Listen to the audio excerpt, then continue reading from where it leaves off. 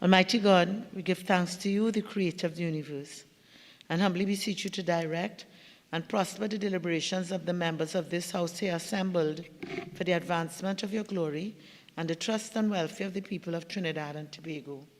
Grant that peace and happiness, truth and justice may be established among us for all generations. Amen. Amen. Namaste.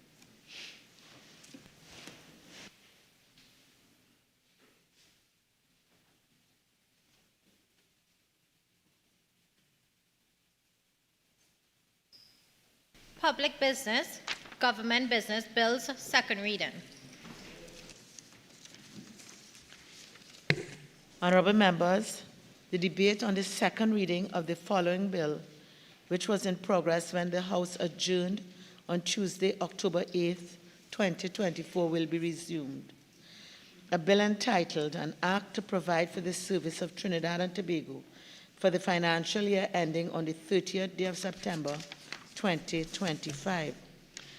Those who have already contributed to the debate are Honorable Colum Embert, MP, Honorable Kamala Prasad Bisessa, SC MP, Honorable Stuart Young, SC MP, Mr. David Lee, MP, Honorable Keith Scotland, SC MP, Mr. Dinesh Rambali, MP, Senator the Honorable Donna Cox, Ms. Vandana Mohit, MP, Honorable Ayana Webster Roy, MP, Senator the Honorable Paula Gopi Schoon, Mr. Rushton Parry, MP, Honorable Brian Manning, MP, Mr. Ravindranath Tanku, MP, Honorable Marvin Gonzalez, MP, Mr. Barry Padara, MP, Honorable Shamfa Kujul Lewis, MP, Mr. Arnold Ram, MP, Honorable Lisa Morris Julian, MP, Dr. Rishad Sicharan, MP, Mr. Kennedy Richards, MP, Ms. Michelle Benjamin, MP, Honorable Faris Alwari, MP, SC, Ms. Khadija Amin, MP, Ms. Penelope Beckles, MP, Mr. Rodney Charles, MP, Mr. Adrian Leons, MP, Dr. Rudal Munilal, MP, Honorable Fitzgerald Hines, MP, Mr. Saddam Hussain, MP, Senator the Honorable Dr. Amory Brown, Dr. Rai Ragvi, MP, Senator the Honorable Hassel Bacchus. Member for La Hoqueta, Talparo.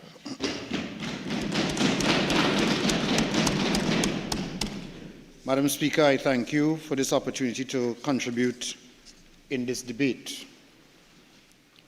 And I want to start off by complimenting the team at the Ministry of Finance led by the Minister of Finance, who delivered a budget in circumstances where we have been experiencing some challenges, but done in a way that would allow us as a government to continue to provide the services required for the development of this country.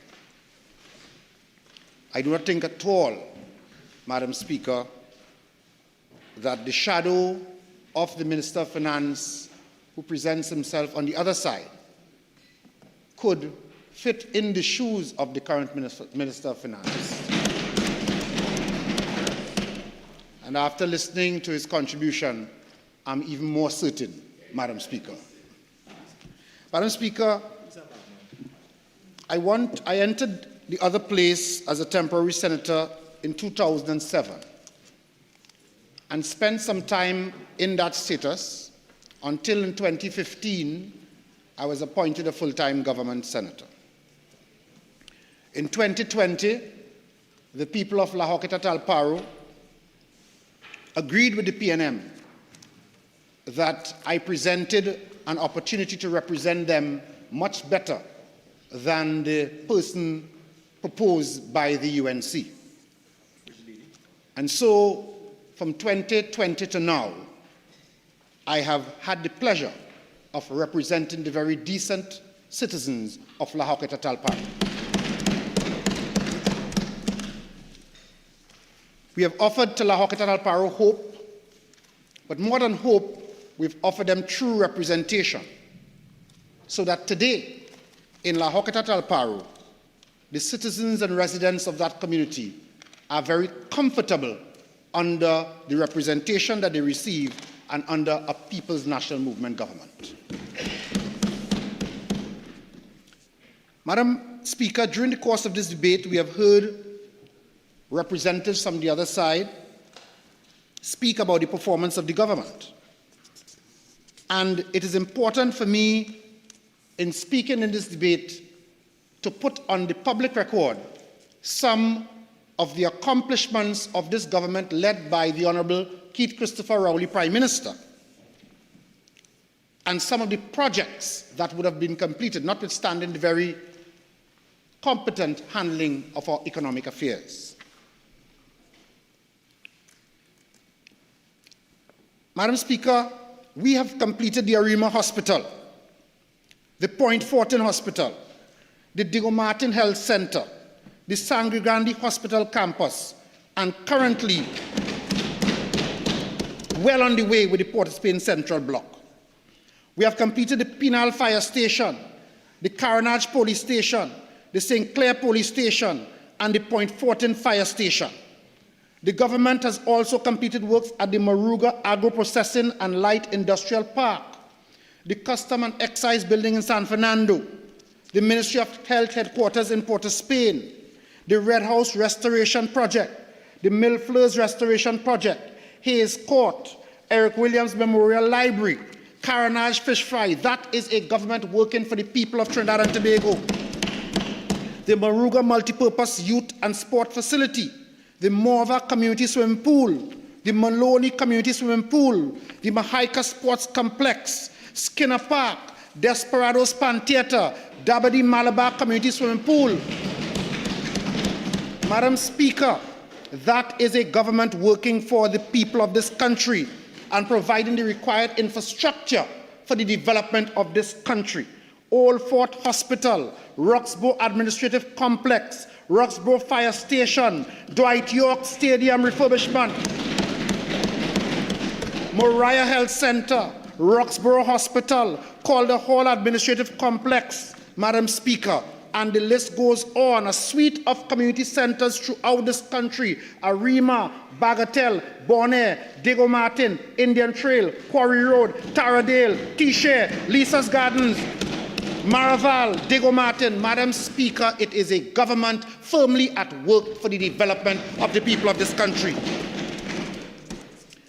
And I hear from time to time, and that is not an exhaustive list, Madam Speaker, but I have to speak about the work that we do in the Ministry of Youth Development and National Service. It will take me at least 10 minutes to complete this list, so I will cut it short for now. But the government led by Dr. Keith Christopher Rowley continues to work and spend the money wisely for the development of this country. But just to name a few, the Ministry of Social Development and Family Services headquarters is currently under construction. So too will the National Lotteries Board office. The Chagaramas Youth Development Center, which is formerly the Chagaramas Convention Center, is currently being repurposed as a youth development facility for the development of the young people of West Trinidad. In La Hoqueta, the new and modern public library is nearing completion. In Point Fortin, we will work on the Heritage and Administrative Complex. We have already launched work on the San Fernando waterfront. And, Madam Speaker, the sporting complex at Diego Martin Phase 2 will continue in a short while. Not to name, not to leave out at all, this UNC government continues to speak about 100 schools that they built sometime during their tenure in office. I know the Minister of Education will speak about it, but we have looked high and low throughout Trinidad and Tobago, and we cannot locate those 100 schools, Madam Speaker. And notwithstanding our pleadings to them, where do these schools exist, these 100 completed schools? It is only a figment of their imagination, Madam Speaker. Madam Speaker, the member for Caroni Central during his contribution, because you see, they have said before that the PNM government introduced strangers to agriculture in this country. They never gave us what they meant by that. I have strong suspicions of what they were trying to say. Yep. But what we have been doing is opening up the agricultural sector to involvement by young people, no matter what creed or race in this country. And some people on the other side seem to be a little uncomfortable about that. But all we are concerned about as a government is making sure that we can feed ourselves and that our young people are exposed to a career in agriculture. And we launched, the Prime Minister cut the ribbon to do so, a very successful project at Tucker Valley in the West. It is a shade house project, and it came about, Madam Speaker, as a result of a visit by the Honourable Prime Minister and a team from Trinidad to Guyana. And the Guyanese government, they put forward a very successful project in shade house protected agriculture. The Prime Minister felt that that was something he wanted to introduce in Trinidad for the benefit of the young people, and detailed me and another team to do a follow-up visit to Guyana, which we did. And very shortly upon our return and our discussions with the Guyanese government and the representation coming from the Prime Minister, the Guyanese government decided to donate 12 shade houses to the government of Trinidad and Tobago. And we thank the government of Guyana for that contribution. And as a result of that, the cabinet decided that those shade houses received from the government of Guyana will be distributed in the following manner. 5 to the Tobago House of Assembly for the benefit of Tobago. 2 to the University of the West Indies, who are our partners in the shade house production program. They provide the training for the students.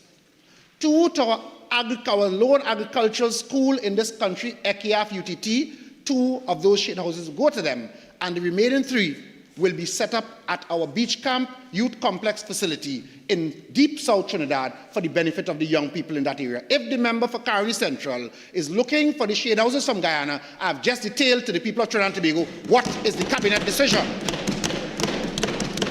And he went on further to critique and criticize the program because they can't associate with success. They feel for them to benefit and get back in the corridors of power in Trinidad and Tobago, which we will prevent them from doing in the democratic way, that they must bad talk and ill-speak every program of the government. They will not lend support to even things that benefit their own communities, because we represent for all the people of Trinidad and Tobago. And so the member for Caroni Central, who himself the member for Caroni Central, Madam Speaker, not to offend the standing orders, but I did see a TSCT truck driving up Abercrombie Street this morning, and I wondered whether the member for Caroni Central is familiar with anything pertaining to trucks and TSCT. He went on to attack the program and speak about the shade houses. Let me tell you today, Madam Speaker, and Trinidad and Tobago, what we have put down as the pilot program in Digomatin, Chaguaramas, Tucker Valley. A program that currently the young people who have been trained by UWI are using quite successfully. The member came here and tried to talk about shade and shady, etc. But we didn't buy no truck without a bucket to service TSCC poles. These shade houses put down at Tucker Valley are 100 feet by 30 feet in dimension. Shade house, high quality shade house netting, UV stabilized netting that provides shade to meet the requirements of high value short-term crops, protecting plants from direct sunlight, heat, and harmful UV rays. Greenhouse plastic roof, Madam Speaker, steel frame, drip irrigation and mist system, pest control, the use of mesh to prevent pests and insects from entering the shade house, ground covering, rainwater harvesting system. And the member told us that the shade houses were constructed without any ventilation. Where he got that misinformation, he alone will be able to tell us. But ventilation, each shade house is equipped with 2 extractor fans to assist with air circulation and ventilation, Madam Speaker. Total contradiction to what was put to this house by the member of Caroni Central. Grow bags, grow racks, and benches. These features enhance productivity, reduce water usage, and protect crops from environmental stresses, making shade house an excellent choice for modern agriculture. Madam Speaker, this program is one of the most successful interventions in the agricultural sector, and we have trained so far 200 young persons certified by the University of the West Indies. And in September last month, another 100, a cohort of 100, was enrolled in that program. Madam Speaker, I want to thank the Honorable Prime Minister in his wisdom for making room and putting on the agenda as a priority item the advancement of the young people of this country.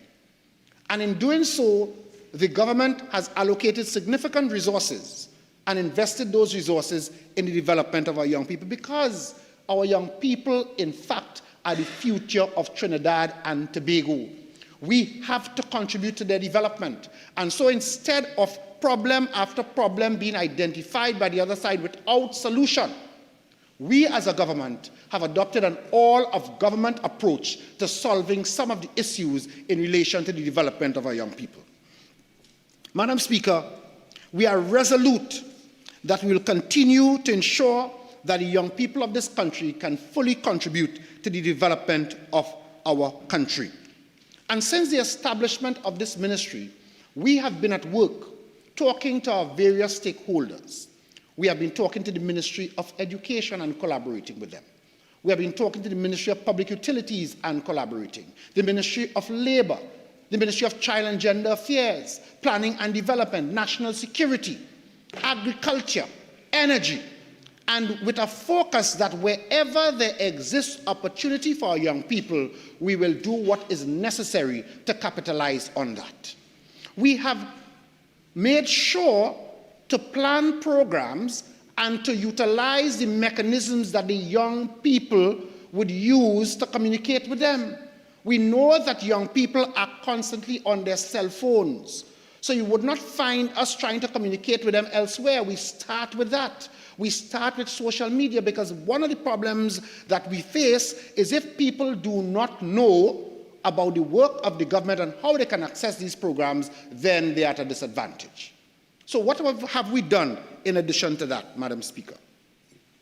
We have established a roving caravan, and I want to speak about it because the member for Chaguanas East, which is a constituency that the caravan visited very early in the day, had it to say that the caravan comes in the community just to say that a caravan came. I did not see the member present at the caravan, although I was there in Enterprise. There's no invitation. It's open to all members of the public. It's open to all members of the public. And no invitation is required. MP, mayor, everybody, Toot Mumbun Bagay can attend the caravan wherever it appears.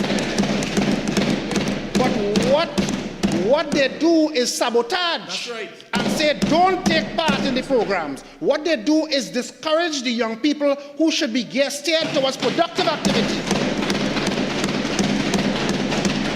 And the Minister of National Security had to tell us yesterday that somewhere under the rising sun, somebody engaging in illegal behavior tried to recruit somebody to engage in murder in this country.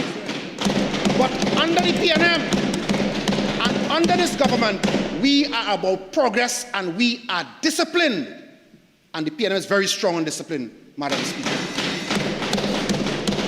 So we understand that enterprise is a challenging community. And so we invited all the stakeholders, YTEP, MIC, NESC. We invited Kariri, Ministry of National Security, and we rolled into enterprise. And we set up shop. And we send a big truck around to talk to the young people and say, listen, the government is working for you. Come and sign up for MyLat, MyPart, CCC, etc., etc., etc. And they listened and they did. Coming out of that caravan, several hundred young persons showed up and several hundred registered for programs that the MYDNS and the government of Trinidad and Tobago is rolling out for the young people of Trinidad and Tobago. And if the member for Caroni East don't like it, the results will tell in the Chaguanas election whenever it is held. We have a young man out there called Rishi Sukai, and he will show the member for Chaguanas East where barley grew. That's right. Madam Speaker, I want to say to you that what we have done is rolled into every community from between Shogunas East and Lavantil West. I'll invite you all to take it outside. Thank you, Madam Speaker. Madam Speaker, as in natural death, when some face political death, they start to groan and moan. They're just traveling, Madam Speaker. They're just traveling out of political office. I want to say to the member for Shogunas East, your days are numbered as MP for that constituency. And so we moved from Point 14, we went to Charlottesville, we went to, I just like Tobago so much. We have moved from Point 14 to Sandy Grande, to Aruca, to Shogunas, to Couva. Everywhere we rolled out 27 caravans, not because we like big truck, but because we want to go into every nook and cranny in this country and say to our young people, your government has your back. And I don't expect to get one day of praise from the UNC for that. And I don't expect them to thank the Honorable Prime Minister for that. But I'm sure that the member for Superior cannot even contemplate or imagine doing any such thing for the development of young people in this country. Their answer for young people was a state of emergency, Madam Speaker. That arrested young people left, right, and center. I want the young people of Trinidad and Tobago, the 13,000 young people who the government has impacted with these programs over the years, to bear in mind that any return of a UNC government will put an end to all of these initiatives. I want them to remember that. And I want the 5,000 that they lock up without cause put on their back, and they probably would have put their knee on their neck as well. That's right.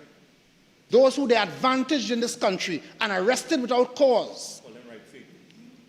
I want them to remember that any return of a UNC government will see the same kind, because they have no answer other than state of emergency and lock you up left, right, and center. We are saying, no state of emergency, that is not a solution. We are going to develop, we are going to hold your hand, we are going to equip you for work or for business, and that is the answer we have for the young people of this country, Madam Speaker. I went into Basilon Street some time ago, along with the Member of Parliament for that area, the Honourable Scotland, and the councillor who represents that community as well, because... For Laukata Tarbaru, will you address by constituency or portfolio? Yes? Thank you for your guidance, Madam Speaker. The Honourable Member for Port of Spain South, Keith Scotland, SC, MP. Perfect if you stopped at Portus, the Honourable Member for Port of Spain South. And for your guidance, Madam Speaker. Please. The Honourable Member for Port of Spain South accompanied me to Basilon Street, where we are constructing a youth development centre for the young people of that community. And as I went on that visit, I saw the young men from the community actually as the workers for the contractor on the facility. And they asked me to speak to me, and I obliged. And they said they wanted to say thank you to the government for bringing this project into their community, that they now have access to do some construction work, but more so they are looking forward to the completion of the facility so that they can have access to some of the programs. We have a situation in Port of Spain, East Port of Spain, that we're not very proud about. It has evolved over time where some persons of one community are unable to travel to other communities. Some border issue it is called. And they are happy to have that youth center constructed there because they will have access to training opportunities and CVQ qualifications in plumbing, electrical, carpentry, masonry, barbering, you name it, a suite of training programs where they will be certified and they can then find gainful employment. They said to me, Minister, we just want to work. People may look at us and say all sorts of things about us, but we just want to work. And I say to the young men of Basilon Street who spoke to me 2 weeks ago, And I say to the young men and women of Trinidad and Tobago, this government is going to make sure that there's opportunities for your training and development and for you to work. Madam Speaker, according to the Global Employment Trend for Youth 2024, 1 of 5 young people are not in employment or education or training. They categorize them as NEET, N-E-E-T. We have decided not that our whole approach is designed for that category, because when we talk about youth development, we had a youth award ceremony at Hyatt recently, at which the President and the Prime Minister attended and noticed and awarded some very successful young people in this country. We have some very talented young people in this country, Madam Speaker. It's not that we will focus on that category only, but we understand that some of the social issues that confront us today require us to put some extra effort into that category referred to as NEET. Some of our young people are leaving secondary school without the required 5 O-levels or full certificate, as we refer to it. And in recognizing that problem, we have been in constant conversation with the Ministry of Education. The government, through the Ministry of Youth Development, has partnered with Cipriani College of Labor and Cooperative Studies to develop a community-based action for resilience, empowerment, and success.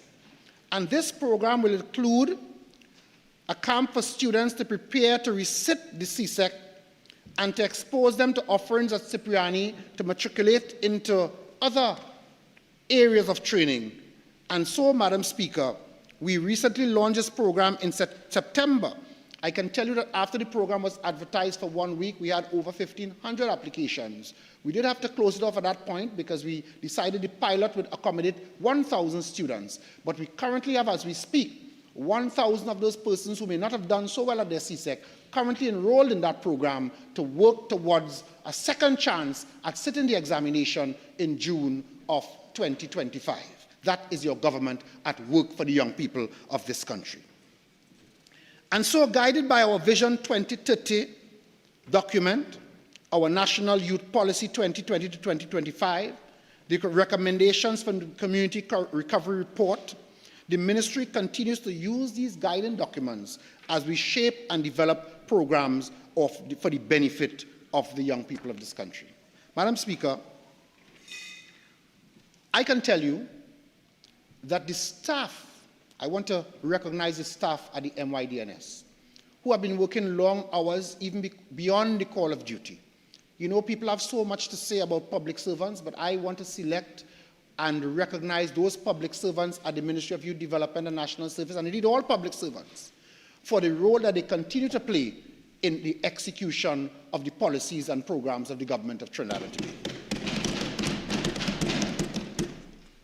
The ministry, as directed, when I was assigned this responsibility, the Honorable Prime Minister did say to me that I want you to make every effort to make sure that there are opportunities for the young people who are interested in opportunities for self-development and go full steam ahead.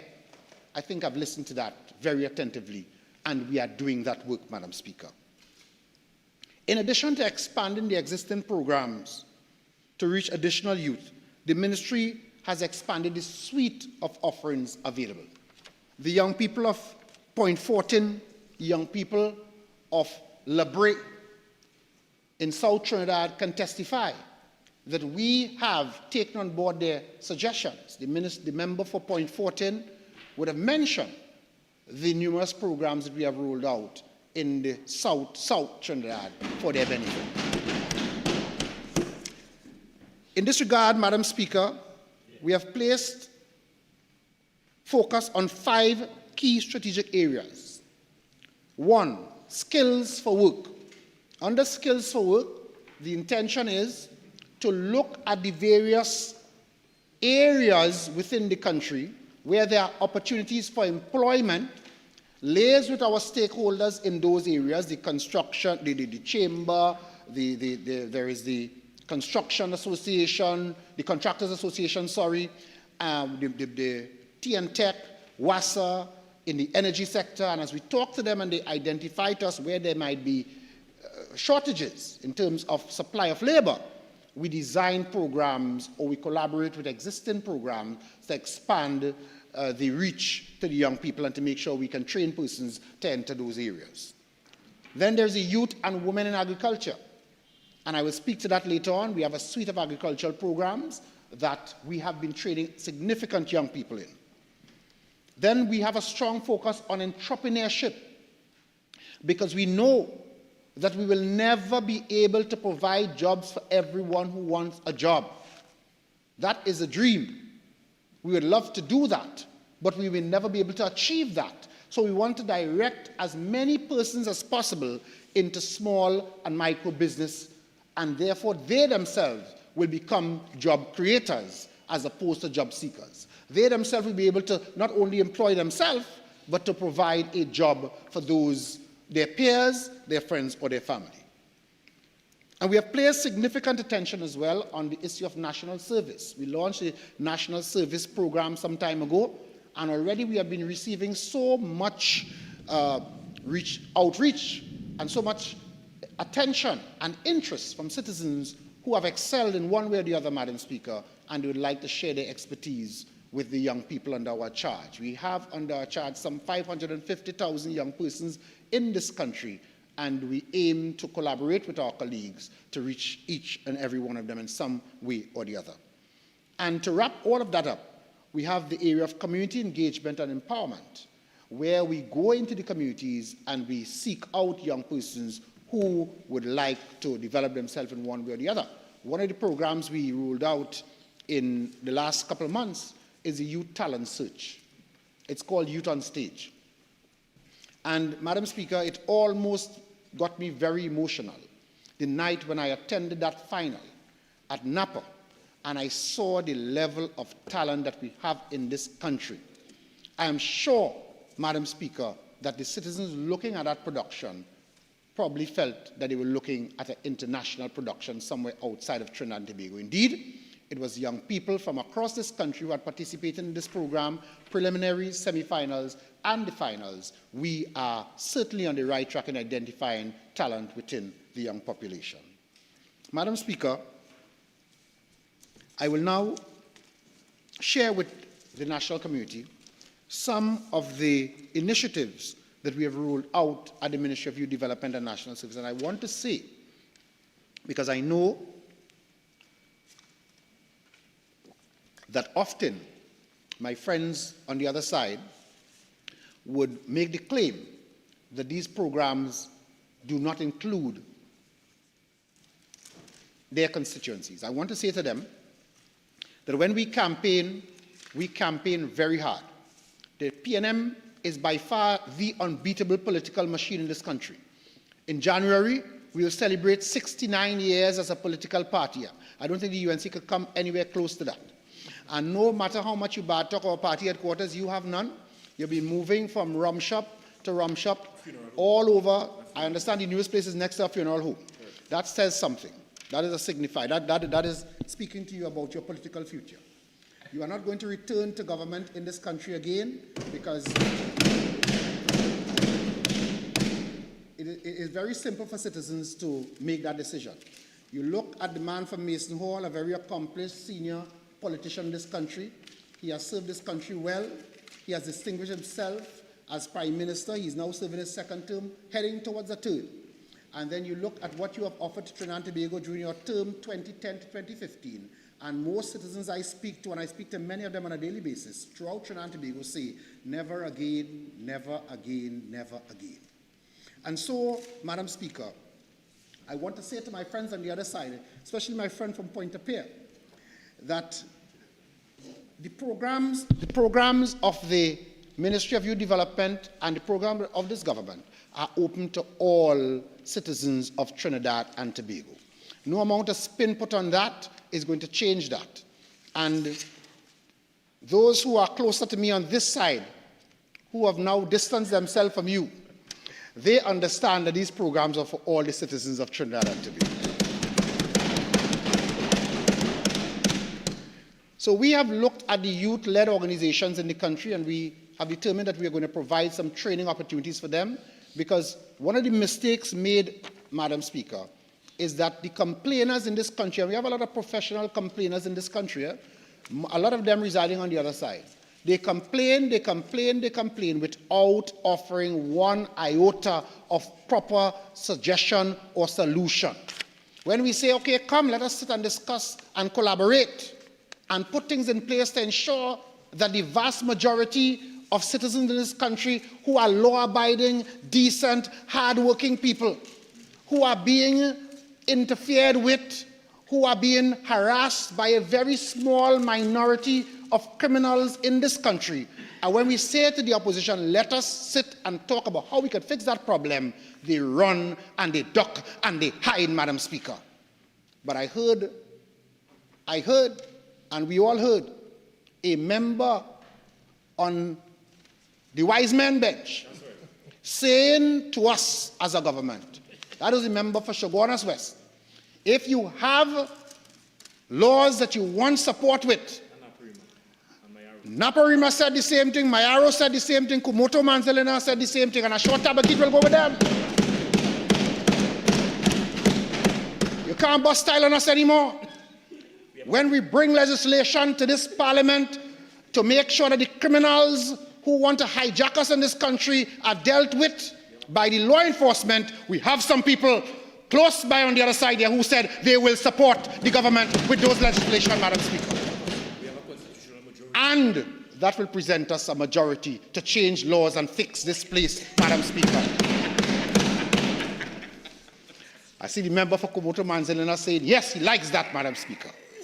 Madam Speaker, so we looked at the youth-led organizations, and we put a program in place, a national leadership training program.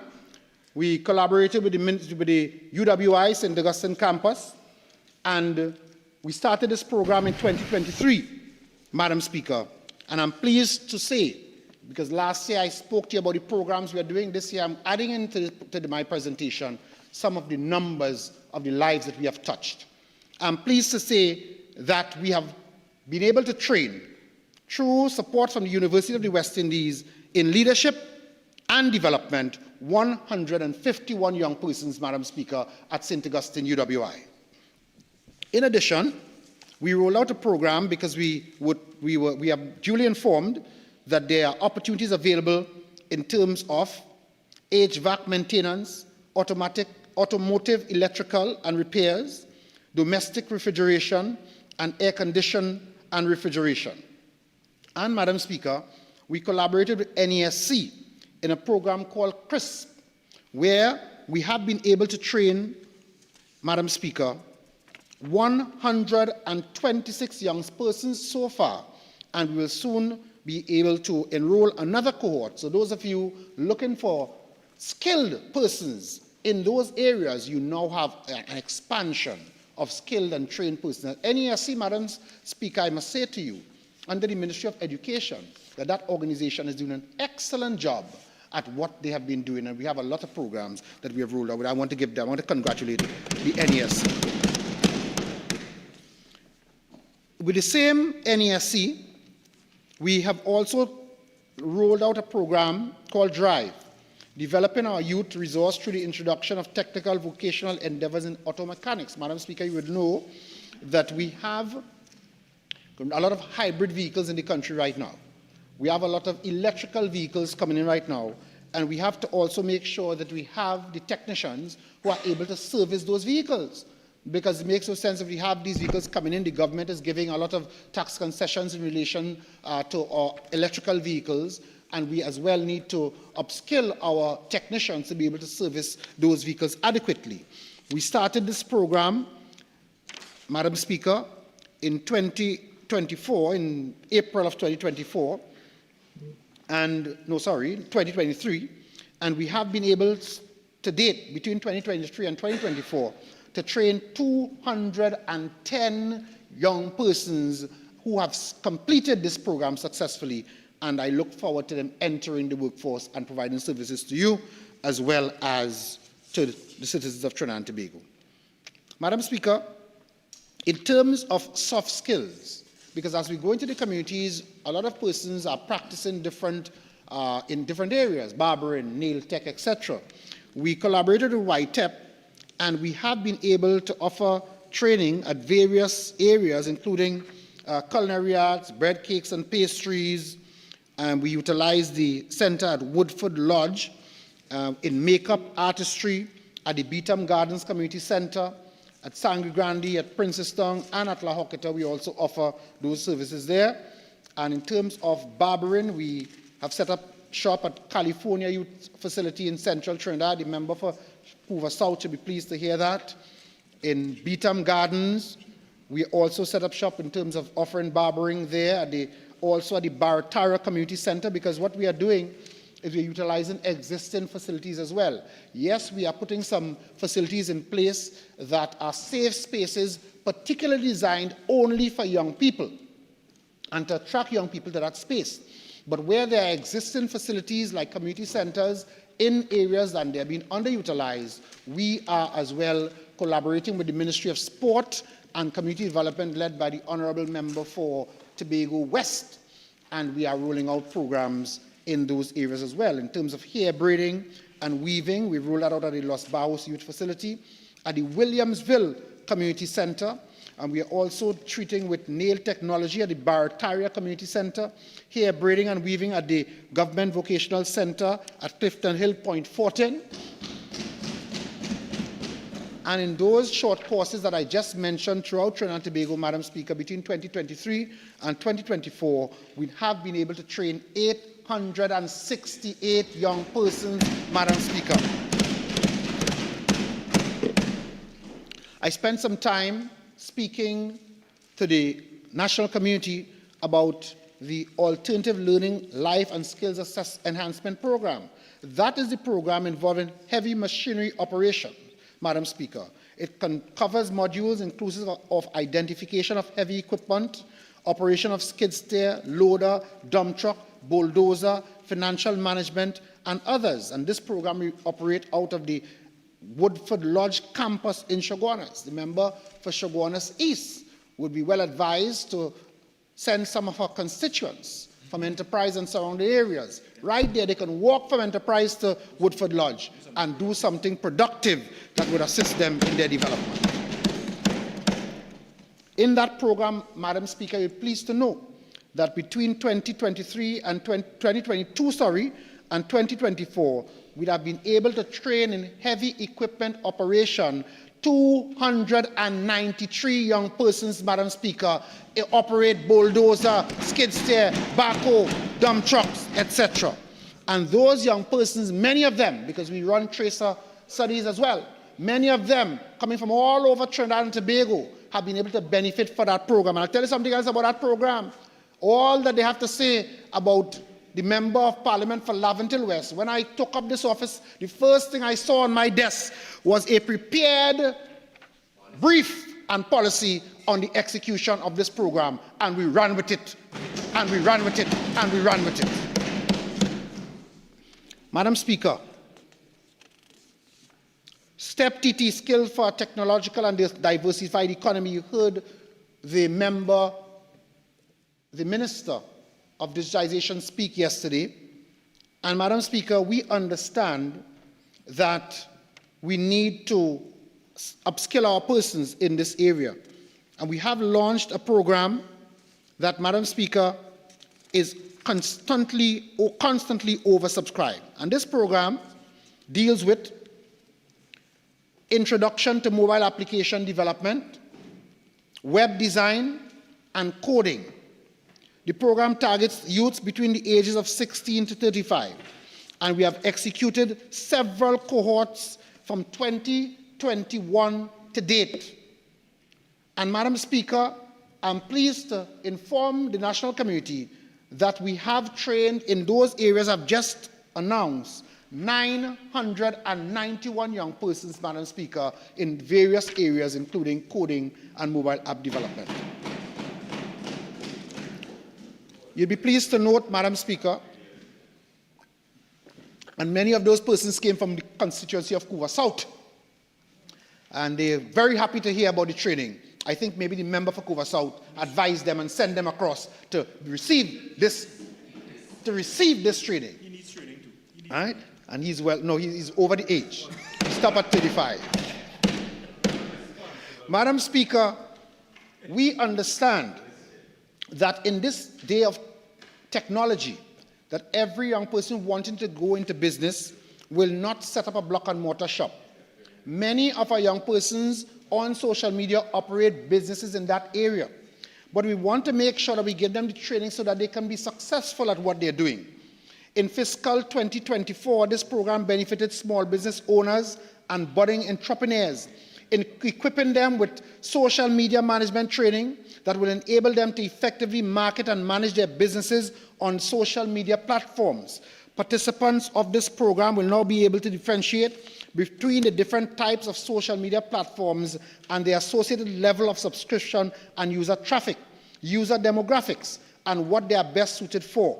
We have been able to train, Madam Speaker, persons to equip them to operate businesses on social media. 783 young persons have benefited from this Project Trending program, Madam Speaker. And we move on.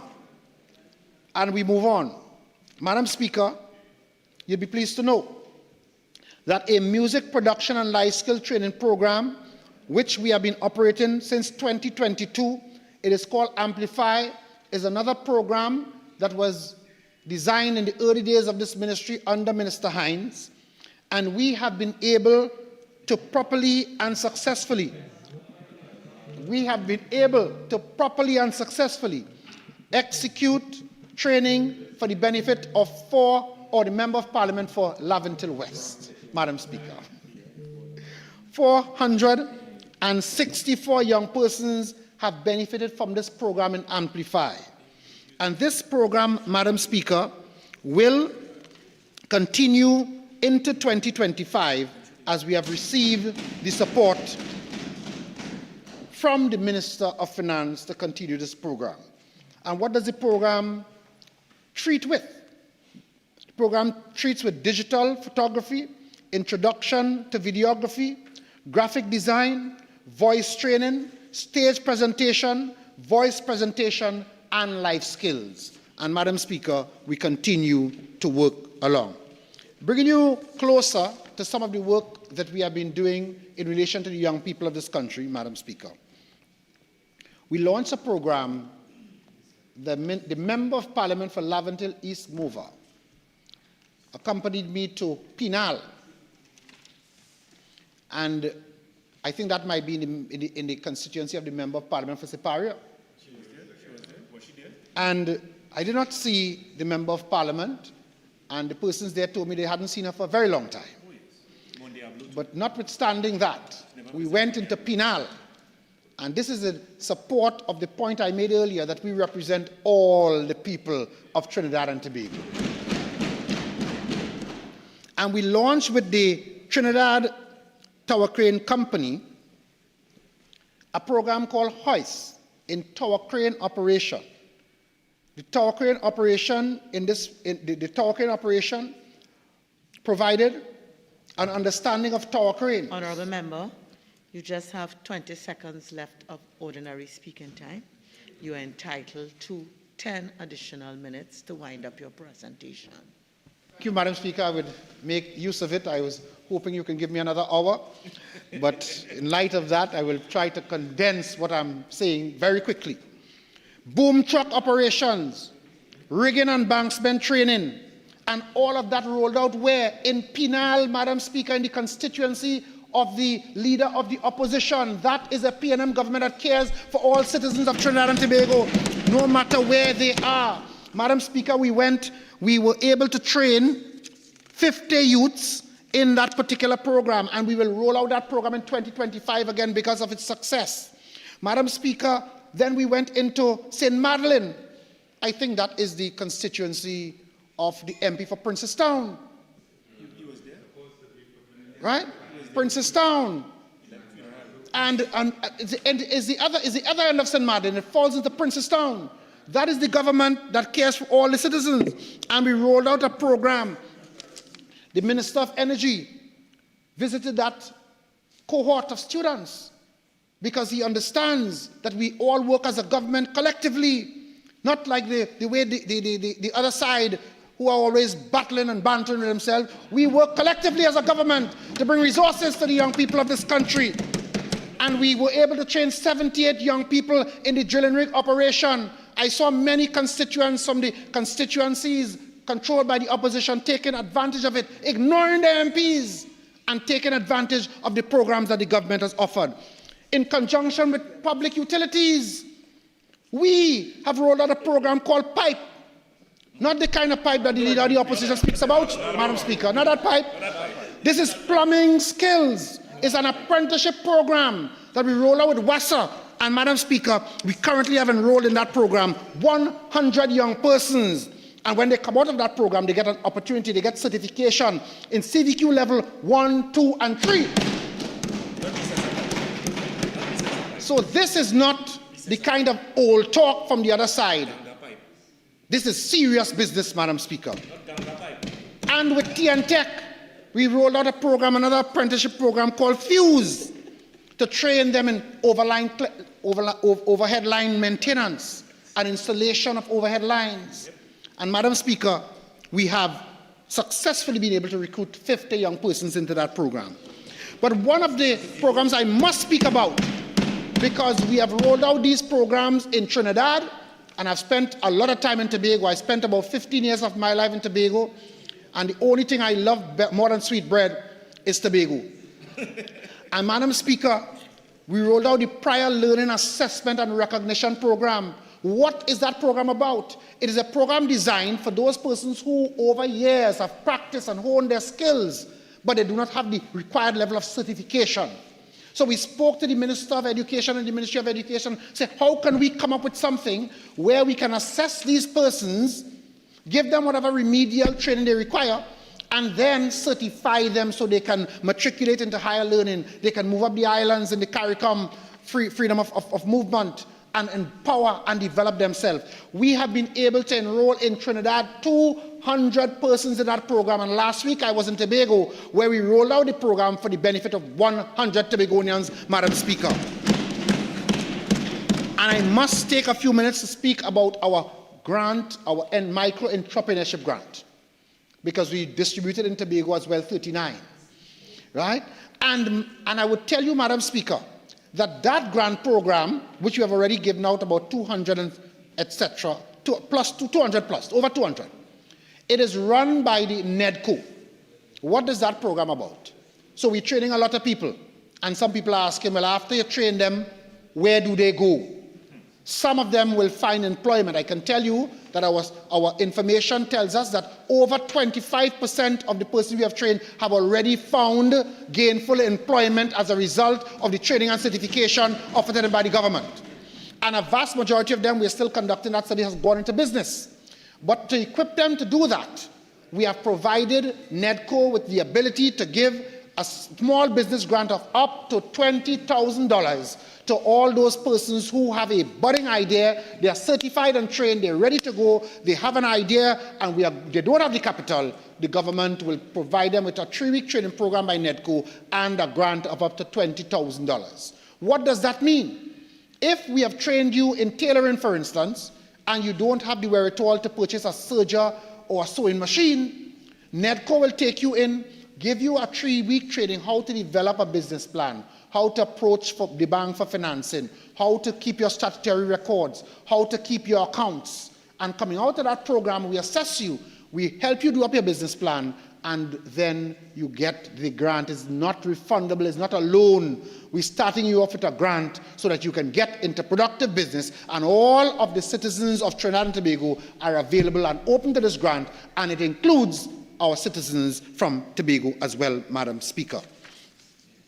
Madam Speaker, I must tell you and the citizens of this country that as well we are committed to our plan to reopen all the youth camps in this country. Work is well underway at El Dorado Girls Facility. I've also visited the one at Chatham and the one at Presto Presto. and work is underway, and we look forward to reopen those residential facilities. I must tell you as well, we have completed so far Laventil Youth Development Center, Malik Youth Development Center. We are doing work at Barcelona Youth Development Center. We completed the work at California Youth Development Center, and we completed work at St. James facility. And now all of these facilities have given us more capacity to roll out training and development programs for the young people of this country. All those young persons who are interested. And Madam Speaker, our agricultural initiatives. The Homestead program in Chatham, we were able to distribute 159 2-acre plots to young persons who will get a homestead and a grant of $20,000 to go into agriculture in a serious way. Having been trained by UTT EKIAF, that is a significant development and achievement of this government, Madam Speaker, and we look forward to those young persons providing food for the nation, reliable and healthy foods through their homestead. And we have trained so far, Madam Speaker, in excess of 800 young persons, and we provide lands for all of them to get on with their farming in Trinidad and Tobago. We have, as well as I said earlier, trained 300 persons in shade housing and 200 in aquaculture. And Madam Speaker, we intend to stand firm to our policy position and our promise to introduce to the agricultural sector 1,500 youthful farmers by 2025, our contribution to the CARICOM 2025 initiative. Madam Speaker, it is no secret that the government will continue to invest in these programs. And therefore, Madam Speaker, I am pleased to say that when we attended the Milat graduation earlier on, the member for Laventil West was present, the member for Lopino Bonnet West, the member for Laventil East, the member for Port of Spain South, and they all came because they are interested in our young people. We were so happy, Madam Speaker, to see these young men. Many of them came into that program with 0 levels and behavioral issues. And when we saw them in their uniform, well-disciplined, marching, and showing their best to this country, showing other young men who might be recruited by gang leaders and criminal elements in this country what a difference this intervention can make in their life. Madam Speaker, there's one particular gentleman entered that program with 0 O-levels and literacy problems. He exited with 6 O-levels, Madam Speaker. That is the commitment of this government to the development of our young people. We are saying to them, stay away, and stay away from a life of crime. The government has your back, and we will make sure we put programs and policies in place for your development, Madam Speaker. Madam Speaker, I thank you for this opportunity to have contributed to this.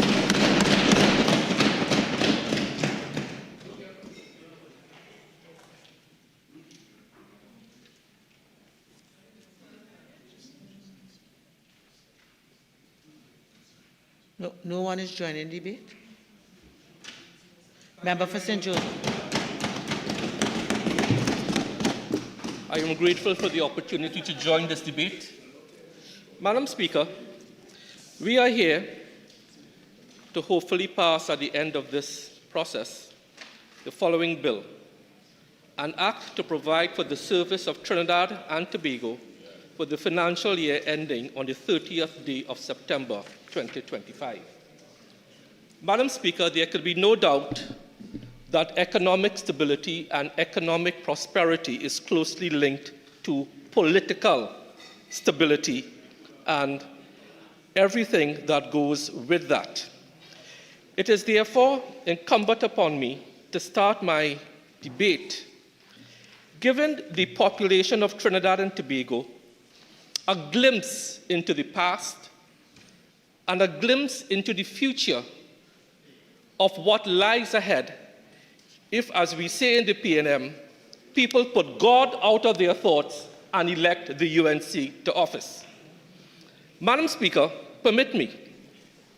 1986 and 1991, the NAR In the Commission of Inquiry into the attempted coup, then Minister of Finance, Winston Ducaran, said, conflicting approaches to governance espoused by the two men were a case of the constitutionality of the office of the Prime Minister versus populism.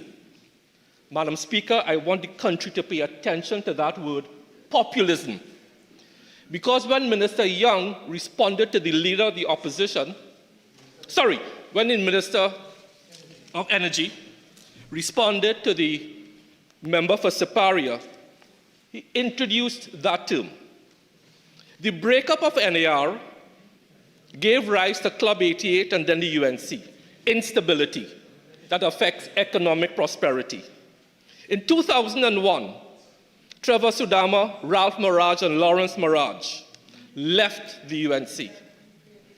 Basdeo Pandey then lost a vote at the hands of his own members on a very innocuous, unimportant bill on extending the hours of paying stamp duty. Imagine that, a whole government collapse because of that.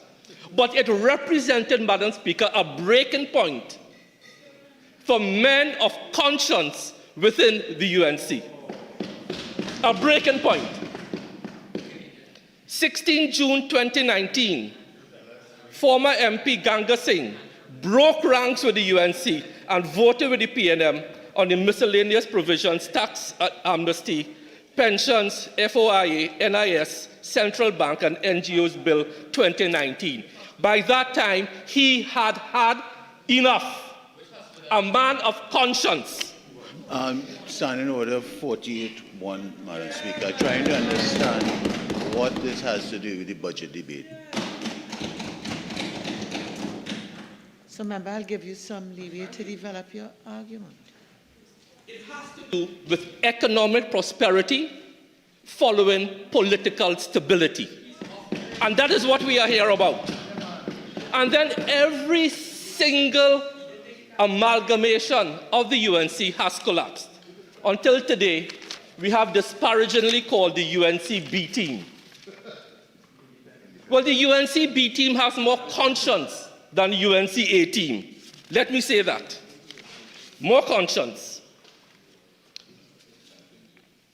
Madam Speaker, Siparia said that the member was speaking for 99% of the population. But the member cannot manage 19 people. 5 people have broken ranks. Cannot manage 19 Madam people. Speaker, 48-1, please. I'm still trying to understand. Help me.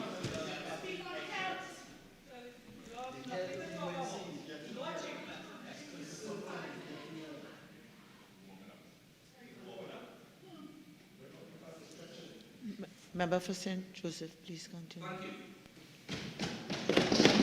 So what is the common factor in all of this?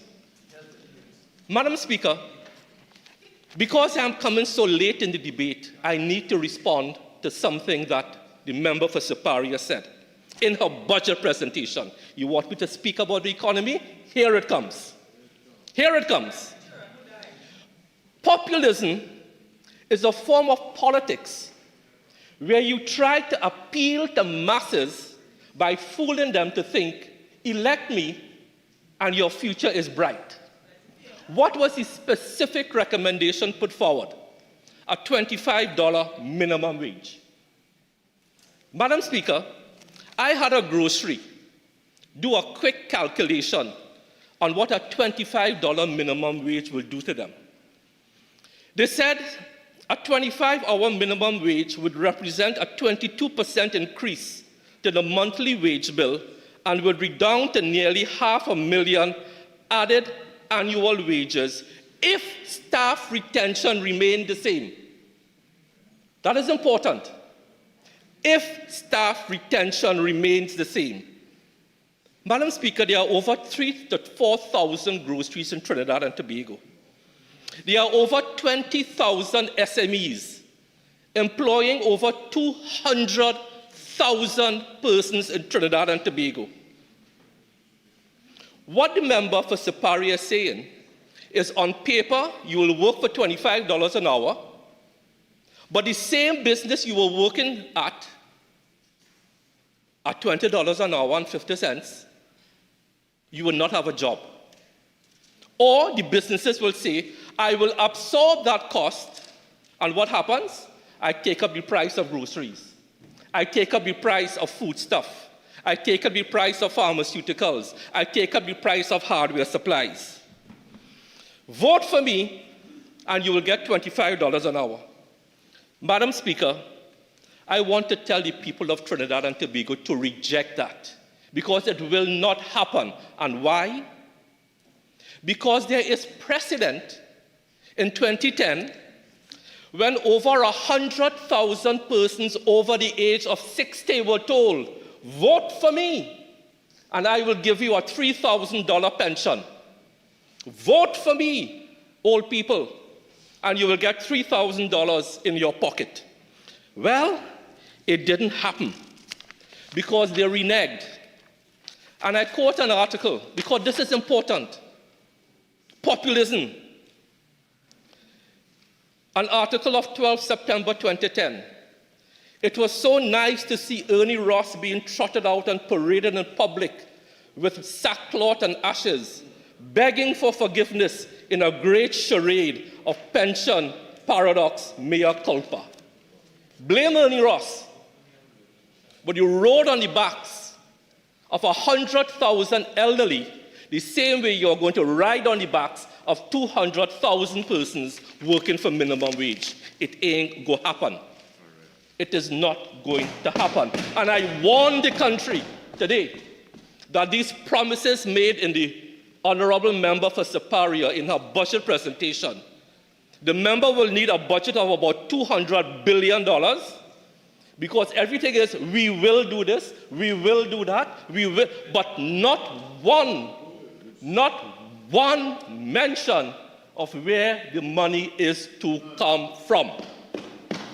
Where is that other $150 billion to do all these wonderful things, to mislead people, to become popular? Where is it to come from? Madam Speaker, it was disgraceful to hear Oropouche West introduce into the Parliament a slang, an obscene slang used in social media, WTF. And he used the analogy, we know what it means in social media, but he used it here to say, where are the funds? That is your Minister of Finance in waiting, Trinidad and Tobago. So I am going to tell the population where the money gone in health. Because the mantra of the UNC, it goes into people's pockets, of friends, financiers. Let me tell the public now where the money gone. So the Ministry of Health would have received $7.5 billion. If you back out from that the PSIP, you are left with $6.4 billion in recurrent expenditure. I had the finance division run these figures with me. Of that $6.4 billion, Madam Speaker, the RHAs get 67.1% of that. So the RHAs get $4.2 billion. Of that $4.2 billion, salaries and wages account for 86% of that. So that's $3.7 billion in salaries and wages for 21,943 workers across the health system. Sorry, 21,777. That is the total employment figure of people working in the RHAs and the Ministry of Health. Of that $3.7 billion that goes to the RHAs, that does not include the Ministry of Health and its vertical services. So add another $270 million to that. Our total wage bill out of our recurrent of $6.4 billion is $3.9 billion, or 61%. The money goes into the pockets of 21,777 777 citizens of Trinidad and Tobago. That is where the money goes. Into the pockets of those people so they could pay their rent, their mortgage, their car loan, their grocery bill, their tea and tech bill, their WASA bill, send their children to school. Buy food, take a vacation, buy clothes. So when Oropuch West asks where the money gone, that is where the money gone. 3.9 billion. However, where the money gone again? Pharmaceuticals and non-pharmaceuticals. North Central RHA, $233 million. That's where the money gone. Northwest RHA, $145 million. Eastern RHA, $60 million. Southwest RHA, $165 million. And Tobago RHA, because Tobago gets the allocation from us. That doesn't come out of the allocation they get. $41 million. And that is not including CDAP. In Tobago alone, CDAP is $2.7 million. So if the UNC wants to know where the money gone, that is where the money gone. Madam Speaker, I now want to rebut some matters raised by Caroni East, talking about drugs. Madam Speaker, there is something in the UNC, and it's unfortunate, that when professionals, especially medical professionals, enter politics, they forget their medical training. And that is so sad. And they forget the ethics of their profession, whether it's medicine or dentistry. Madam Speaker, there's always this hue and cry about pharmaceuticals. There's always this hue and cry about what we are doing, and I'm going to come to it. But I'm going to come to it by conceptualizing what we are doing to make the process in health better, whether it's oncology, lab information, imaging, or e-prescription. So we are focusing on people, process, and product. We are going to start to infuse our processes and our people with technology. And I want to recommend and recognize two people. One, Ms. Reshma Mahipat, President of the Society of Radiographers of Trinidad and Tobago. She said in her president's address, "This year our conference theme is improving patient care in a time dominated by technology. It is essential not to use the human touch." And I could not agree more with Ms. Reshma Mahipat. Madam Speaker, I am so proud when I attended the Republic Day Awards at President's House and saw all those fine citizens receive the awards. But as Minister of Health, you always pay attention to the doctors who get awards, and I congratulate them all. But there was one person who, for me, stood out, not a doctor. That person's name is Ms. Nadia Miraj. She got the Medal of Merit Gold for healthcare in the field of medical laboratory services, spanning a 40-year career. I want to congratulate her and mention her name here. Because in this process of modernizing, we cannot do it without people like Ms. Reshma Mahipat and Ms. Nadia Miraj. Because what we are doing, especially at St. James, is starting to use technology, especially that of AI, artificial intelligence. We recently launched a 1.5 Tesla MRI unit at St. James. And I want to thank, and not attack, I want to thank PPGPL, Phoenix Park Gas Processors Limited, and Mr. Dominic Rampasad, for donating between $10 to $12 million US of equipment to the healthcare sector.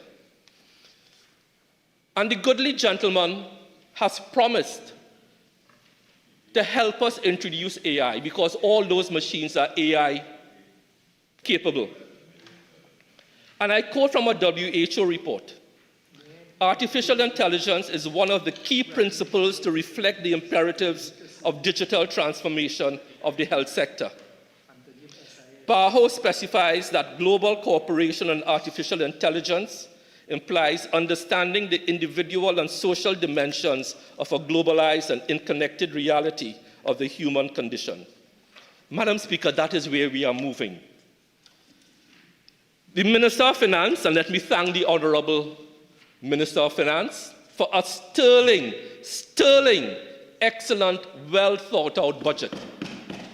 Steadfast and resolute. It means we are not wavering from a path that we have chosen, however difficult the path is because of geopolitical conditions. I want to recognize our Honorable Prime Minister for his sterling leadership and guidance to all of us on this side, his ministers and his MPs. And the Minister of Finance spoke about our digitization and digitalization endeavors to come to fruition by the end of 2025. But I want to signpost where we are now in October 2024. We are trying to move from paper heavy to paper light to paperless. We have gotten opinion from the Honorable Attorney General that e-prescriptions is legal under the current laws of Trinidad and Tobago. And we have started e-prescription writing, in inverted commas, at many of our facilities. It's at Arima, Mount Hope Women's, it's at San Fernando, it's at St. James, it's at other, under Southwest. They pioneered it. Their 5 A&Es are doing e-prescriptions. It's at Arima and ERHAs to begin. What that means is that a physician seeing a patient simply types a prescription on a tablet or a device, and it automatically goes to the dispensary. You don't have to walk with paper. The younger doctors and some of the older ones love it. They call it the bomb. Because they want to use technology. They call it the bomb. Patients love it because it decreases their waiting times. Madam Speaker, I mentioned Ms. Nadira just now for lab information system. What we are doing is networking all our labs and networking our PAC system.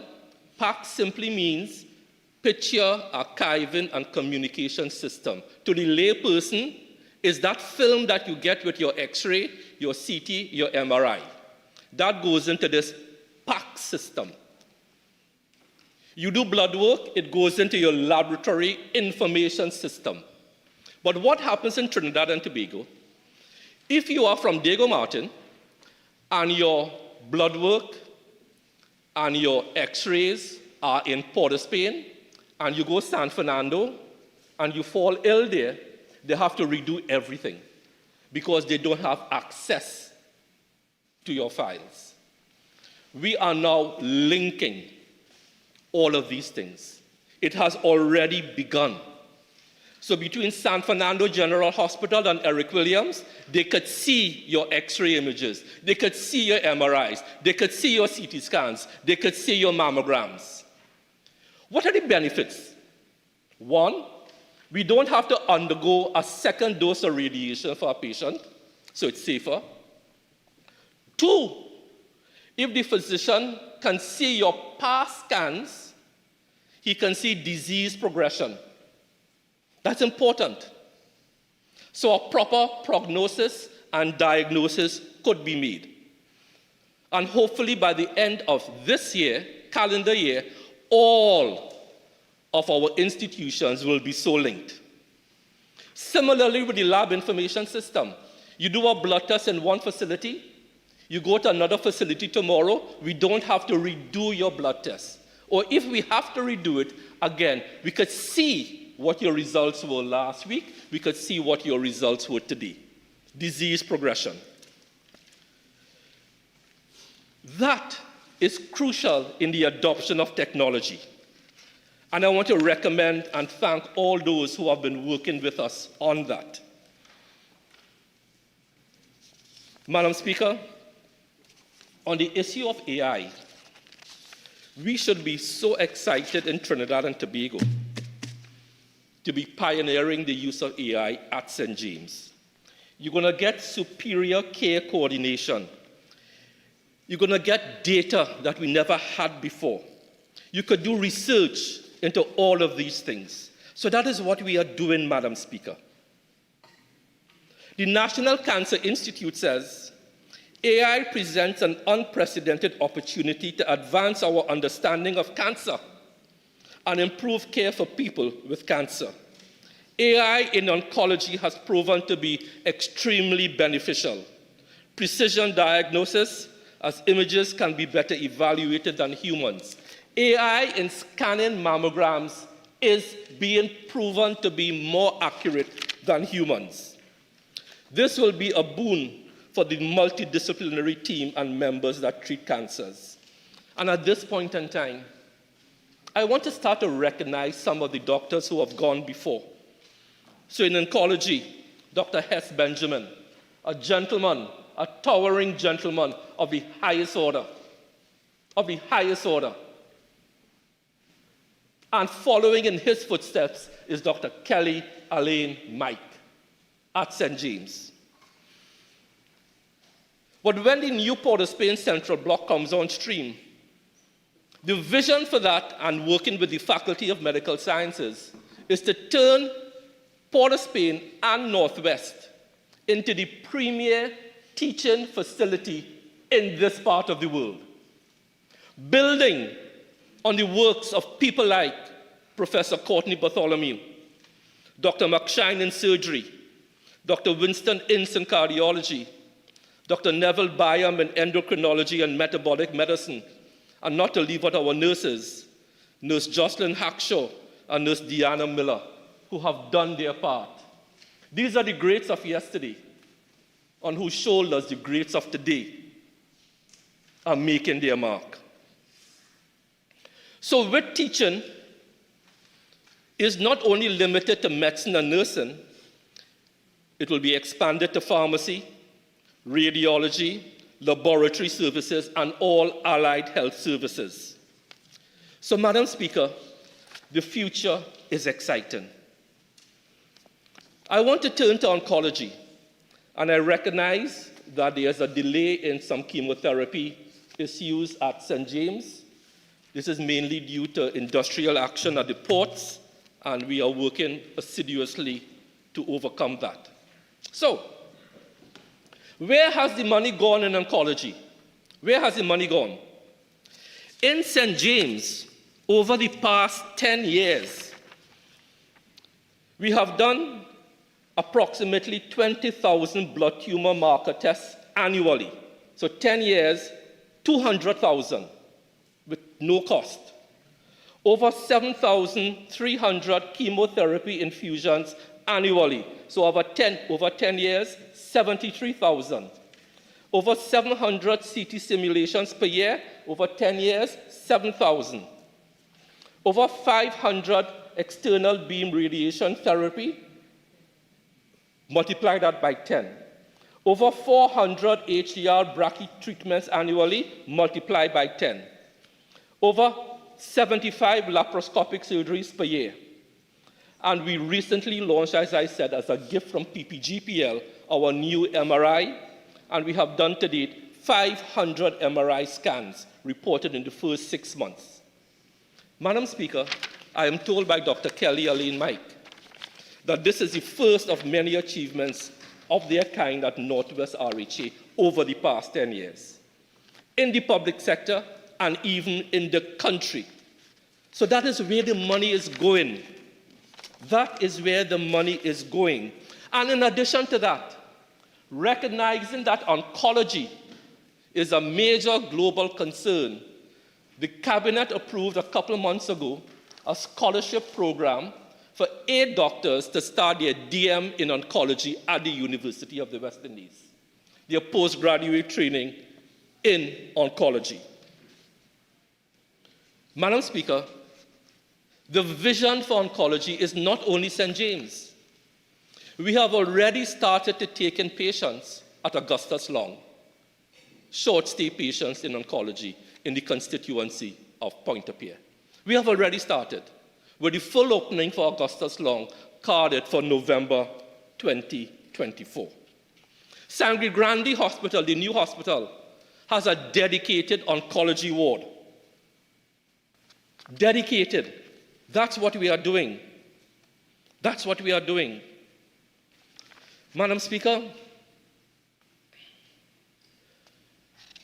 the future of our digital footprint, which we are taking tentative steps now, will become something that Trinidad and Tobago will be leading in the future. But cancer treatment is not only limited to St. James. That's a center of excellence for certain types of cancer. But at Eric Williams Medical Sciences Complex, we have a center of excellence, not known to many, for lung cancer, under the distinguished leadership of Dr. Mark West, a great of today, following on the greats of yesterday. And I quote, "Over the past decade, the North Central Regional Health Authority, through the Lung Cancer Thoracic Malignancy Unit, has been dedicated to the prevention, early detection, and management of lung cancer in Trinidad and Tobago. Early detection, reduced waiting times, improved survival rates, and better utilization of resources." That is where the money is going. That is where the money is going. The number of patients referred to the lung cancer unit has steadily increased from 10 in 2013, 10, just 10, to 367 in 2018. That is what we are doing for lung cancer. From 10 to 367, indicating a significant rise in awareness and diagnostic activity during this period. That is what we are doing. That at Oropuch West is where the money gone. Where has the money gone?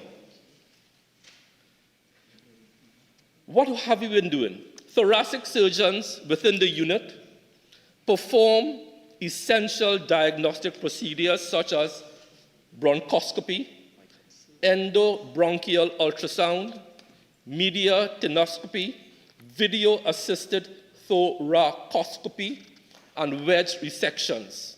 That is where the money is going.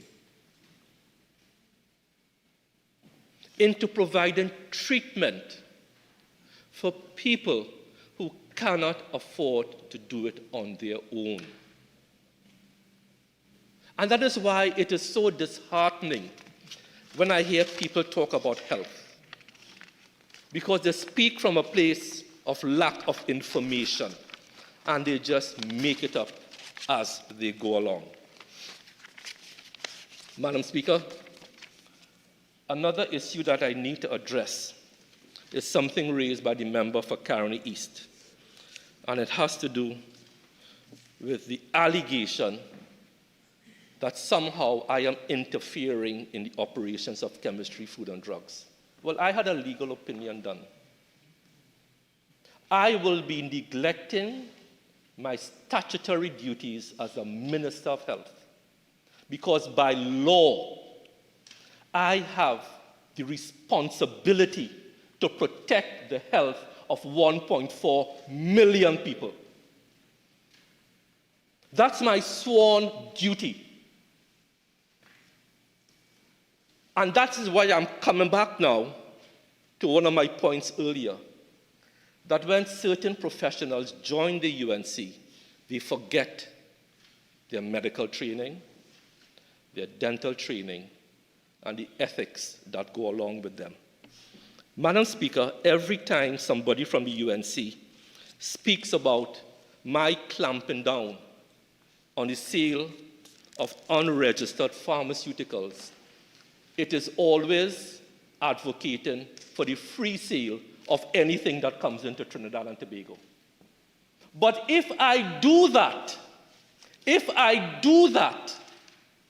and somebody dies taking an unregistered, counterfeit, or contaminated drug, who is the first person that the media, the opposition, will come after? Me. Madam Speaker, the date of 1st September 2024 is important, and I will tell you why.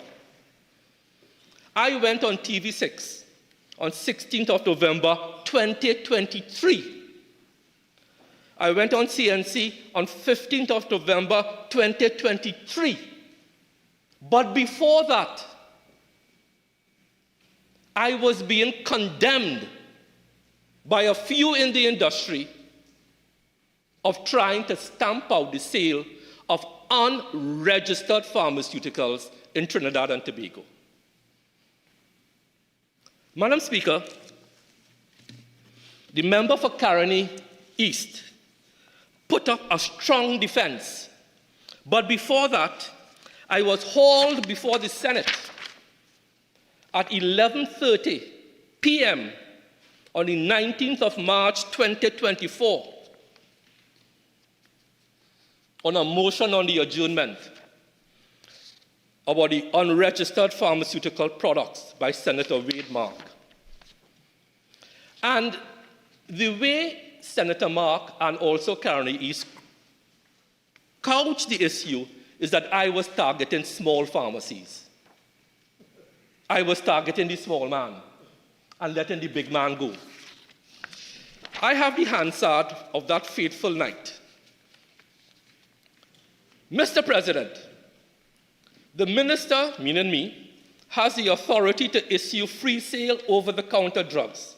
He has that authority because we have a chemistry, food and drugs division that does not produce a list of online registered drugs. He goes on, the Honorable Senator, and Guide you with respect to Standing Order 48.8. Okay, so because you're referring to proceedings in the other place, so please be mindful of Standing Order 48. So basically what I was being asked to do in the other place was to allow unregistered pharmaceuticals to be sold, and I stopped it there.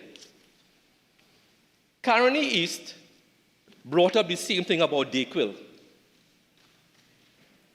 and the different sizes. Madam Speaker,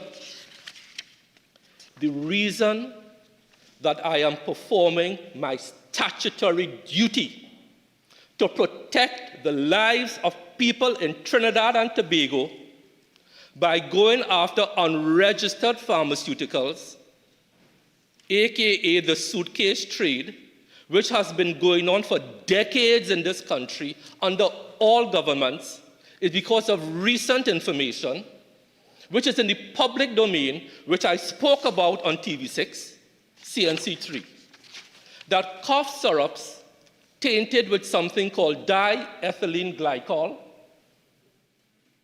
For the layman, what is diethylene glycol?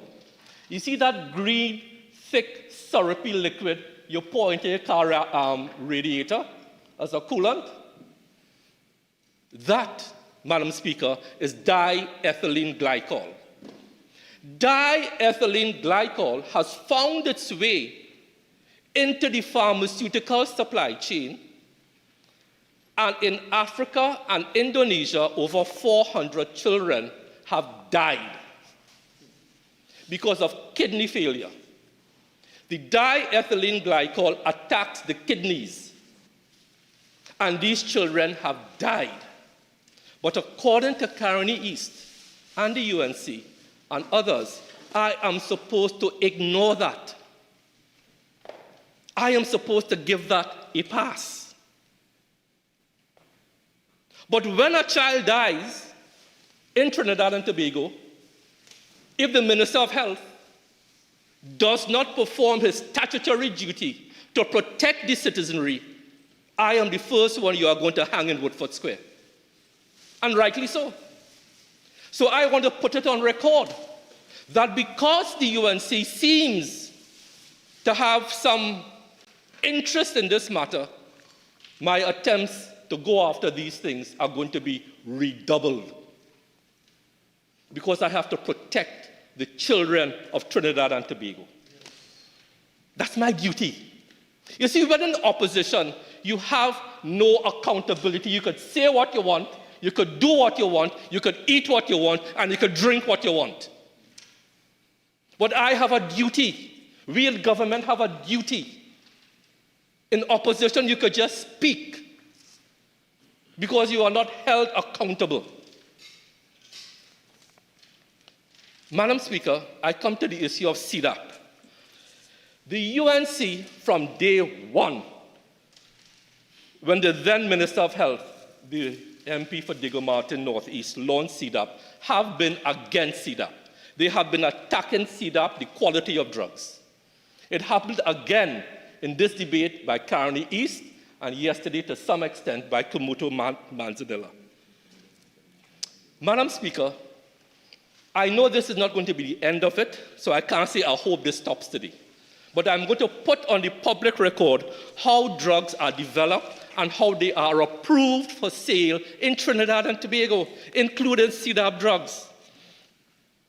So the drug development process, step 1, discovery and development. 2, preclinical research. 3, clinical research. 4, FDA review. We do not put any drugs onto the formulary if they have not been approved by what we call a stringent authority. A stringent authority is a serious regulatory body, like the Food and Drugs Administration of the United States, Medicines England, Public Health Canada, I believe, Australia. And 5, FDA post-market surveillance monitoring. The drugs on CDAP, which I take myself, have proven to be what we call bioequivalent and bioavailable to the brand names. Let me just put this here. If a product has the same bioavailability, it is considered that they will have the same clinical effects and therapeutic outcomes as the brand name. That is what CDAP is. But taking drugs alone is not going to cure you of these chronic diseases. Chronic diseases need to be handled by 1, the availability of quality drugs, which I have spoken about. 2, the availability at the point of consumption. And I'm going to put on record now the final report, evaluation of the CDAP program, Ministry of Health, 18 June 2012. That is when the UNC was in office. The UNC was in office. This is their report.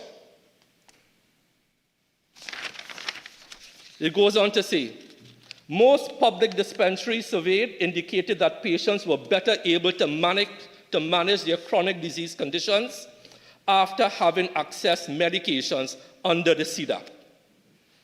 On the basis of these statistics and on opinions obtained through the interview process, CDAP has offered its beneficiaries convenient, faster, and improved access to medications. This is the UNC's report. But every time somebody from the UNC talks on CDAP, the drugs ain't good. My own HbA1c, how I manage my diabetes, on taking metformin from India, varies between 4.5 to 6 over the past 10 years. That is excellent. My cholesterol, I got the reports this morning. My total cholesterol varies between 172 and 200 by taking simvastatin from where? India via CEDAP. But what happens in Trinidad and Tobago, and I'm going to come to that in a report very soon. As a matter of fact, I'll do it now. There is a report, prevalence of diabetes, obesity, and dyslipidemia in persons with high and low income groups living in North and South Trinidad. Listen to what this report says, and let me quote the authors' names. Nayak, Raming, Ragunanan, Raghunath, Raman, Raj, Rambadan, Ramdas. Pay attention to this quote, because I have constantly told the public and constantly told UNC people when they talk about CEDAP, it is not only about drugs. And I quote from page 12. Another major finding from this study showed more persons being diabetic in South Trinidad compared to North.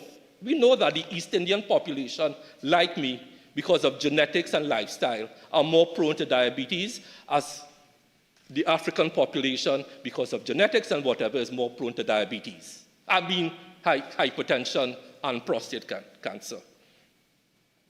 And this is what I keep telling the country. But every time I mention it, I get a backlash. The South population were less inclined to take their medications. And Kumoto Manzanilla knows that compliance is a major issue in treating chronic diseases like diabetes, hypertension, and cancers. Managing chronic diseases is not only taking medication. Taking medication is one prong of a lifestyle change. So in other words, you can't take simvastatin like me to reduce cholesterol and eat chicken and chips 3 times a week. You can't take metformin to control your blood sugar like me and eat chicken and chips and wash it down with a black sweet drink, which is just pure sugar, and hope your chronic conditions are going to be managed. You can't do all of those things and sit down in a hammock or a rocking chair whole day. Managing chronic diseases, as Kumoto Manzanilla knows, is medication, eating properly, and exercising. But the UNC will never say that. They just say, CEDAP ain't good. So they set up their patients, they set up people to fail. It's a holistic approach, a word I hate to use, it's so overused. But this is what the report says. The South population were less inclined to take their medications and were less aware of the complications of these diseases due to their poor education about the disease and the use of the proper medications prescribed. Honorable Member, you have 36 seconds left of ordinary time. You're entitled to 10 more minutes to wind up your presentation. Thank you. You may proceed. So that is what we need. We need to stop blaming CEDAP and educating people about the holistic approach to managing health. Madam Speaker, in my last few minutes, I want to deal with a very, very serious issue. I'm leaving the most serious for last. Madam Speaker, I introduce my last topic with a quote from a book called The Deadly Rise of Anti-Science, a scientist's warning by Peter Hotez. And I quote, because if we don't pay attention, we are going to die. He explains how anti-science became a major societal and lethal force. In the first years of the pandemic, more than 200,000 unvaccinated Americans needlessly died, despite the widespread unavailability of the COVID-19 vaccine. Madam Speaker, it gives me no pleasure no pleasure, because in Saparia's end of her presentation, she spoke about vaccines. I don't want to quote too much what the member said about fake vaccines, about the state-sponsored murder. You know, it's unbecoming of a past prime minister who is aspiring to become prime minister again to read to the public everything that a person who wrote it, a former minister of education and wannabe minister of health, puts before her. Because once you read it, you take ownership of it. So these are her words. A Newsday editorial, a doctor with no facts is not a doctor, he is a quack. One of the ironic things about the opposition leader unveiled in her party's 50-point plan is the way she seemingly quoted misinformation as she discussed the government's handling of COVID-19. Hundreds of thousands were given a fake vaccine. Madam Speaker, I need to apologize today to the following countries. I need to apologize to President Xi and the people of China because we got vaccines from them. I need to apologize to President Joe Biden and the White House and the people of the United States because we got vaccines from them. I need to apologize to Prime Minister Modi and the people of India after the opposition leader herself wrote Prime Minister Modi asking for vaccines. I need to apologize to them. I need to apologize to WHO, COVAX, and Gavi. I need to apologize to the African platform from whom we got J&J vaccines. I need to apologize to Barbados and Prime Minister Mia Mottley because the first 200 vaccines came from Barbados. I need to apologize to all those people on behalf of Trinidad and Tobago. We are grateful. But there is something in the water in the UNC that when professionals join it, they forget their medical training and their medical ethics. The member for Kumoto-Manzanilla quoted at length yesterday about infectious disease specialist Dr. Peter Chin. I am not going to go into that. But the member for Kumoto-Manzanilla put on record that this Trinidadian disease expert criticizes the opposition leader. Madam Speaker, when you are fighting a global pandemic, you need all hands on deck. Countries need to be moving in one direction, singing one song. And we could learn from other countries. We could learn from other people.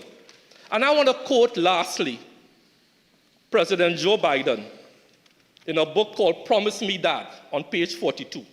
And Madam Speaker, this is crucial as to how we develop this country. Because we now have 5 people who have seen the light. We have 5 people who are putting country before self. And the only person who is going to come out of this anti-vaccine rant with their reputation intact is Kumoto-Manzanilla. Because he has put professional ethics before partisan politics. Joe Biden said, "I have come to believe that the first duty of a public servant is to help bring people together, especially in a crisis, especially across difficult divides, to show respect for everybody at the table and to help find a safe way forward." That is what the COVID-19 response wanted. Not taking us to court every Monday morning and losing. After 45 years in office, that basic conviction still gave me purpose. We could have done better in COVID if the UNC could have put aside partisan politics and being anti-vaxxers and talking about guinea pigs. Because 89% of the people who died were unvaccinated. Who is going to take the responsibility for that? And I want to quote with a last quotation from a letter to the editor today written by one Rushton Parry. Quote, Yes, so. Mayaro, sorry. When political loyalty overrides personal convictions, it quickly leads to a loss of integrity. The only person on the UNC bench who will leave here with his integrity intact is Kumuta Manzanilla, because he stood up for science, he stood up for truth. I repeat, when political loyalty overrides personal convictions, it quickly leads to a loss of integrity, both in the eyes of the electorate and within the politician's own sense of self. Mayaro, well said.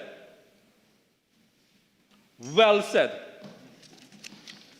And if Mayaro was the leader of the opposition during COVID-19, less people would have died. Less people would have died, because Mayaro would not have ridden the backs of that guinea pig statement and the anti-vaccine statement and sunshine could kill COVID statement and punching and rum good for the virus. Would never. Madam Speaker, how much time do I have again? 11:53. Good, so I have 2 minutes left. We at the ministry and we in the PNM do not need advice from Sapari about vaccines. Why? Because WHO PAHO on the 7th of August 2024, and I quote, "The Pan American Health Organization wishes to congratulate the Republic of Trinidad and Tobago for the encouraging results in routine immunization coverage obtained over the last year, as reported in the estimates of national immunization coverage published by WHO and the United Nations Children's Fund." This is us. We are one of 2 countries to achieve this, Trinidad and Tobago and Jamaica. So I need no advice from Sapari about vaccinations. None. Absolutely none. And I close by reminding Faizabad and Caroni East, there is life after politics. Your professional integrity and what you learned in medical school and what you learned in dental school should stand for something. Should stand for something. But as I said, and I'll close with this, there is something in the UNC that when medical professionals join them, they forget all their medical training, all their scientific training, and just try to be popular. Madam Speaker, as I close, I want to thank the people of St. Joseph for their continuing faith in me. I want to thank the Honorable Prime Minister for having faith with me. This is my 15th budget presentation overall and my 10th as Minister of Health. And with those few words, Madam Speaker, I thank you. Member for Togo, Sandivan. Thank you, Madam Speaker. Madam Speaker, thank you for the opportunity to join this debate on Fiscal Package 2025, entitled Steadfast and Resolute, Forging Pathway to Prosperity, Madam Speaker. Madam Speaker, at this point in time, allow me to congratulate the Honorable Prime Minister, member for Diego Martin West, and this PNM administration for its 9+ years of sturdy, sober, honest, visionary, and people-centered leadership, Madam Speaker. Madam Speaker, before I go forward with my contribution, allow me to acknowledge and extend my many thanks to all my constituents of Toko Sangre Grande for the opportunity they gave me to represent them in this House, Madam Speaker. I wish to also reassure my constituents of Toko Sangre Grande of my unwavering commitment and good representation and service to all my constituents by my good self and this People's National Movement government, Madam Speaker. Madam Speaker, this budget would not have been possible without the member for Diego Martin Northeast in the capacity of Minister of Finance, and I wish to extend my congratulations to him and thanks for his budget presentation and once again to the people of Trinidad and Tobago. Also, I want to put on record of him being the longest serving Minister of Finance in the history of this government, Madam Speaker. I also want to congratulate him on his prudent management and skillful ability to keep the Trinidad and Tobago away from the hands of the IMF, Madam Speaker. Madam Speaker, at this point in time, I extend congratulations and thanks to my colleague from ARIMA, the Minister of Planning and Urban Development, for her contribution towards this year's fiscal package. And once again, Madam Speaker, this PNM government, of which I am proud to be a part of, has put before the nation a budget that considers all and take all walks of life into consideration as we offer the population of Trinidad and Tobago the best in our given circumstances. Madam Speaker, this budget offers so much to the people of Trinidad and Tobago. However, I would focus on a few topics, and it would be as follows, Madam Speaker. The Ministry of Works and Transport, Public Utilities, Education, Health, Agriculture, Land and Fisheries, Housing and Urban Development, Sports and Community Development, and of course, Madam Speaker, the constituency of Toko Sangre Grande. Ministry of Works and Transport, Madam Speaker. At this point in time, Madam Speaker, let me take this opportunity to congratulate the Minister of Works and Transport and the Senator, or the Minister in the Ministry of Works and Transport, and their team for their hard work and contribution to the continued efforts of the development of our nation roadways and our infrastructure throughout Trinidad and Tobago, Madam Speaker.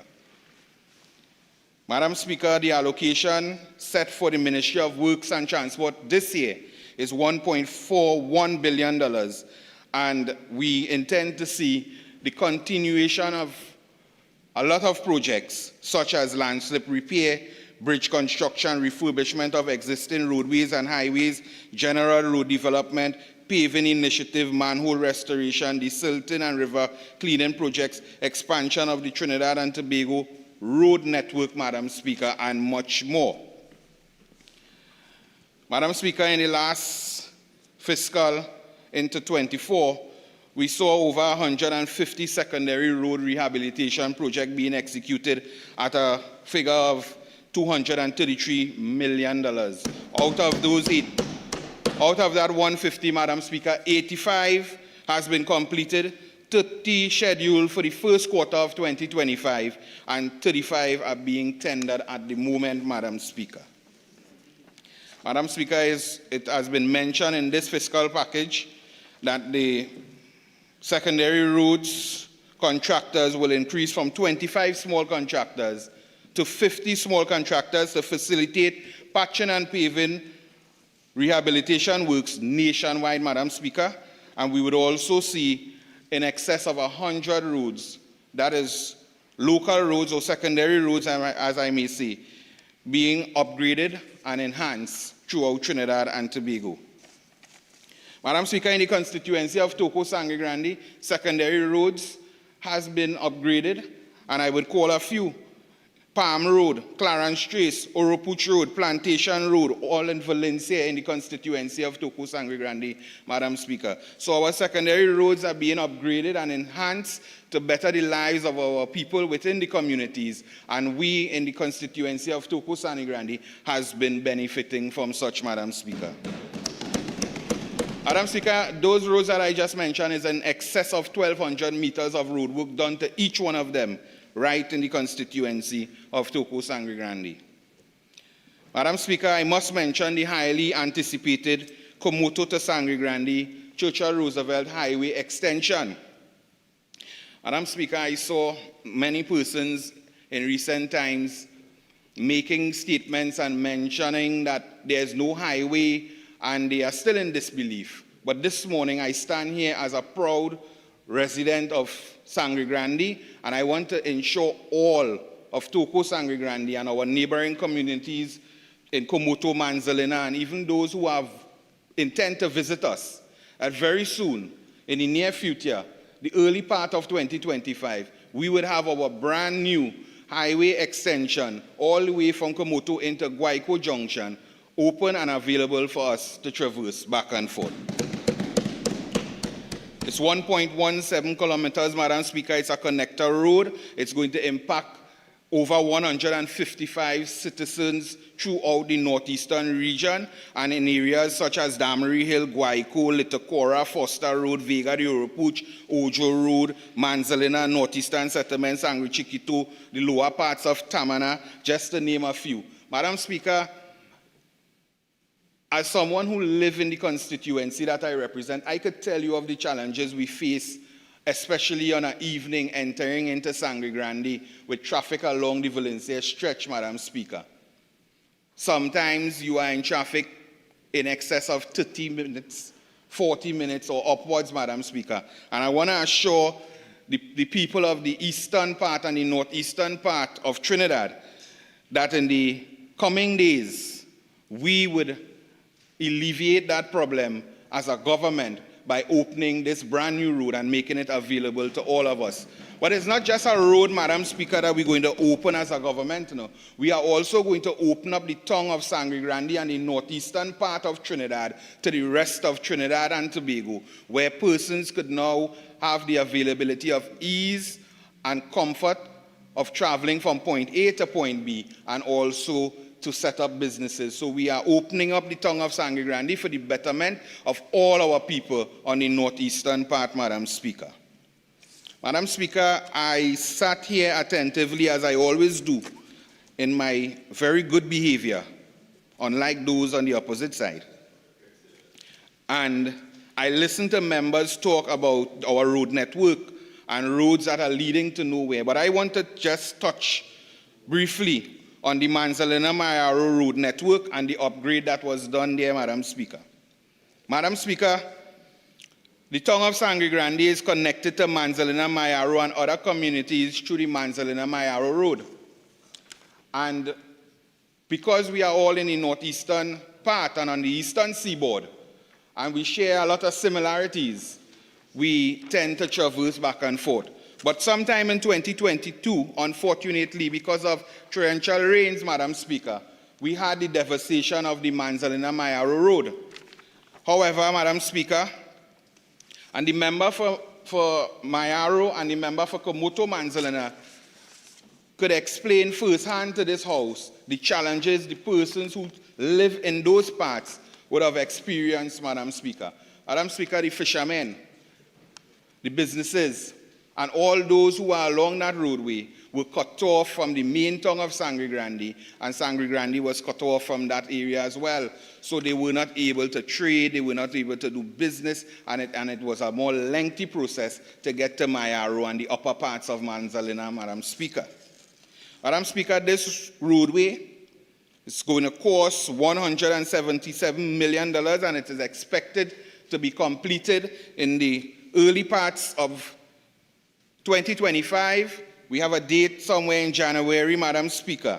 And I want to say that the People's National Movement government has understood the challenges faced by the people of Manzalina, Ottawa, Guayagari, and other communities. And we intend to complete this roadway, giving the people of those parts a strong and secure road network, as it is the government's aim to keep the entire eastern seaboard well connected, Madam Speaker.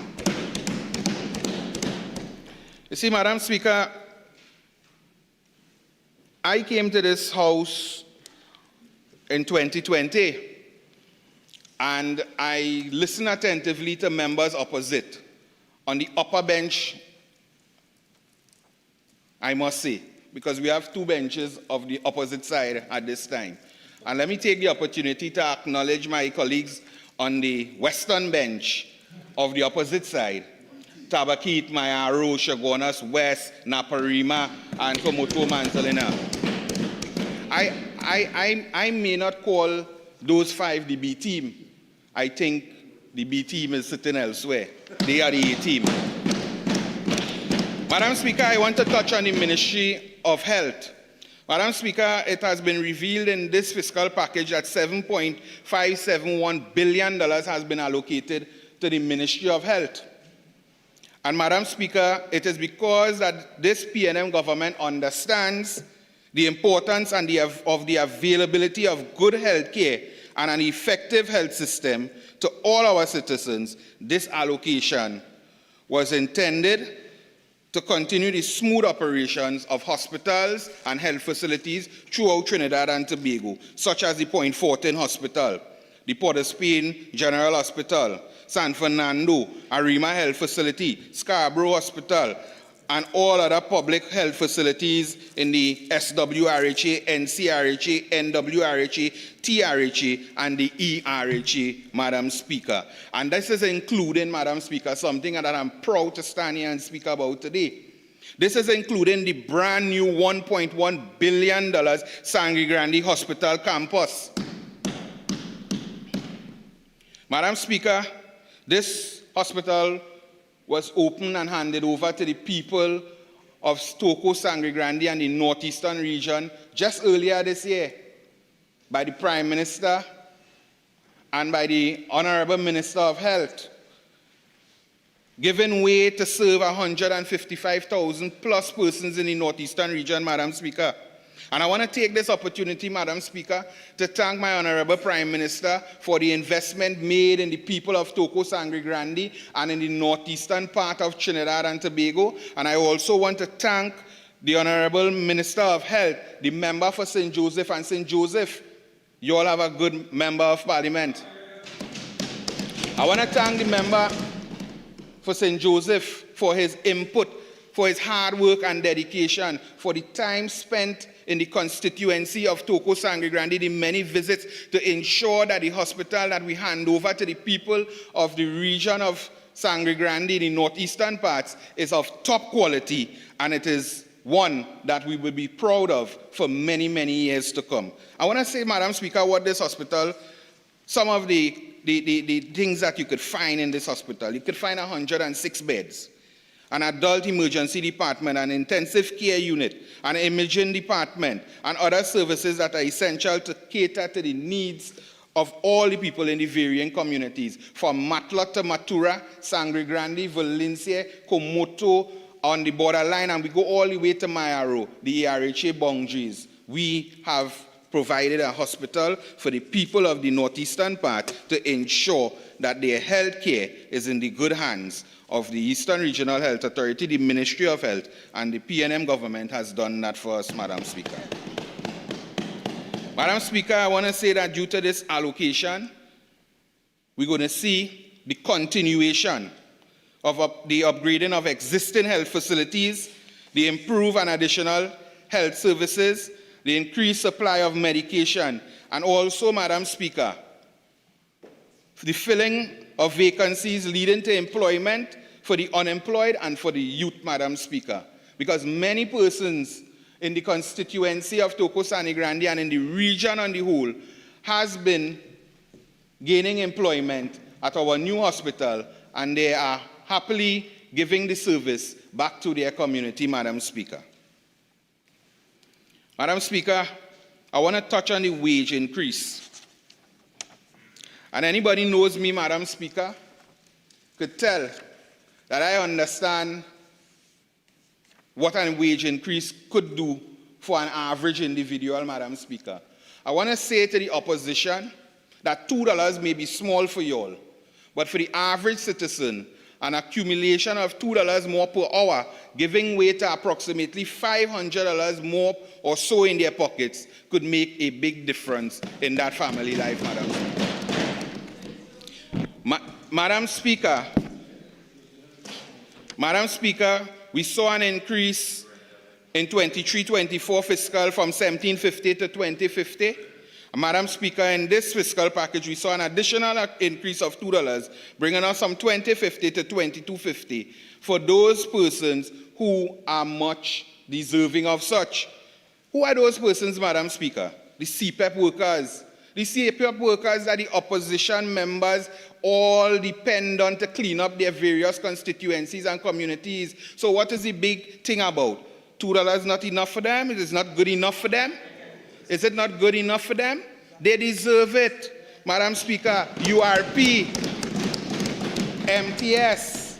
Madam Speaker, they all deserve the increase, Madam Speaker. But Madam Speaker, this increase will not only improve the lives of those employees or those that have gotten that increase, public sector minimum wage workers. Madam Speaker, it's also going to increase the lives of those within the communities that these people live in, Madam Speaker, such as taxi drivers, the shop, the lady with the little shop, the store, food vendors. The money is going to trickle down back into the communities, Madam Speaker. That is not no hard maths, Madam Speaker. I don't know what is the issue, but I am happy that we on this side have seen the need to give way for an additional increase. And I want to assure the population, whenever the ability is there for us to give a further increase, it would be done. Madam Speaker, I want to touch on tax amnesty, tax and the NIS amnesty.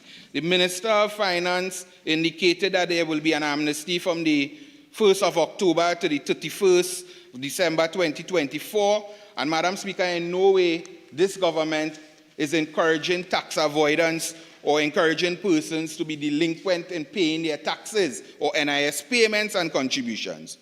But Madam Speaker, I want to say, we are giving another opportunity before the TTRA comes in full operation. We're trying to be fair and lenient to our people, understanding that some persons may have fell behind because of circumstances, Madam Speaker. COVID, loss of job, business closure. We are not a heartless government. We are a loving, caring government to the people of Trinidad and Tobago. Not some, because they're in a PNM constituency. We love the people of Pointe-à-Pierre. We love the people of Superior, St. Augustine, Oropouche East, Princess Tongue, Couva South, the whole opposition bench. We love the entirety of Trinidad and Tobago, Madam Speaker. So when we make decisions, we make it in the best interest of the entirety of Trinidad and Tobago, Madam Speaker. Madam Speaker, some persons who would benefit from this tax amnesty would be persons who had businesses that were facing challenges, and they now have an extended period to do so and make the necessary payments. It is also intended to give individuals an opportunity to bring their taxes up to date. It's also intended for employers. Most importantly, it's also going to benefit employees, because employers now have an opportunity to bring their employees' NIS contributions and payment up to date. Madam Speaker, you know how difficult it could be as an employee to get damage on the job site. Go to the NIS office only to find out that your employer haven't been paying your contributions, and then you are turned away, Madam Speaker. This is an opportunity to rectify those issues. Madam Speaker, and this amnesty is not only about capturing taxes and collecting money, Madam Speaker. It is not only about that.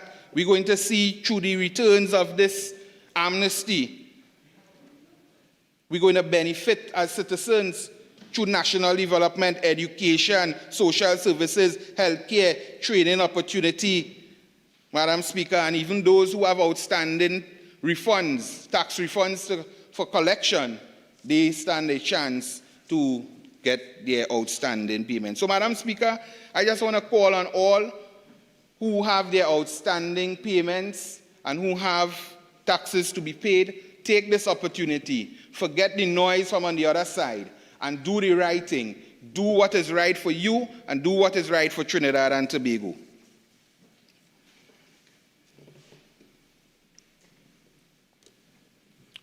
Madam Speaker, property tax.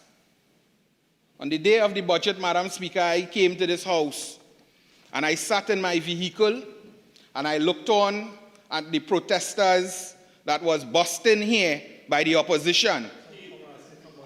Right? And one, I understand, a few was asking where you would collect the payment for today's job. But those protesters, I hope you get your payment, but those protesters were here, and I remember clearly an individual with an axe and a house indicating that they should ask the tax. Madam Speaker, I want to touch on property tax, and I have no fear about property tax, because I'm sure we would hear some things from the other contribution, but I have no fear about property tax. Once you are a property owner, and you are a proud property owner, you should also be a proud contributor to property tax to ensure the betterment of your community and to ensure that the goods and services that you so desire and enjoy sometimes, most times for free without making a contribution, you should be happy to make such contribution. Madam Speaker,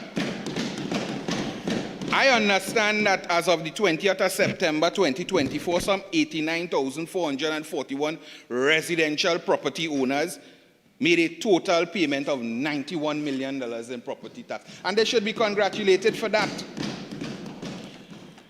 Madam Speaker, I want to say that it's very important for us to pay our property taxes. As a member of parliament who represents a rural constituency, I want to say that a lot of our communities fall within the boundary line of local roads, and we require a lot of local services. Madam Speaker, Kuva South, I would not be distracted by you today, sir. I am here to speak to the people of Trinidad and Tobago, the Speaker, and Toko Sani Grande.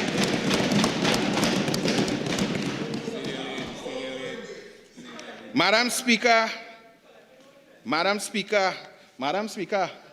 the member for St. Augustine tends to heckle me every time I stand here. I want to say, Madam Speaker, I am a red man from Grandy, but I'm the wrong one.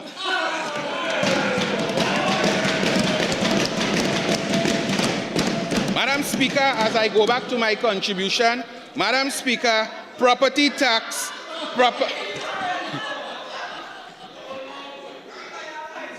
Order. Order. Order.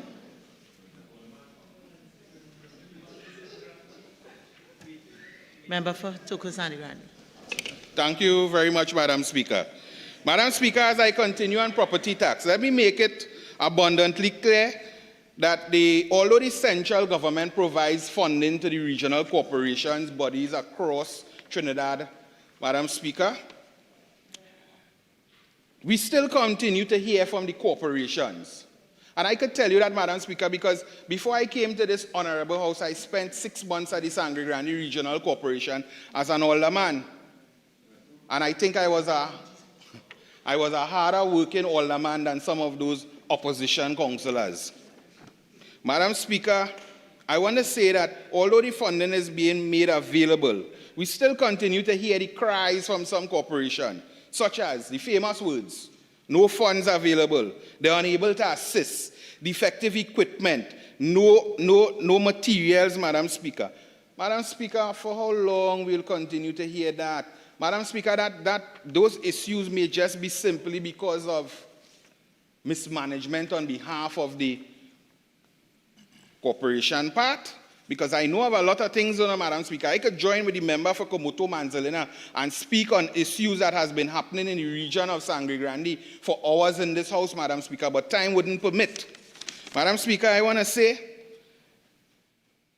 that the Sangre Grande Regional Corporation and other corporations has been giving explanations as such, and it may be as a result of mismanagement, or it may be as a result of the rapid expansion of communities, Madam Speaker. And Madam Speaker, in doing so, I want to encourage persons to do the right thing, pay your property tax, and then you could go forth and make your demands as members of community, because, Madam Speaker, property tax would make funding available. It is going to make the funding available, Madam Speaker, for the maintenance and development of your local roads, drainage maintenance, upkeep of public facilities like the washroom they're not fixing in Sangre Grande, the public washroom for when the poor old people from Toko and Matlot come to Grande, they have nowhere to use by the old post office and Andre Street. Fix it. I'm begging the corporation of Sangre Grande, the chairman and others. Madam Speaker, play parks, local market.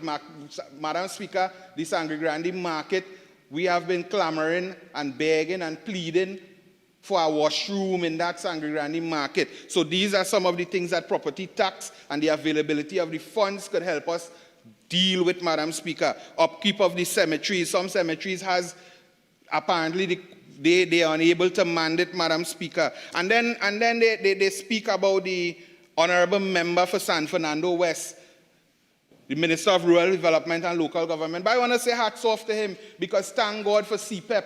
Because if CPEP was not available, Madam Speaker, our recreation facilities and our cemeteries would not have been maintained.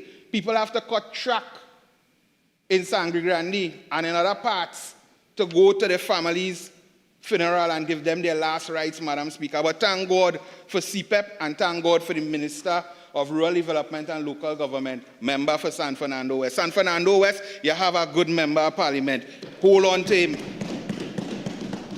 Septic cleaning, clearing of overgrown and abandoned lots. Madam Speaker, just recently the member for San Fernando West and his team at Rural Development led a serious campaign to eradicate dengue and the fight against dengue, cleaning lots and overgrown lots throughout Trinidad and Tobago. Why no member or the member from St. Augustine did not mention and applaud the member for San Fernando West, the minister for that?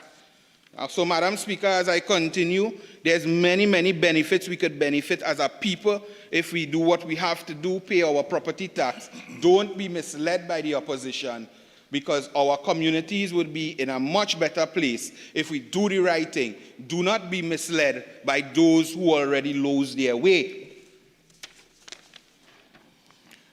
Madam Speaker, I want to touch on the Ministry of Housing and Urban Development. I want to mention the many life-changing initiatives and execution of projects this ministry have done throughout Trinidad and Tobago, and more so in the constituency of Toco Sangre Grande. I take this opportunity to congratulate and thank the Minister of Housing and Urban Development, the member for Aruka Maloney, and the minister in the ministry, the member for Mova Lavantil East. Both ministers, thank you for your hard work and dedication, and thank you on behalf of all of Trinidad and Tobago, and especially those in the constituency. Madam Speaker, that ministry have been providing grants to improve the home conditions or the housing conditions of persons. I wonder if the members opposite constituents don't access such, because I am aware that they all access these things, Madam Speaker. There are some grants that they all access. The home improvement grant, Madam Speaker, the value of $15,000. In the constituency of Toco Sangre Grande, I could say as a member of parliament, and later on in my contribution I will tell you why.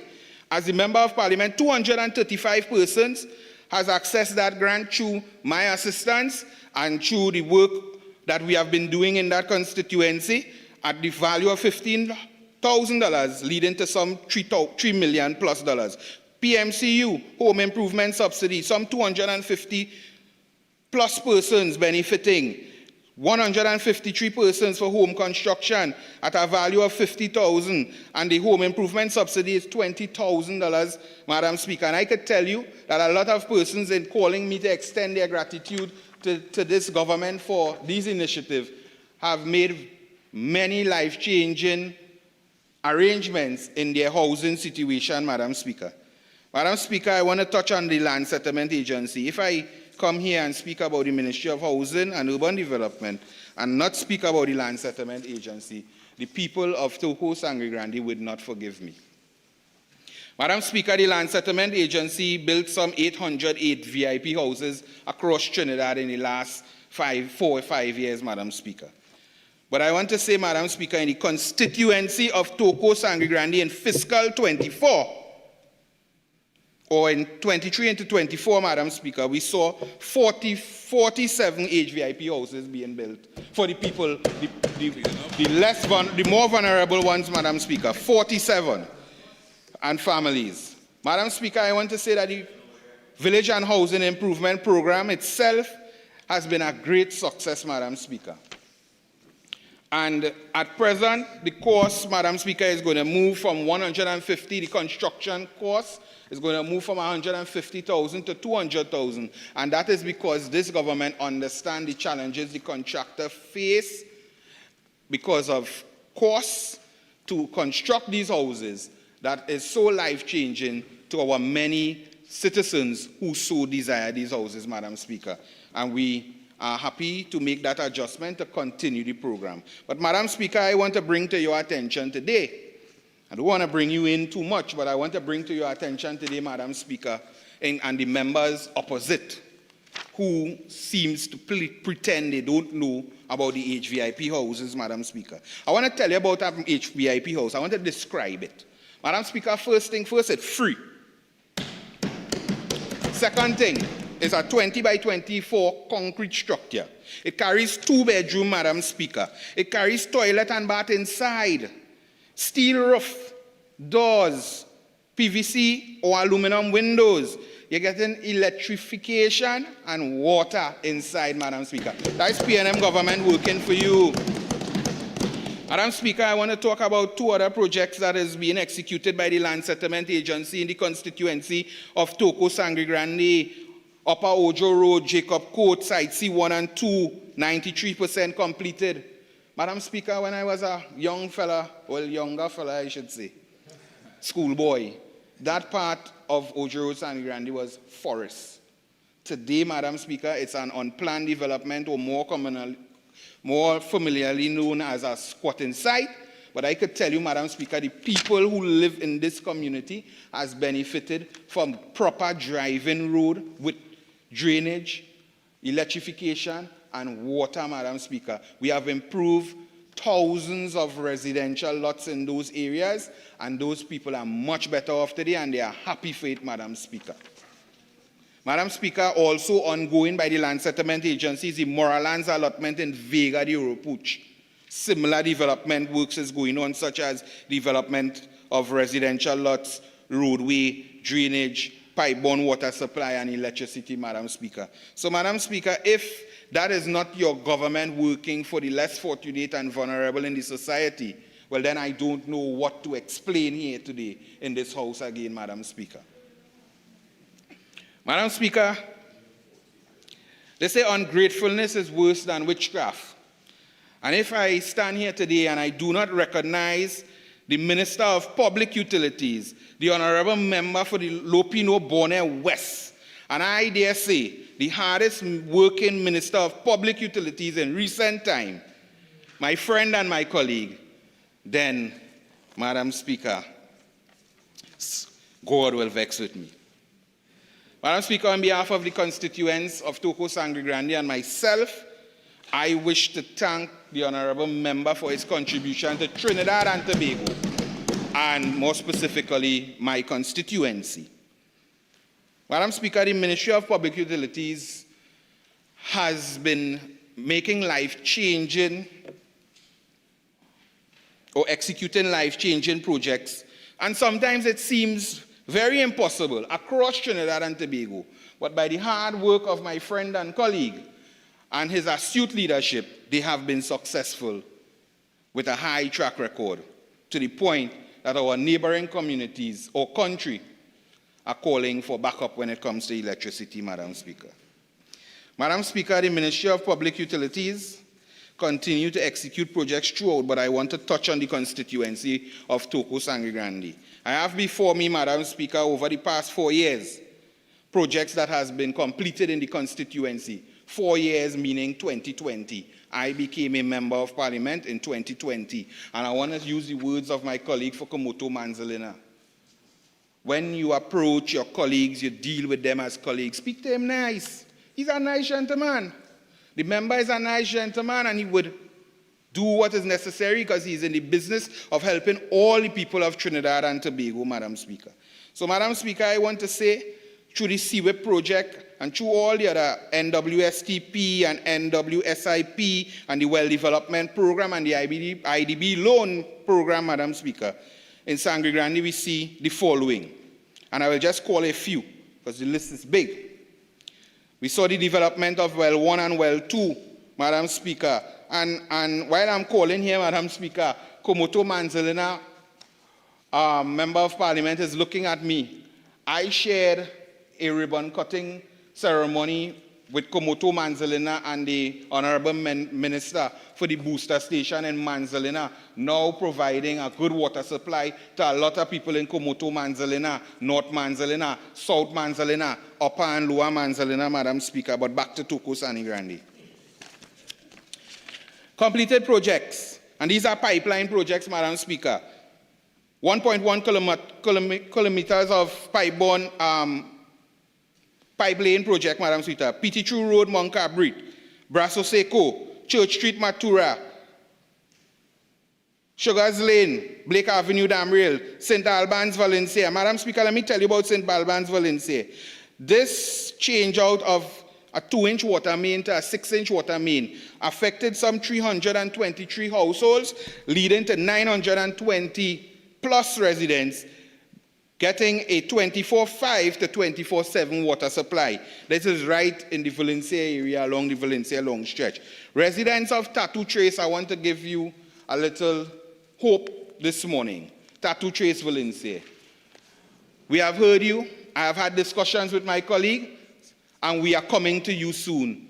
Water would be available to you, the people of Tattoo Trace, Valencia. We did some work at the quarry, reservoir, and the booster and whatnot, leading to 4,200 persons in the KP Land area, Alexander Street, Valencia Old Road, Plantation, and so forth, getting better supply in the Valencia area. We did some work to the North Oropuch treatment plant, increasing the service and the reliability to over 120,000 persons, Madam Speaker. And we also did some pipeline project, first time, 600 meters plus, in the Pine Avenue, Valencia area, Madam Speaker, benefiting 480 persons. We also did some work, Madam Speaker, in the National Water Sector Transformation Program, which lead to the construction of a new 5 million gallon storage tank in the North Oropuch water treatment plant. Madam Speaker, I want to swiftly run through this list. So I will jump across here, Madam Speaker, to inform that the Tompi water treatment plant and the Matura water treatment plant is well on the way and is scheduled for upgrades. So the people of Balanja, the people of Toko, Kumana, Mission, the people of Matura, La Guaira, and the associated communities, we are well on the way to fix those 2 water treatment plants, and we will rectify your water challenges that we are aware of, Madam Speaker. Madam Speaker, the Eastern Main Road, Valencia, we had some changing out of pipelines and whatnot, Madam Speaker, to continue the good service. But Madam Speaker, just recently, the member for Komoto Manzalina again joined myself and the Minister of Public Utilities in an area called Macintosh Trace, Vega de Oropuch, to witness the start, or the ongoing works, I should say, of well number 4, which will give an additional 400 or 350 gallons, 1,000 gallons per day, additional into our system in the northeastern part. And this will affect positively the areas such as Jabodi Trace, William Trace, Foster Road, Vega de Oropuch, Sardine Trace, Rampasad, Pahari Village. This is in Toko Sani Grande, Komoto Manzalina. They are going to benefit Maraj Hill, Upper Konapo, Dowlat Circular, Barker Trace, and much more. But Madam Speaker, there's also another well on the way, and that is 3 wells in the Ture area, and that is going to benefit the people of Ture, Guayco, Picton Road, Coca, Dam Rail, and environs, Madam Speaker. So, Madam Speaker, the Ministry of Public Utilities under its utility company, WASA, have been working for the people of Toko Sangre Grande, working for the people of Trinidad and Tobago, and I give full commendation to the Minister of Public Utilities, Madam Speaker. Swiftly, Madam Speaker, I would still be on public utilities, and I would touch on the major street lighting and repairs that was done through TNTech in Toko Sangre Grande. We saw the report, some 6,000 plus lights combined between repairs and installation and whatnot. Madam Speaker, as a member of parliament, I pay particular attention to the various communities in my constituency, and I work closely with my people. And I want to say that I'm happy to announce to this house that we have electrified the La Guaira Recreation Ground in Matura. We have electrified the Quastrace Community Open Space. We have electrified, Madam Speaker, we have done works to the Toko substation, and we did works to the full upgrades to the Sangre Grande substation, major line and pole upgrade, Madam Speaker. And Madam Speaker, while I'm on public utilities, I just want to tell the residents and the members of the community of Balanja, your community recreation ground light upgrade is on the way. Balanja, it's on the way. Mission Toko Movindalon ground. Your electrification of your ground is on the way, and residents of New Valencia, your electrification of your ground in your community would be coming soon, Madam Speaker. So, Madam Speaker, that is it for public utilities, and if that is not good representation by the Minister of Public Utilities and this government, well then, Madam Speaker, I don't know what to say.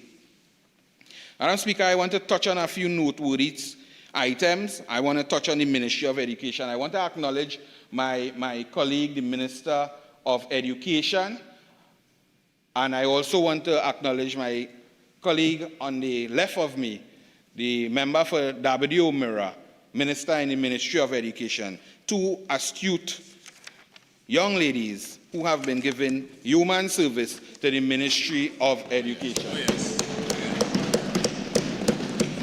Yes, Madam Speaker, young ladies, they are forever 21 and they would not move from that. Madam Speaker, in 2024, or 23, I should say, we saw some 15,714 students benefiting from gate funding. Students, Madam Speaker, 525. You have 2 more minutes of ordinary time available to you. You are entitled to 10 additional minutes to complete your presentation. All right, so are you going to avail yourself for the additional 10? Okay, proceed. Thank you very much. Madam Speaker, 525 loans dispersed, 277 national bursaries and so forth, Madam Speaker, with a allocation of 7.512 billion, Madam Speaker. We intend to see gate funding, which is expected to be enhanced, national bursaries, student loans, the 20,000 families or students who would be beneficiaries of the $1,000 book grant, the e-book, which will eliminate and reduce the purchasing of books and taking strain of parents, Madam Speaker. The school feeding program continues as normal. And I want to thank and congratulate both ministers for their hard work for our nation's children. Definitely we could say that the children or the youths of Trinidad and Tobago is safe in the hands of the People's National Movement. Madam Speaker, as I swiftly run through community development, I want to acknowledge my colleague for Tobago West, the Honorable Minister of Sports and Community Development. And I want to say that we continue to get our support from the Ministry of Sports and Community Development. I want to specifically talk to the people of Toko Sangre Grande quickly, Madam Speaker, to inform them that in the next 6 weeks or so, we would see the start. The contract is already awarded, and we would see the start of the repairs and upgrade works to the Sangre Grande swimming pool.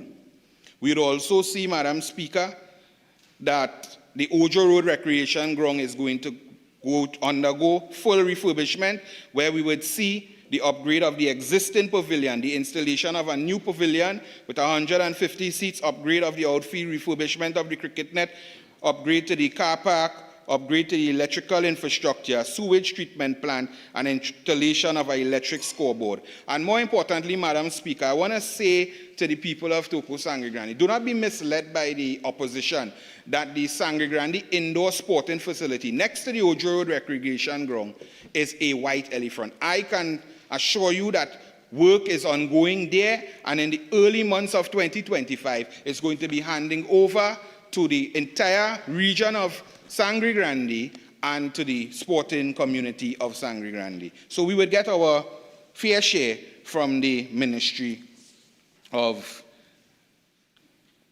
Sports and Community Development, Madam Speaker.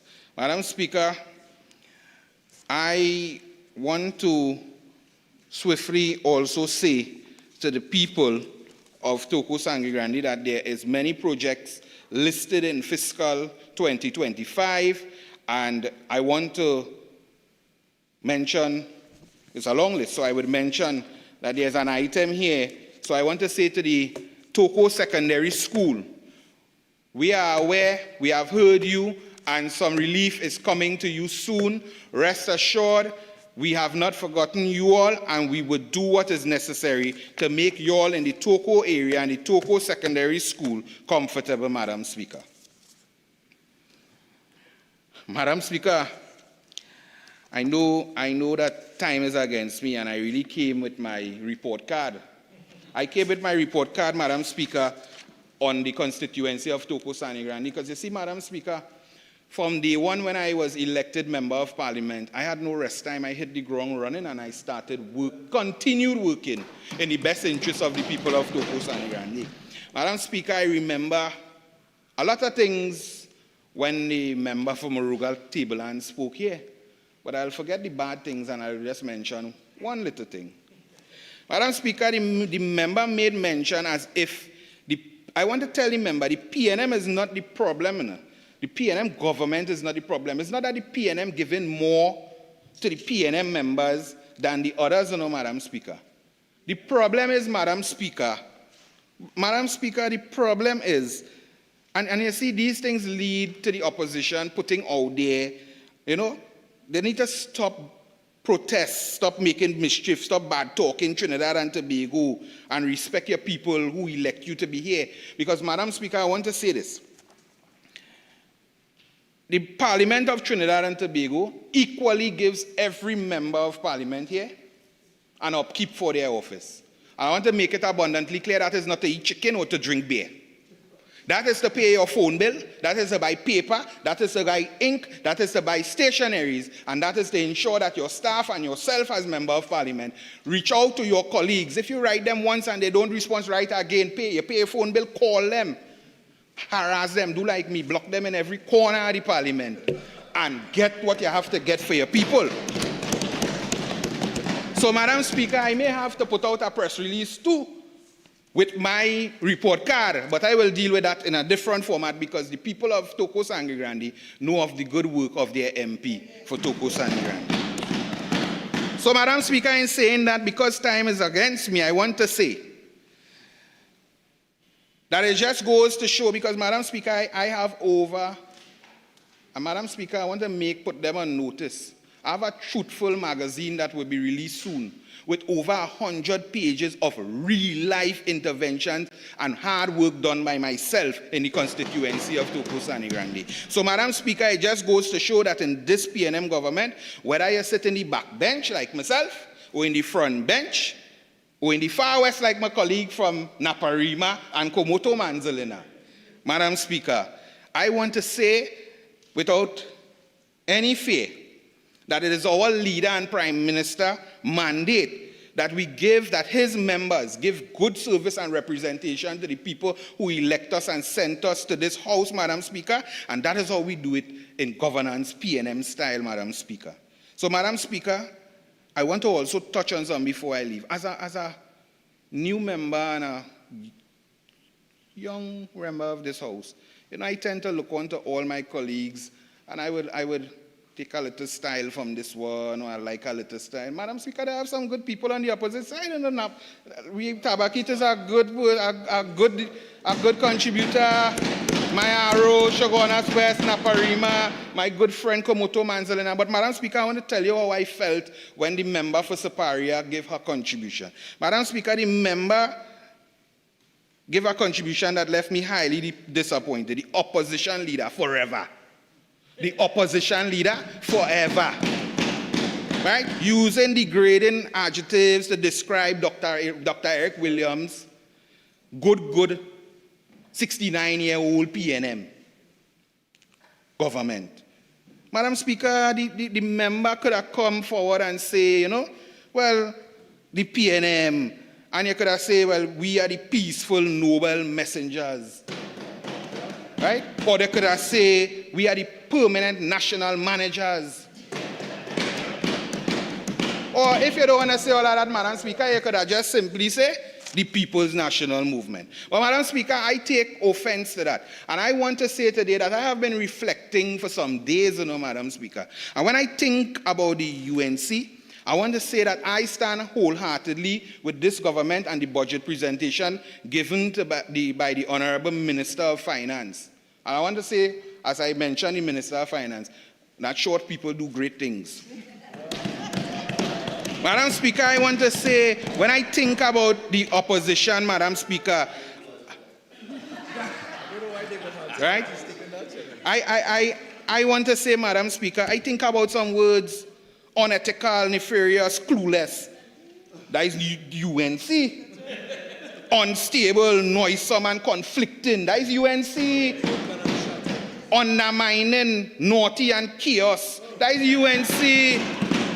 But Madam Speaker, I want to say, under no circumstances, never again, we the people of Trinidad and Tobago will elect a UNC government to run the affairs of Trinidad and Tobago. And I thank you very much, Madam Speaker.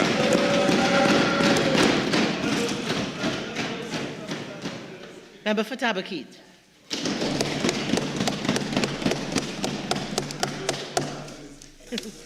Thank you. Thank you very much, Madam Speaker, for recognizing me as I join in this very important debate, the budget debate for fiscal 2025. Madam Speaker, it is not usual for me to enter the debate at these later dates, and so I know there's been a significant amount of anticipation given my new seating arrangement, what would be said here and dealt with here today. And so before I get into the crux of the matter, allow me 1 minute coming into the debate after the Minister of Health spoke today to just recognize that October is in fact Breast Cancer Awareness Month, and that we here in this Parliament we have a responsibility to use our platform to amplify voices and to create greater spaces for awareness. In Trinidad and Tobago, the incidents are about 37 per 100,000 in our population. And in the budget, the delivery of the budget by the Minister of Finance, there was some mention about early diagnostic testing in cancer in Trinidad and Tobago, for cancer in Trinidad and Tobago.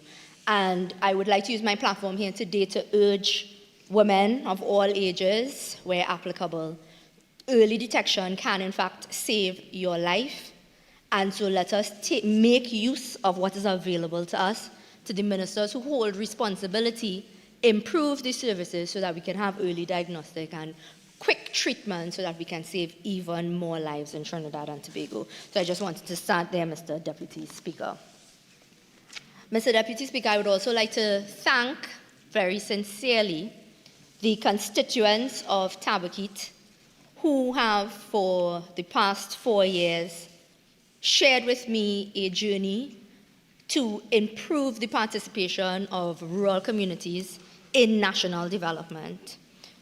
To the constituents of Tabaquit who have been patient in understanding that opposition politics is not easy politics at all, in understanding that the role of an MP, any MP, is representation, advocacy, and of course legislation. And that as I sat here during this debate listening to many speakers, I would have heard from the member for Arima, now Toko Sangrandi, who spoke about the letters they would have written. And I tried to explain this to my constituents as well, that whether you are a minister, an opposition member, or any member of parliament, you have to write the letters and you have to advocate, and you have to advocate responsibly and quickly, because the matters before us, with any budget, you are required to use finite, limited resources to cure an infinite number of issues countrywide. And so, as I enter this debate, what I want to take center stage, Mr. Deputy Speaker, is the issues of national development. And the member for San Fernando West in his contribution, and I think this is the first time in many budget debates, and I have been here in the other place for 3 years and then 4 years, here 7 years altogether. This is the first time I've heard people, anybody really, break down for the population the fact that a significant amount of our money is in recurrent expenditure. And so when we talk about the development of Trinidad and Tobago, and when we talk about development, the development program, we are talking about the lower percentages of our overall national development. And that is an important conversation that I will get into. But I've listened to the government members, and they've been very careful to articulate that they've been responsible. And I want to just let them know, throughout my debate here today, I will let you know 2 things can be true. You can be both responsible and visionary. You can be both. You can allow yourself to make the difficult decisions, but you can articulate a clear and precise, measurable and targeted vision for Trinidad and Tobago. And so, in that regard, Madam Speaker, Mr. Deputy Speaker, I apologize, I would like to say to the Minister of Finance, when you could check the record, for the most part, when I enter any appropriation debate or the budget debate or even in the debates in the national discourse, I very rarely ask for more money. I ask for more effective use of the money that is allocated.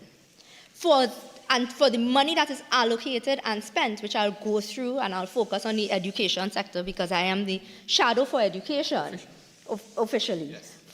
Still, right? Seating arrangements aside, I have not been informed otherwise, so I have still.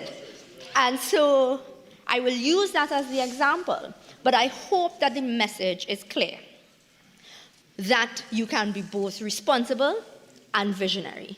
You can take the money that you have and with effective monitoring and evaluation, with an honest assessment of the work to be done, and with proper communication to the public, you can create the type of system you would like to see.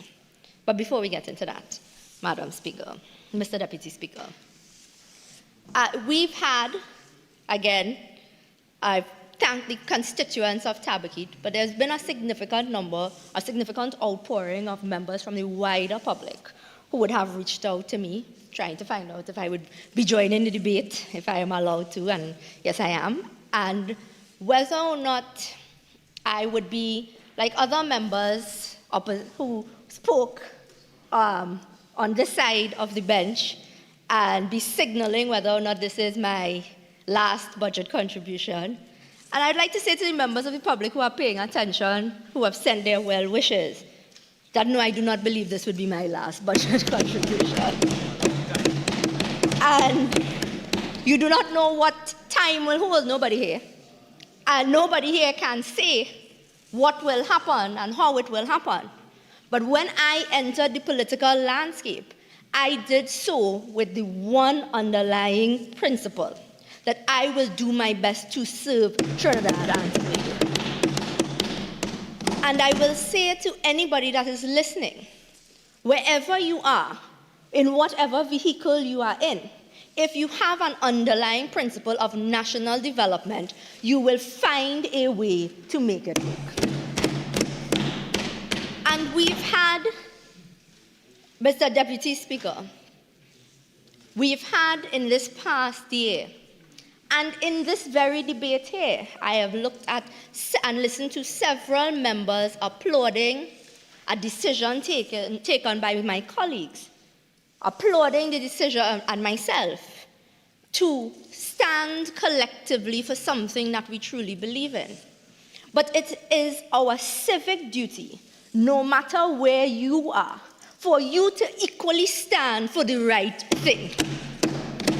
And so if you can applaud those of us here, you are equally responsible wherever you may stand, whatever color you may be wearing, to ensure that your political vehicle, your national vehicle is taking you to a space of national development. If you are not doing that, then your applause will ring hollow here in these halls. And I want to speak specifically, and I came into the debate, I entered the debate after the member for Toko Sangre who I recognize as one of the younger members in the House of Representatives at this time. And there are a number of us who have entered the parliamentary landscape at ages that you are not accustomed to seeing. And that those of us who entered the parliamentary landscape at a younger age, we would have held a very specific responsibility. A responsibility that I've taken very seriously. I entered the other place, Mr. Deputy Speaker, just shy of my 30th birthday. And we would have, and I have always been aware that the eyes of the nation are on me. Internationally as well, Mr. Deputy Speaker, that everything we do in the full view of the public domain. That if you are going to begin a statement, and by the end of the statement you are contradicting yourself, everybody will see that. That you will, if you are saying one thing and doing another, everybody will see that. And so, having that responsibility and that duty, I've been very careful to ensure that my actions match my words, Mr. Deputy Speaker. And so as I sat in this debate, this has been a very, very unique debate for me because, outside of the regular picong, we have also faced some picong from our own side. And that has been very unique. But I can't leave things unattended, Mr. Deputy Speaker, because I sat down here and I listened as a colleague started a contribution talking about A teams and B teams and ended a contribution talking about a very serious, very important national issue on bullying.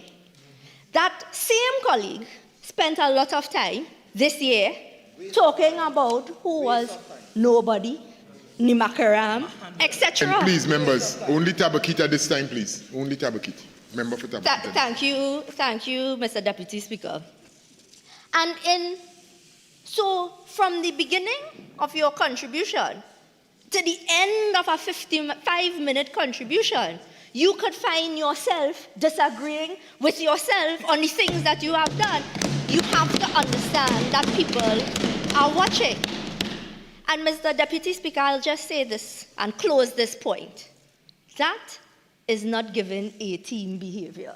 To contradict yourself in 55 minutes is not A-team behavior. And take that from me, I've been an A student my entire life. So you can take that from me, Mr. Deputy Speaker.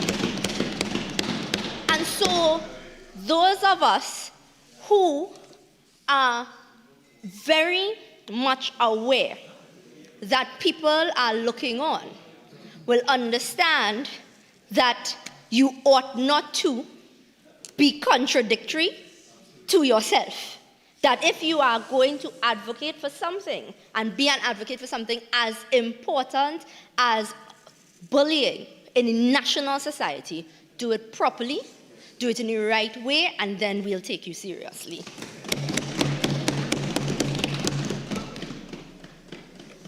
As I continue, Mr. Deputy Speaker, I hosted this year for the very first time in this format, after the Wednesday after the budget debate, a number of students who are interested in political participation.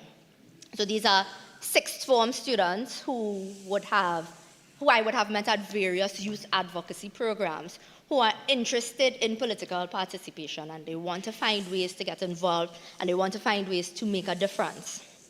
And we hosted a program so that they can get familiar with the budget documents, get a sense for the debate, what occurs, how parliamentary process works, etc. And I would like to firstly thank the 6 students. We couldn't accommodate because we wanted an interactive, informal but very interactive space. And the 6 students who attended, I would like to just thank them for their insights as well that we brought here to this debate. And key in my youth advocacy space, Mr. Deputy Speaker, what I have learned and seen for myself is that there's a significant part of this population that is completely fed up with the way politics is practiced in Trinidad and Tobago right now. That there is a level of exhaustion. People feel that what is said is not done. People are fed up of the tit for tat. People are fed up of one side standing up and saying, but we did this, and somebody else saying, but we did this, and this other one didn't do this. And at the end of the day, if you are not seeing Trinidad and Tobago for what it is, the population is frustrated, I guarantee you. The population is tired of, after 10 years in a reporting structure, that you can still say, despite what you may feel and see and experience for yourself, things are good. Now, I think it would be easier to accept if you said things could be better, if you said that these are the current targeted interventions that we are taking to make things better in the future. That would be a pill that is easier to swallow. But if you are coming to me and telling me what you're complaining about, that I find to be disingenuous politicking, and we ought not to do that, Mr. Deputy Speaker. And so we must take a look at where we are as a country and what do we need as a country to do better. And a clear assessment, Mr. Deputy Speaker, would show us that we have obvious issues in terms of our economy, in terms of the deficit that we would have been facing. We've heard from the Minister of Finance, the certain plans, and we've heard from the Minister of Energy as well as to what can change our future circumstance. But one of the things that we ought to be doing is highlighting very clearly, not simply saying that, as Toko Sankrani said, when things get better, you will get more. Not so much that, Mr. Deputy Speaker. But more importantly, when things get better, these are the investments that will make opportunities for you to be able to access, that the government doesn't have to give you more, but you could give yourself more based on what you can. That we change, the onus is on us, those of us who exist in a political space. And if you want to talk about responsible and you want to talk about moving away from rhetoric and moving away from populism and all of those things, I agree to. But you are also doing it to some degree because you are saying one day we'll have more and we'll give you more too. But that is not the correct way.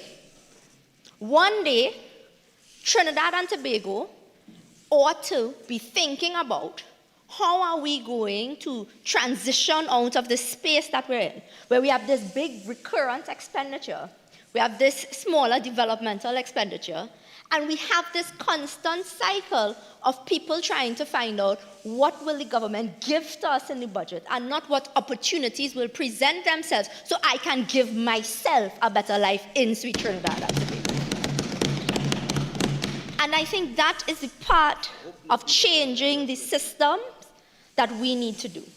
And so as I get into the specifics of the Ministry of Education, I don't know if I've made it clear before, but I'll make it clear now.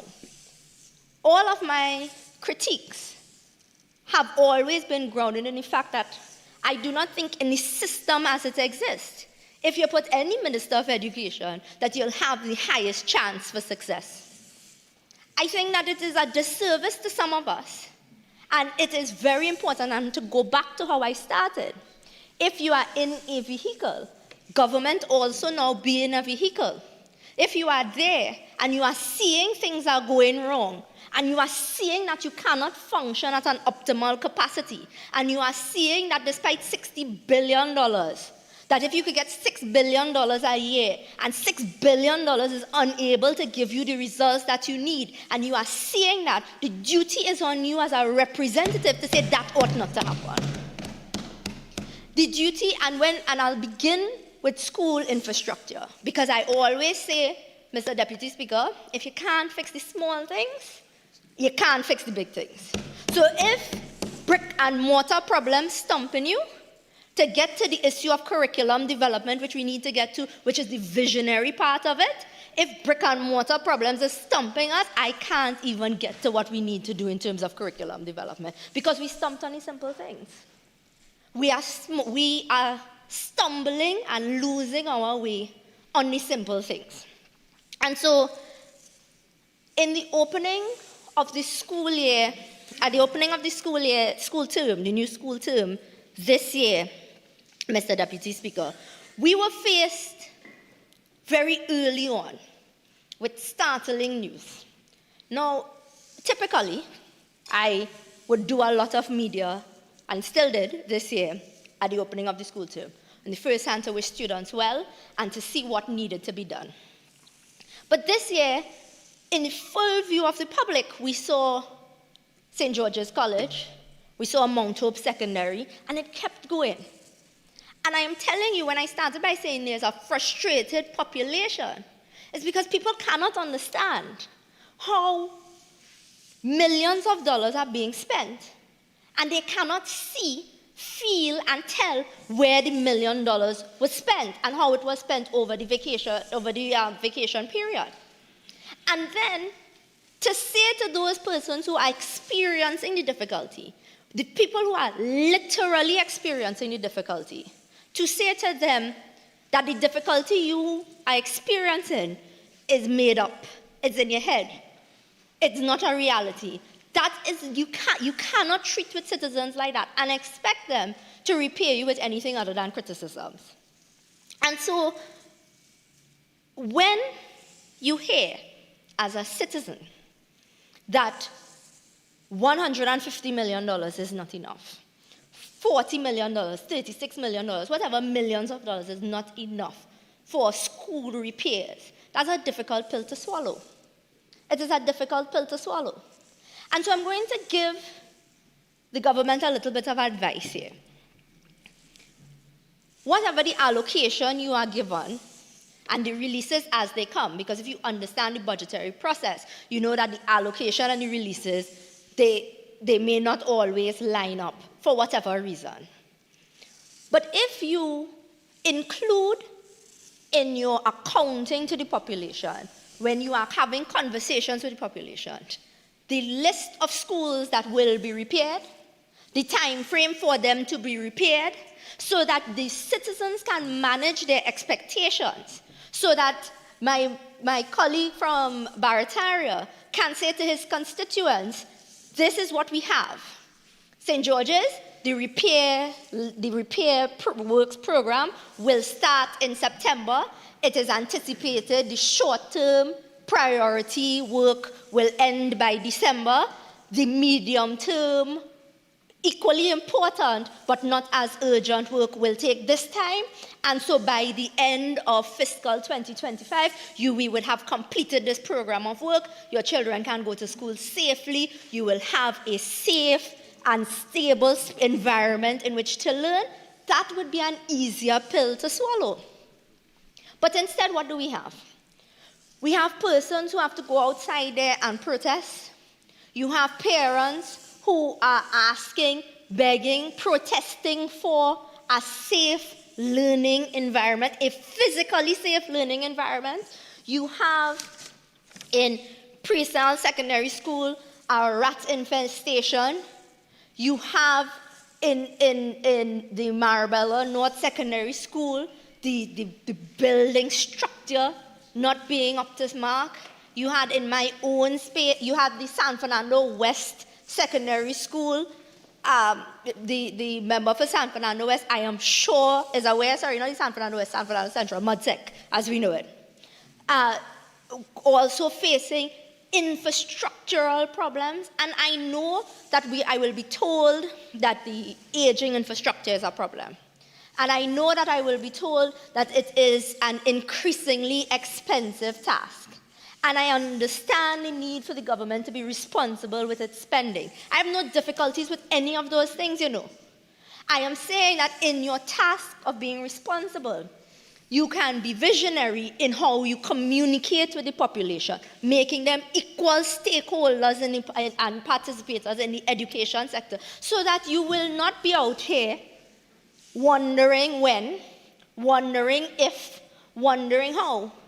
Now, Mr. Deputy Speaker, I have served as a representative politician, so I am in the House of Representatives, so I am aware very acutely that the needs of the public, when you tell them that there needs to be a prioritization, is not always met with equal levels of understanding.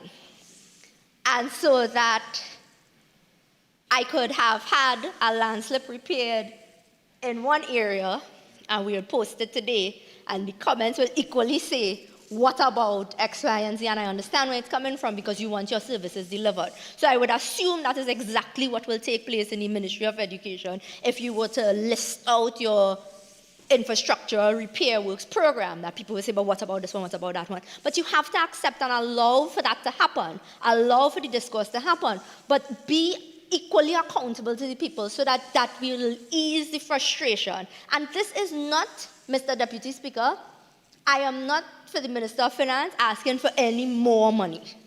I am saying the money that you have, tell the people exactly where it is being spent, how it is being spent, and then you can say, if we have more, we'll give more when it is possible. And we'll accept that.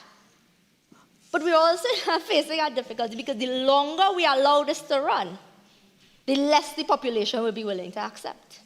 The longer you say, you give no information about where the repairs are going and how the money is spent, the longer you allow it to run, the more the population is going to believe that the money is spent elsewhere. And so we ought to be very careful with what we're doing in governance structure, Mr. Deputy Speaker.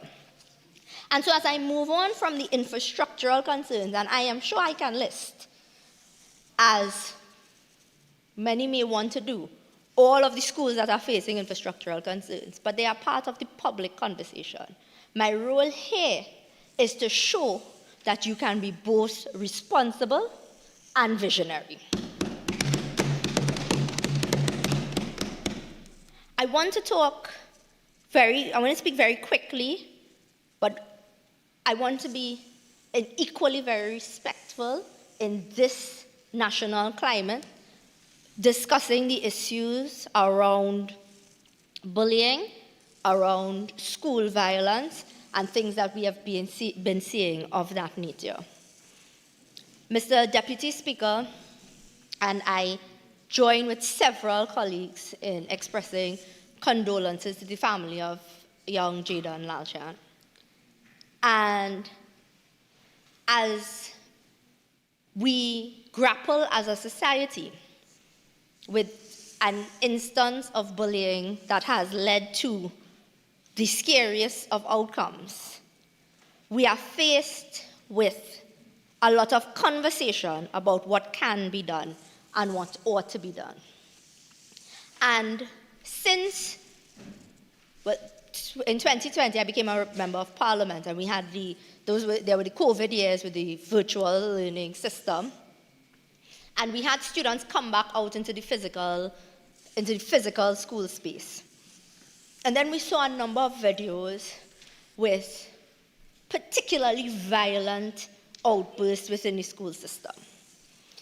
And as I did then, and I will do now, and I will continue to do ad nauseum, within our school system, we have to find ways to include within the curriculum spaces that can help students deal with things like conflict resolution and anger management.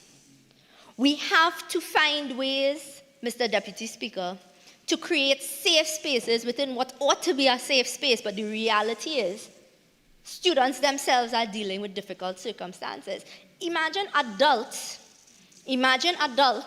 found it difficult to cope with the pandemic and the fallout of the pandemic, and that you have children, literal children, who would have been in the virtual school system coming out and having to relearn socialization skills and getting adapted into that space. that we must give them a fighting chance, no pun intended, to succeed. And so, if in utilizing the space for the student support services and targeting the intervention of the guidance counselor, so it is not sufficient to have the program, but you have to let us know that you are constantly monitoring and evaluating the program to ensure that it is at optimal levels, so that it is meeting the needs. So that if your response, or any response, is that we do have student support services and it's funded to the tune of X million of dollars, all right, accepted. But in the space that we've seen for the past few years, what we have been seeing with respect to school violence and bullying, you have to make sure you are effectively spending that money that is going to the student support services. That where the schools that require extra support, and there are schools that require extra support, that they are receiving the targeted intervention necessary. And that, as with all things, Mr. Deputy Speaker, once you've tried everything, you have to be aware that persons within the school system must be aware as well that there must be consequences for actions as well. And that we have to move, again, if you do short-term interventions, and you have your medium-term planning with curriculum development to include things like conflict resolution, anger management, etc. And then you have your longer-term measurable developed targets, you will be, again, on a better path to fighting the actual scourge, the problems that we're facing within our school system. And so, when I listened to the calls from the population, very frustrated, very sad, calling for something to be done, I think it is important that when reporting what was done, we are reporting equally that we are evaluating our tactics, because if we as the citizens are saying we are not seeing it working to an optimal level, then we must be prepared to act and change what needs to be changed so that they are working for the citizens of Trinidad and Tobago. Mr. Deputy Speaker, I looked very closely at what the Minister of Finance had to say. I was hoping to enter this debate after the Minister of Education, so that if in the event that the minister reported on something that I had intended to raise, I would not raise it, because there's no need, if something is being treated with, that we raise it within the debate. The hope is, and the genuine hope is, that we get success in the education sector, because the next generation of Trinidad and Tobago depends on the success in the education sector. And so, what I have in front of me would be the information given by the Minister of Finance, who would have, I assumed, worked with the Ministry of Education and stated some things. And so, we have the ebook platform. And the ebook platform, as an announcement, is fairly laudable that we will be moving from textbooks to an ebook. But yes, and it has been years now, and I'll get into that, but the ebook platform as an announcement on its own, the government may call it responsible, missing, however, the visionary element of an accompanying curriculum development. Because if you're taking the same textbooks, and you're using the same programs, and you're teaching children the exact same things, you are not educating the population of Trinidad and Tobago for the jobs that will exist when they leave school.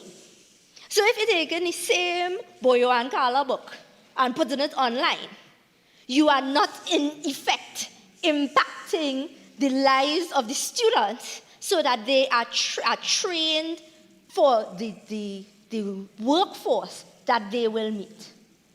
And if it is that you are taking, and we are looking at the focus still right now on a curriculum that is outdated and antiquated, we are doing a disservice to the population of Trinidad and Tobago. And my colleague from Naparima, who I think in his delivery, when he talks about Singapore, has now made Singapore a word in this parliament. That is something that people tend to scoff at, right? And Barbados. But Singapore in particular, you all will miss him. The member for Naparima, you all will miss him when he's not here. And so that we had, Mr. Deputy Speaker, when you look at the Singaporean model, when they talk about moving from physical classes to virtual classes and whatnot, it's not simply about the action, you know. It is about optimizing their curriculum, creating an education system that will serve those who are being educated. And so that when I listen to the Minister of Finance talk about teacher training and retraining and retooling, and when I hear e-books, responsible, yes, but visionary, no. Because we have not heard, and perhaps it will still come in this debate, and so I have no problem being corrected, but the information was not given to us. But if it is that we are not optimizing our curriculum, that we are not allowing our students to take advantage of technological advancements, that we are not creating with the space, that we are not creating within our education sector and understanding, these children can outdo any of us in technology, you know. Can and will outdo any of us utilizing these devices. They could teach us, but our system must be able to harness that natural curiosity about technology, that you are to be able to harness that and create from that a springboard for success. But if you are announcing an e-book learning platform for our students in the digital era, and it will be done by June 2025, and it is not accompanied with curriculum development, you may be responsible, but you are definitely not visionary. And when I listened very carefully to the Minister of Finance. He spoke about, again, further investments at the UWI and understanding the cash strains in UWI at the moment, and that they will be looking at it very carefully. And then, equally, on the other end, spoke about the importance of cybersecurity on the national security end, and spoke about digital transformation on another end. But in all of that, missed the ability to connect all, so that you can have, utilizing our spend in GATE, utilizing our spend on the health program, that is the higher education loans program, etc., to allow that so that we have more teachers and persons going into training things like cybersecurity. Remember, for Naparima raised it, forensic sciences, etc., so that you are optimizing all of our programs so that what you need to get done in the digital transformation sector, what you need to get done in the national security, what you need to get done in the energy sector, that you are tailoring your education sector so that your citizens are forming straight lines into career paths, so that you're not educating a significant number of the population to then be a significantly unemployed set of the population.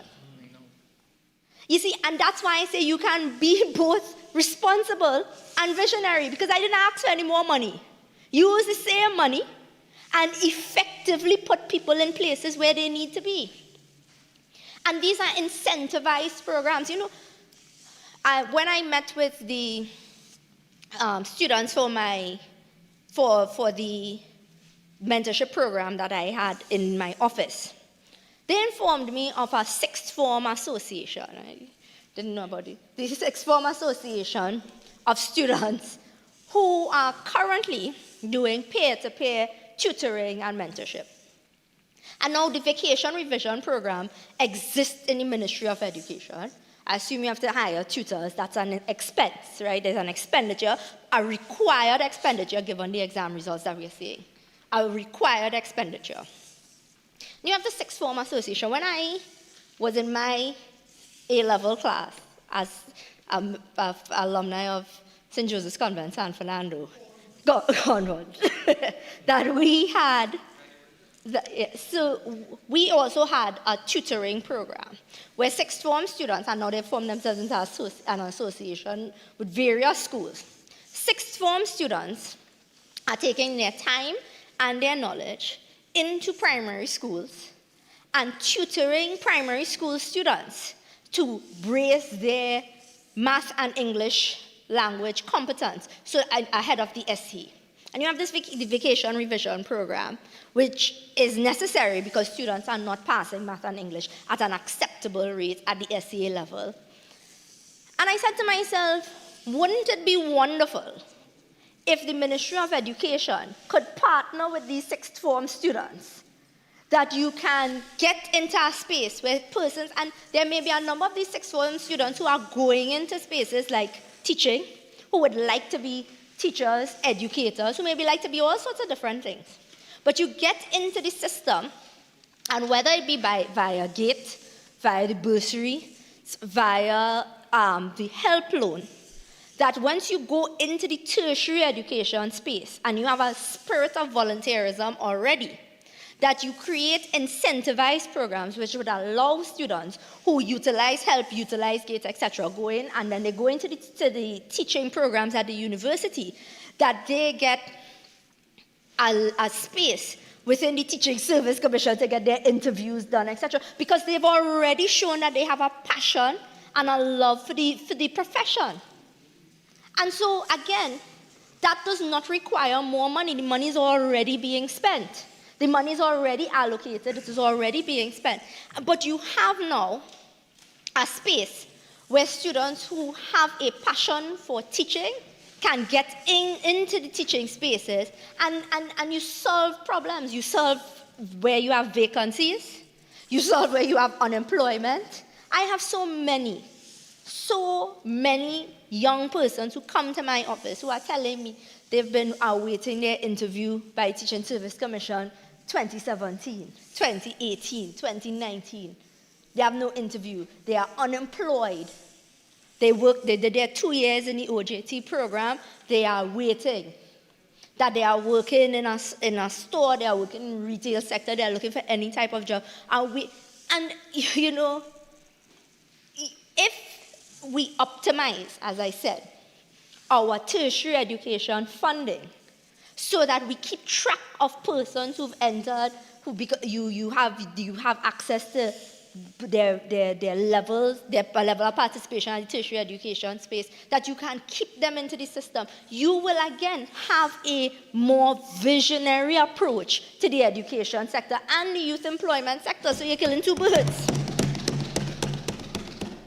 And so, Mr. Deputy Speaker, again, with the $1,000 assistance to the economically disadvantaged students.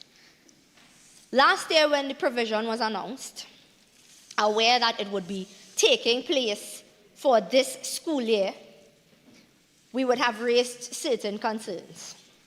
At the mid-year review as well, in terms of accessibility, and I raised it in the Standing Finance Committee for the mid-year review, that the application system was an online application system, and that you had to submit certain documents and whatnot.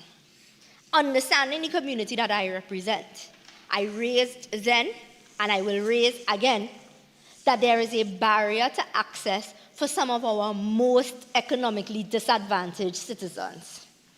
That for persons who really need to access the 1,000 grant, who really need to access the $1,000 grant, as the Minister for Digital Transformation said last night, some of them do not even have bank accounts. And there is a space, I understand and I accept, that the responsible thing to do to be able to track the financing, to be able to track how much you are giving out, and you're going through the means test and understanding all of that, there must be some workaround that will allow for those who are most in need to be able to access this $1,000 grant. Mr. Deputy Speaker, I want to go. Member, yeah, just before you move on, you just have about 2 more minutes of your initial speaking time. You have an additional 10 minutes. You care to avail yourself? Mr. Deputy Speaker, Kindly proceed. I will avail myself, and I really did not know that 45 minutes went so quickly. And so, when, Mr. Deputy Speaker, in looking at things that need to be done within the education sector, it is, again, like I said, what I believe the current ministers, both ministers of education, are facing is that they may have the ideas as well, but they are stuck within a system that does not allow ideas and innovation to really take charge, to be at the forefront. I'm aware of that. Because as a member of parliament myself, I have a lot of ideas for my constituency, and I am stuck in an antiquated system that does not allow me to make the changes and do the things that you want to see. So it is not from a space, what I say is not from a space of lack of awareness, that it may be a difficult thing, and in a lot of spaces your hands are tied. But I'm saying those of us who exist in the political landscape now must have the uncomfortable conversations, must be willing to have a space to be change makers in this country, because it makes no sense, Mr. Deputy Speaker, being a young politician or a new politician and trying to practice in the old political landscape. Once you do that, Mr. Deputy Speaker, you are setting up yourself for failure. And so I want to discuss as well some of the issues that face my community in Tabaquite. And Mr. Deputy Speaker, the Minister of Public Utilities raised it. That when I became the Member of Parliament for Tabaquite in 2020, I found not one, not two, not even three, several communities in 2020 at the time without any access to pipe-borne water. I was shocked. I could not believe that in a country that was oil-rich, that was natural gas-rich, in decades of prosperity, that we missed a critical opportunity to deliver to our citizens the basics. The basics.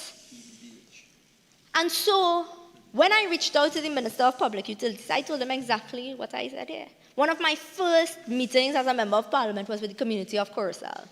They showed me the community water tanks. The roadways, deplorable. On top of that, you have to go with your vehicle full up at your community water tanks, buckets of water, and go back home. And these people who live there are teachers and public servants, so then after you go and fill up your buckets and your water tank, you have to hit the highway and face the traffic and come up the road. And I said, this is unacceptable. So as I do, I wrote to the Minister of Public Utilities and gave him the full list of all the communities with no pipe-borne water, very well aware that he would not have the budget to fix every one of the communities in my constituency, because as it occurs in my constituency, it will be occurring elsewhere. I am happy to report the community of Coruscant now has pipe-borne water. I am equally happy to report that the community of Cotton Hill will have pipe-borne water. And that, Mr. Deputy Speaker, when I say I take my job of representation very, very seriously, I absolutely mean it, because when you talk about basics, these things are required. And so I was very happy, very grateful to be able to go to the community of Coruscant with the Minister of Public Utilities to deliver on a basic need. So I raised then with the Minister of Public Utilities as he traversed through the Grand Couva area and into the Coruscant area very quickly, that we ought to have invited the Minister of Works and Transport one time, because he really needed to see. Because, The member for Port of Spain North St. Anne's West usually typically makes a joke during the Standing Finance Committee about the roadworks and the landslip program. And when the Minister of Public Utilities will always say, yes, we're getting that done in Tabaquit and we're getting that done in Tabaquit. No, but the problem is, he says that we're getting it done in Tabaquit, and then we don't get it done in Tabaquit, but not like the Minister of Public Utilities, because he said we were getting it done in Tabaquit, and we did. And so we have, as well, a significant infrastructural problem in the constituency of Tabaquit. We have an infrastructural problem in terms of landslips. We have roads that are poorly maintained. And in the same way, in the same vein, I would have spoken about the Ministry of Education as by way of an example, to be accountable to the population and give us the maintenance schedule to schools. It is equally important to tell us which roads you're going to fix. Don't tell us you're going to fix all. It's not possible. Tell us which ones you intend to do within this month and next month so that we can report accurately to the constituents. And so when I have to raise infrastructural concerns, it takes us away from treating with the bigger problems facing Trinidad and Tobago. Pothole problems cannot disrupt the society in this way. If you don't know that if the road mashing up, you have to fix it, I can't come here and tell you that. That is not helpful. It's not responsible to say you're going to fix the road that you watch mash up for 9 years. It would be visionary. I know the Member of Parliament for San Fernando West raised for quite some time that in the local government landscape, we would have access to the planned works under the local government ministry in terms of the secondary roads, etc. And I hope that comes to fruition, because that is equally important for members of parliament, so that we could go to the population. I mean, I get frustrated having to write a letter to the corporation to say, come to cut the grass for this, in this recreation ground. And the grass grows. I shouldn't have to tell you grasses grow. So therefore, if you have a proper maintenance schedule so that we know across the month, this month, that month, this one will be maintained, this is so that you know that the ground in Tabaquit will be cut every third Thursday. You don't have to come to the, imagine you have to come to the Member of Parliament office for ask to, and so that when we talk about optimizing systems, these are the things we need to do. And so, Mr. Deputy Speaker, and as I wind up my contribution, I will end where I began. My job and our job as parliamentarians and political actors are not to be here and comfortable in the system as it exists. What is required in Trinidad and Tobago right now are some very uncomfortable conversations. That you have to understand that if you have realized that what exists and obtains now is not serving you, we have to fix it so that it can serve the people of Trinidad and Tobago. If you realize that there is a problem, a systemic problem, then take off your shackles of party politics and get to do the work of the people. And so that if it is that your loyalty to your party supersedes your loyalty to the country that has given us everything that we have, you are not making the difference you think you're making. And if you do not realize that a political party is merely a vehicle to national development, and if the vehicle you are not in is not taking you where you want to go, you can fix it or you can move. Those are your options. You ought not to be saying to the population that you are doing your best. And so I urge all political actors and all aspiring political actors, this is not a job for the weak. This is not a job for the scared. This is a job for persons who are determined to be agents of change. And if you are here for a seat to sit comfortably, the people of Trinidad and Tobago do not want you, because we need people who are willing to be agents of change. And I thank you, Mr. Deputy. I recognize member for St. Anne's East. Thank you kindly, Mr. Deputy Speaker. It is a pleasure to be a part of this debate once again, and I want to thank the constituents of St. Anne's East. They have supported me, and I've been here advocating and representing them for the past almost 10 years. I'm very grateful. It's a privilege to be a representative of the people. I want to thank the Prime Minister for his confidence in young people. He has a saying that hard work is for young people, and Mr. Deputy Speaker, he does demand a lot from us, and I am glad that we have the opportunity as young people to take responsibility for our country. I want to thank my sister in service, Minister Lisa Morris-Julian, a member for Dabri Omera. I want to thank her for her support and her assistance as we carry out the business of the people at the Ministry of Education. I want to thank the Minister of Finance. I want to thank the Prime Minister for his astute leadership, the Minister of Planning and Development for the hard work that would have been done in difficult circumstances to get us to this point of our 10th budget presentation.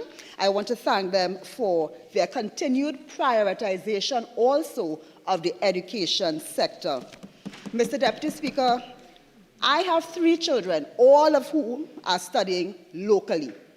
Minister Morris-Julian also has children within the education system. Therefore, we have a vested interest in ensuring that what we do benefits our children and the children of the nation. And hence, we were very heartened when the Prime Minister said he chose 2 mothers to lead the education system who would understand that this system needs our hard work, our dedication, our commitment to be able to function at optimum levels. Mr. Deputy Speaker, I want to take a minute. I have 22 pages to go through, and I intend to get through all these pages here today because there's a lot to say to report on the education sector. But I want to say to the member for Tabaquite that I think at least that member has stood up here and demonstrated to me that they now understand what the People's National Movement says when we say country before party.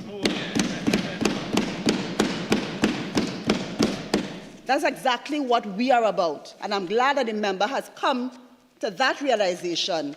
Maybe it's the placement of her seating at this point in time, but whatever the system would have been to bring her here, I want to say that that is exactly what we are speaking about. Systems are not perfect, but we are placed here as representatives and as members of the cabinet on our side to ensure that even within an imperfect system, we do our part to strengthen it in our time. We wouldn't be here forever as Minister of Education or Minister of Gender or Minister of Public Utilities, but we have a responsibility in the time that we are here giving public service to be able to strengthen the system and put policies in place so that when we leave, it's not about the personality, it's about the system getting better and about Trinidad and Tobago getting better. So let me get into it. What is the role and the importance of education in post-colonial Trinidad and Tobago? This country has always, regardless of government, always put priority on education because we understand that the fundamental basis for education is the development of Trinidad and Tobago. We understand that we are working here not for ourselves, but for those who come behind us, our children. And so therefore there's a clear understanding in this country about the priority for education. We know that our citizens must possess at this time what we call the 21st century skills, technological know-how. We know that we want our young people to have sound, relevant, quality, equitable education. We invest in education. This year, the investment towards education and training is $7.512 billion. $7.512 billion. With regard to the Ministry of Education specifically, our allocation is $5.734 billion. $5,734,586,000. That disparity is because there are other ministries that do education and training like activities, Ministry of Youth Development, Ministry of Community Development, and so on. So the Ministry of Education itself has $5.734 billion.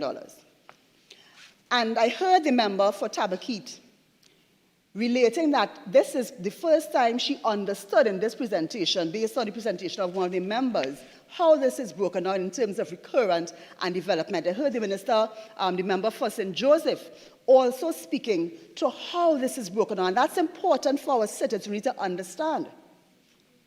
Of this $5.734 billion, what goes as salaries, as recurrent expenditure, salaries being the bulk of it, to ensure that our people in Trinidad and Tobago are kept in pocket to be able to contribute to the economic sector.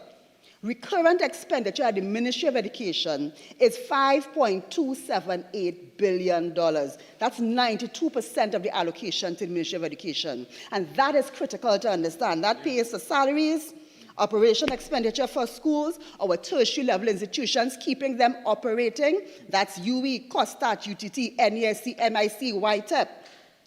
Operational expenditure for the Ministry of Education offices, for state enterprises under the ministry, so that's school feeding program and so on, loan repayment and CXC fees, 92%. The 8% is a part of our developmental program, and this year, allocated to school infrastructure and maintenance is $206 million. So that's the first thing the population needs to understand as we move forward. So we have, with 8% of the allocation, $456 million. School infrastructure maintenance is $206 million of that.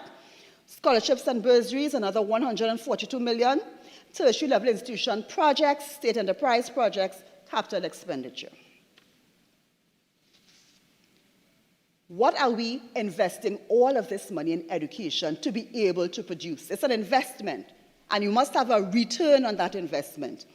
And what we are driving towards is the ideal Trinidad and Tobago citizen who will help us to develop our developmental agenda, who is highly skilled, trained, and qualified, but also has positive values, attitudes, and behaviors. And that is critical. It's not just about the qualifications.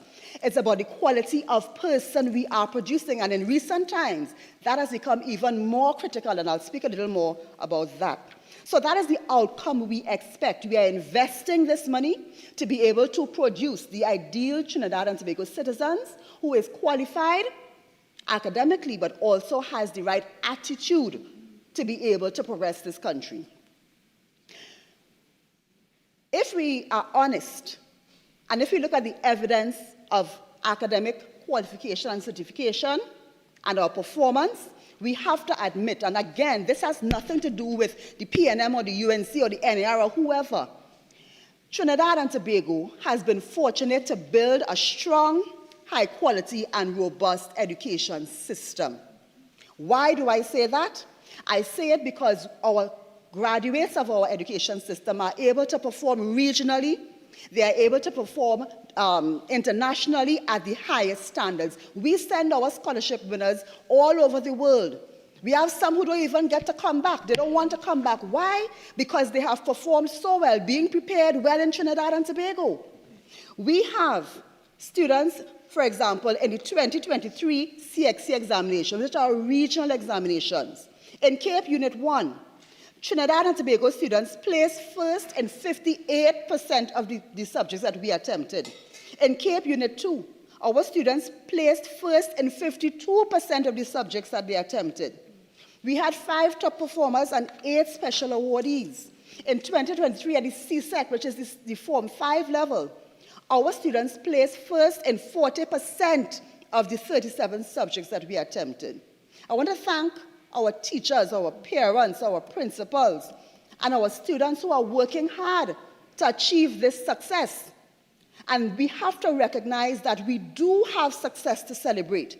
But even while we recognize that, we have to admit that there are areas that we must shore up. And that is where we have to place a lot of focus, keeping the success, yes, but shoring up the areas where we have issues. Our pass rate in CSEC English, it has increased steadily over the last 15 years. The average is about 72%. CSEC math, though, that has been a lot more variable. Our average for 15 years is only 47%. So while we have some students doing very well, we have some students clearly who are having a lot of challenges, especially with math.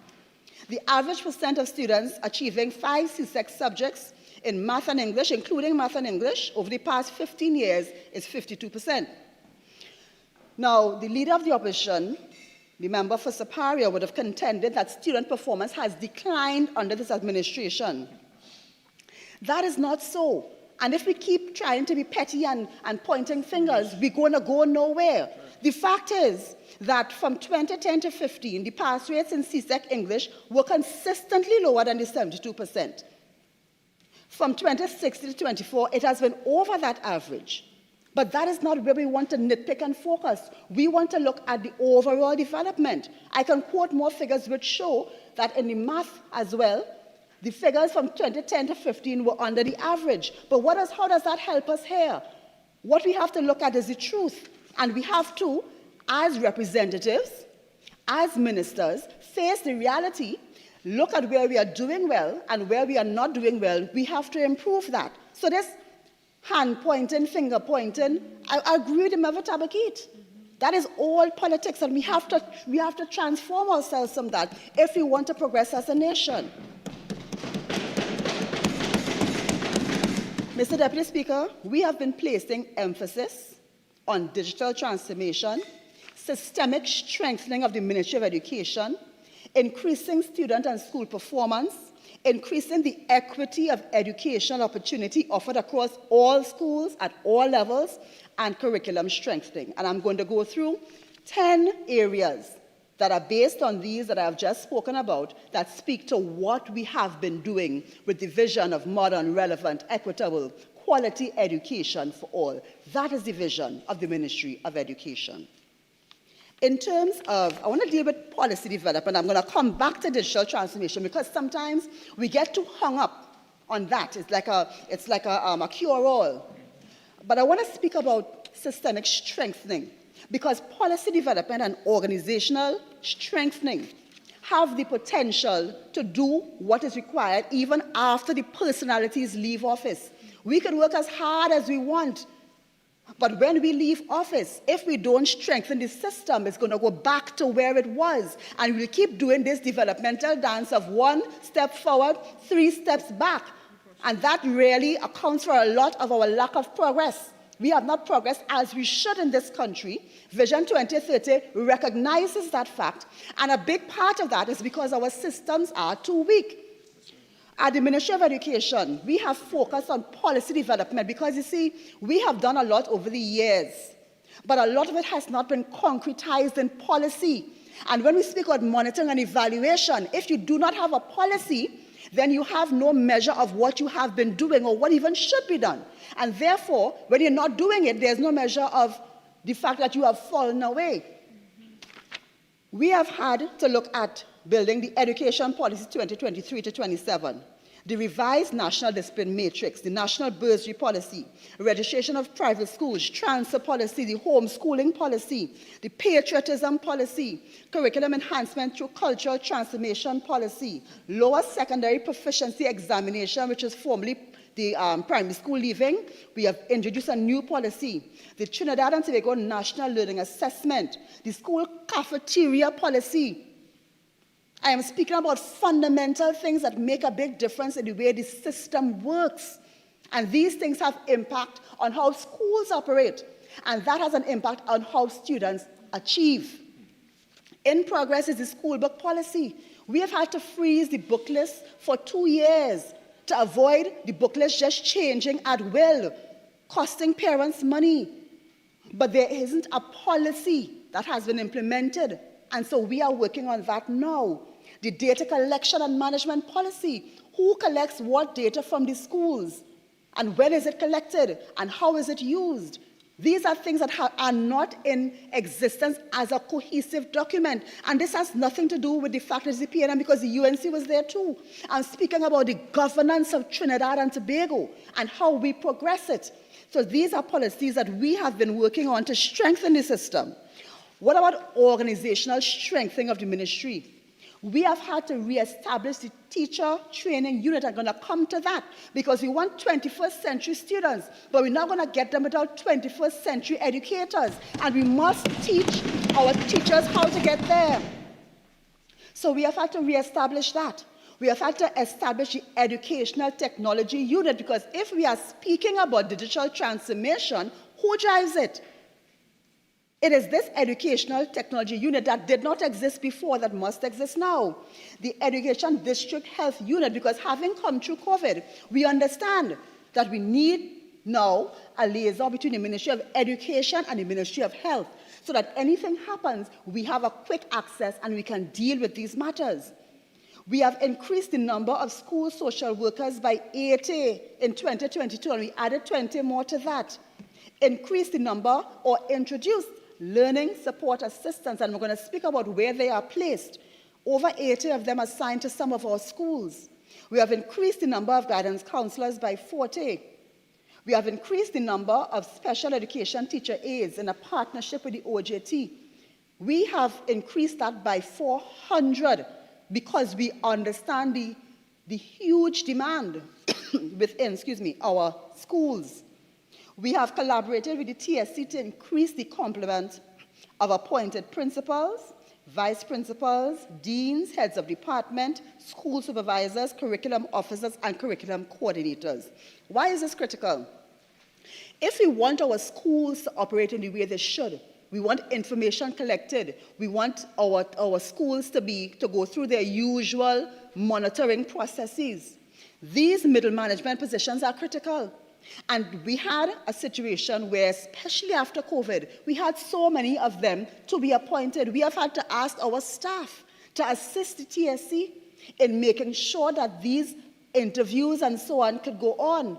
But this is critical if we want our schools to operate in the way that they should. So when we speak about the system of education in Trinidad and Tobago, the strengthening of that system through policy development and organizational strengthening, that was a critical component. I'll go back now to digital transformation, which is also critical. This conversation about the laptops, and that is just one very minute part of what digital transformation is. And the fact is, Mr. Deputy Speaker, at this point, between 2020 to now, we are at 80,000 devices given to our students. And within this year, we're going to add some more. So the fact is, if we want to count and be nitpicking, excuse me, if we want to be nitpicking, then we would say that, in fact, the PNM has provided more than the UNC in terms of laptops and devices. But our digital transformation is so much more than that. Devices is one part to the students. We have had to provide devices to the teachers as well, because if we want everyone to be on the same page, they must be there. We have just received over 2,000 laptops to upgrade our school laboratories. Again, critical because we have e-testing going on, and we have had a focus on increasing the number of e-testing opportunities for students, and I'll talk a little bit about that. We have ICT technical officers in all of our 125 secondary schools. I don't know why the member for Saparia would say that there are none. But so out of touch is she with the reality of what is going on. All of our secondary schools have their ICT officers, and they also provide support to the primary schools in their area. Secondary school Wi-Fi, 134 secondary schools in Trinidad and Tobago have been outfitted with Wi-Fi, and that project for the primary schools is ongoing now in collaboration with the Ministry of Digital Transformation, where we are outfitting the primary schools with the Wi-Fi as well. With regards to the e-testing, we have had an increase of over 10,000 students participating in e-testing since 2023. CXC has been pushing forward their e-testing agenda, and we have been responding. That's why it was so critical for us to outfit the school labs with higher spec computers than the students have, because they have now to do the e-testing at CXC. So we have offered it to the private students as we optimize the system at CXC, and we are looking forward to bringing it into the mainstream for our secondary school students. So they have been doing e-testing in January 2023, 1530 students in June 2023, over 3,000 students did e-testing for paper 1, January 2024, over 2,000, and June 2024, over 3,200. So we are pushing forward with that agenda. With regards to teacher recruitment, and I want to mention this because the member for Tabakit spoke about it, we have reformed that process. What obtained before, in the system before, anybody could come and apply for teaching, and they had to wait for so many years because it was so extremely oversubscribed. That system has been changed. So based on the advertisement for teachers, persons are applying, and they are not applying with the paper applications anymore, Mr. Deputy Speaker. It is now a digital process. And I'll tell you why. Over the years, a lot of persons would have said they lost their application. They come to administration, they lost their application. It is because the applications were stored in boxes all over.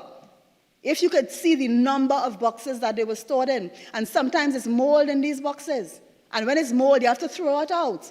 So we have changed that system that we met because that can't go forward. So when we speak about digital transformation, it's not about laptops. And we have given out more than the UNC would have given out. But it's not only that. It's the entire system. And that's why we're speaking about system strengthening. Because the education system, to be able to get success, all of these things have to go into the pot. The SCA online results portal.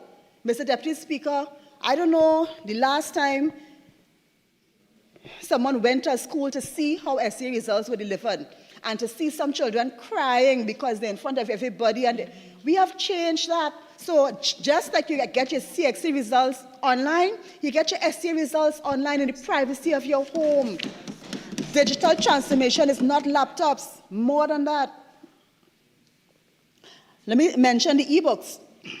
We have already signed the letter of award, and it's awarded for $3.9 million. And we are doing the ebooks pilot. It's starting in our 106 schools of focus, and it's going to be in the subject areas of math and English. And we are intending to reach 25,000 students. An ebook is not just taking a textbook and putting it onto a digital device.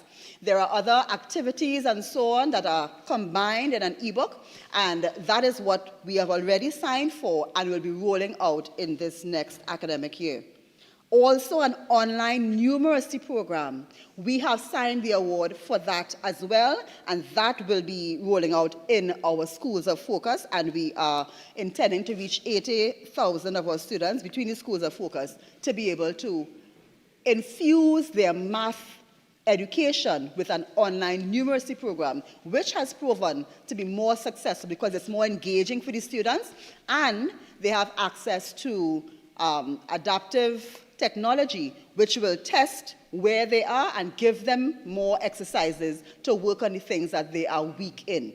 So these are things that already have been awarded in the last couple of weeks or so, and we look forward to rolling them out in our new year. I want to move now to what we are doing with regards to equity and educational opportunity. And this is really the crux of the matter, Mr. Deputy Speaker, because we have students who are performing very well. They have all of the factors to help them. They have all the resources, supportive parents, and so on. But we have some students that have extreme challenges, and the strength of the system is going to be tested where we have those who are most vulnerable. That's where the teaching comes in. If you are a teacher, Mr. Deputy Speaker, you know that the strength of your teaching and to know if you're really doing well is when you can teach the one who is furthest away from getting a successful result. So our ongoing initiatives, there's the inclusive education policy, and that deals with our students with special needs. In public special schools, we have 10 of them, at which 428 students are accommodated. We have grants for students attending private special schools as well. So when our students are going to private schools, we also give them grants. There are 13 private special schools where over 650 students are given grants to attend, and we are expending $9.5 million for that this year. I mentioned the student aides, and those are workers who go into the mainstream school system with our special needs students, because that's really the gold standard, where you have our students with special needs mixed into the general population, so that our students understand that the world doesn't only exist of people who look like them. There are other people that we have to also understand they are part of our system. We have 468 special aids deployed in schools across the country. GATE, we have $400 million allocated to GATE, and more than 20,000 students access GATE every year. HELP, 637 students access it. We've spent $15 million in that program. And of course, we are accustomed with the school feeding program, $260 million, 54,000 breakfasts and 79,000 lunches daily from our school feeding program, and school transport, $52 million annually, over 5,300 students transported daily. So we are accustomed with these initiatives that are taking place in our country. What have we done that is new? Mr. Deputy Speaker, we have introduced the Schools of Focus and the Remedial Education Program. This is our second year into that program, and we have identified 106 schools, 80 primary, 26 secondary. And we continue to work in these schools. Why? Because from these schools, we can pinpoint so many students that are coming out at the end with no qualifications, unable and unprepared to take care of themselves. These are classic candidates for our social development program, $5 billion and going. Mr. Deputy Speaker, if we do not address these students in these schools now in a serious way and put resources here, then we'll put more resources in social development. We'll put more resources into national security. We don't want to do it there. So it's better we deal with it here. So we have put this program into place. And we are focusing a strong focus on discipline. The students of these schools, they have discipline issues, they have performance issues, they have social issues, they have socioeconomic issues. So we have focused on discipline. We revised that National School Discipline Matrix with the input of the TTPS, the NPA, the Tutor, Children's Authority, out of the Office of the Prime Minister, Ministry of Social Development. All of these came together in about 2021 and 22, and we revised that discipline matrix. And we have introduced restorative practices also at 11 of our schools as a pilot that we have been working on for the last academic year, and they are in the schools, teaching our children how to deal with conflict, how to manage themselves, how to rebound from tragedy. These are things that our restorative practitioners are doing in 11 of our schools. The learning support assistants, we have assigned them to these 26 secondary schools and the primary schools as well. Why? Because we notice from the data, a lot of indiscipline takes place when our students are unsupervised. A teacher may be not attending school for a day. They have their days that they take. But when our students are unsupervised, a lot goes on, also in the lunchtime periods, after school. So the learning support assistants are there to assist in school operation. We have hired over 80 school social workers and 40 guidance counselors. Why? We have assigned them particularly to these schools, Mr. Deputy Speaker. So we now have 227 school social workers, 282 guidance counselors, over 500 officers in our schools. Those schools in the School of Focus program, they have their dedicated school social worker, their guidance counselor that's assigned to 2 schools in a cluster in there. Why? Because the workload is more. Our students need more attention, and we understand that, and that's why we have done that. And I want to really express my condolences to the family of Jaden Lalchan. That is a young life that was tragically lost in this country. And I want to say to the national population that the allegation of bullying is on the national discipline matrix. it's listed as an infraction, and there are procedures which guide principals about how to deal with bullying. Bullying is prevalent. It's been happening for as long as schools happen, for as long as society has happened, because coming out of this tragic situation, we have recognized that we have a national culture of bullying. It happens on social media like clockwork. And we, I think, have started to understand the effect this can have not only on school children, but on anyone in the country. Because sadly, Jaden's life is gone. But we have seen in this week alone 2 other suicides taking place. We can point to situations in schools, 2010, 2011, 2013, 2014, where school children have taken their lives. So it's a national problem that we have to face, and we have to think about how we can be kinder to each other. So it's not about the politics. It's about drawing attention to a national issue. And we, at our schools of focus, have put social workers in there because we know it's a problem. And I want to highlight the cyberbullying. And I've spoken to the Minister of National Security a number of times about this, because that is also a problem. And I want to say to all of us as adults, let us show our children a good example. With regards to discipline, we have seen a decrease in school violence over this academic year based on what happened before. In the last academic year, 2023-24, in Term 1, in terms of fights and assaults, we had 1,116. In Term 2, it was at 786, and Term 3 at 713. So we are seeing a decrease in the violence in terms of fights and assaults. If you cast your mind back, you can remember a lot more videos coming across your phone. And I want to thank the parents, the teachers, I want to thank the student support services for the hard work they have been doing to help our students. But let me say this very clearly to our parents. The Ministry of Education has a national school discipline matrix for a reason. And parents have a responsibility to take care of your children. Don't leave that to the teachers.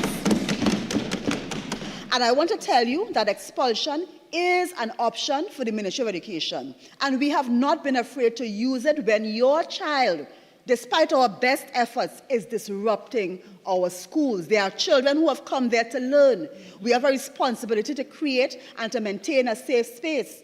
So in 2021-22, we expelled 3 students.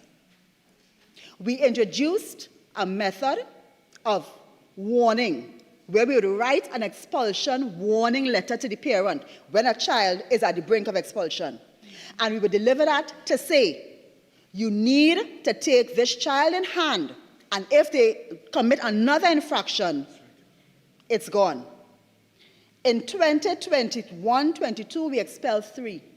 In 2022-23, we expelled 17 students. This is not a matter of boasting or joy, you know.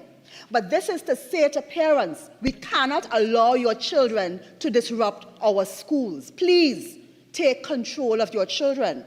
But in addition to the warning letters, which is to help parents to hold on to their children, what we have done in 2023, we signed an agreement with Serval to take some more children, because we recognize the children giving the most trouble.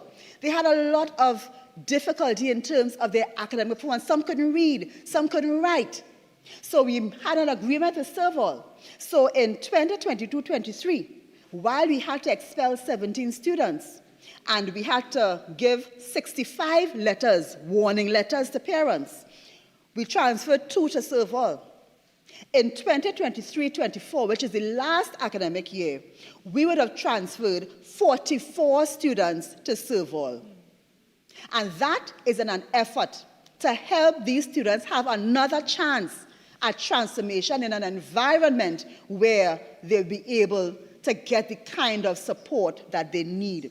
So we are not accepting students who are disrupting our schools. We are doing what is required, but we don't want to put students into a situation where they have absolutely no option. And that is where the partnership with Serval and with MILAT is taking place now. We want to thank the Minister of Youth Development as well for assisting us where possible to take some of our students who need a different environment. And we will continue to do that. So parents, we are saying to you, we don't want to remove your children, but if you can't control them, it's very difficult for us. As much as the teachers and the student support officers will try their best, it's very difficult to deal with some of our students. Some of you, when we call parents, they admit that they have no control over the children. That's a sad, sad state to be in. So we will continue to work with our children as much as possible. So we focus on discipline. We're also focusing on student performance. And that is where the Vacation Revision Program, and member for Tabakit, I want to thank you for the suggestion of incorporating some of our Form 6 students. And it's something that we can pursue. But just to say that in the Vacation Revision Program, we utilize the teachers. We have trained last year our teachers in remedial math, remedial writing, and remedial English. So we utilize those teachers to teach in the Vacation Revision Program because they have the particular skills that we need. But I am sure that we can incorporate some of our students to give voluntary service in this area, and we have no difficulty doing that. We have actually introduced a volunteer mentorship program into our schools. I want to thank our mentors who are in 20 of our schools, giving service, speaking to our students, and encouraging them as they move along. The after-school tuition program has also been introduced. So in the vacation, we are giving more tuition. After school, we are giving more tuition with a drink and something to eat from the school feeding program.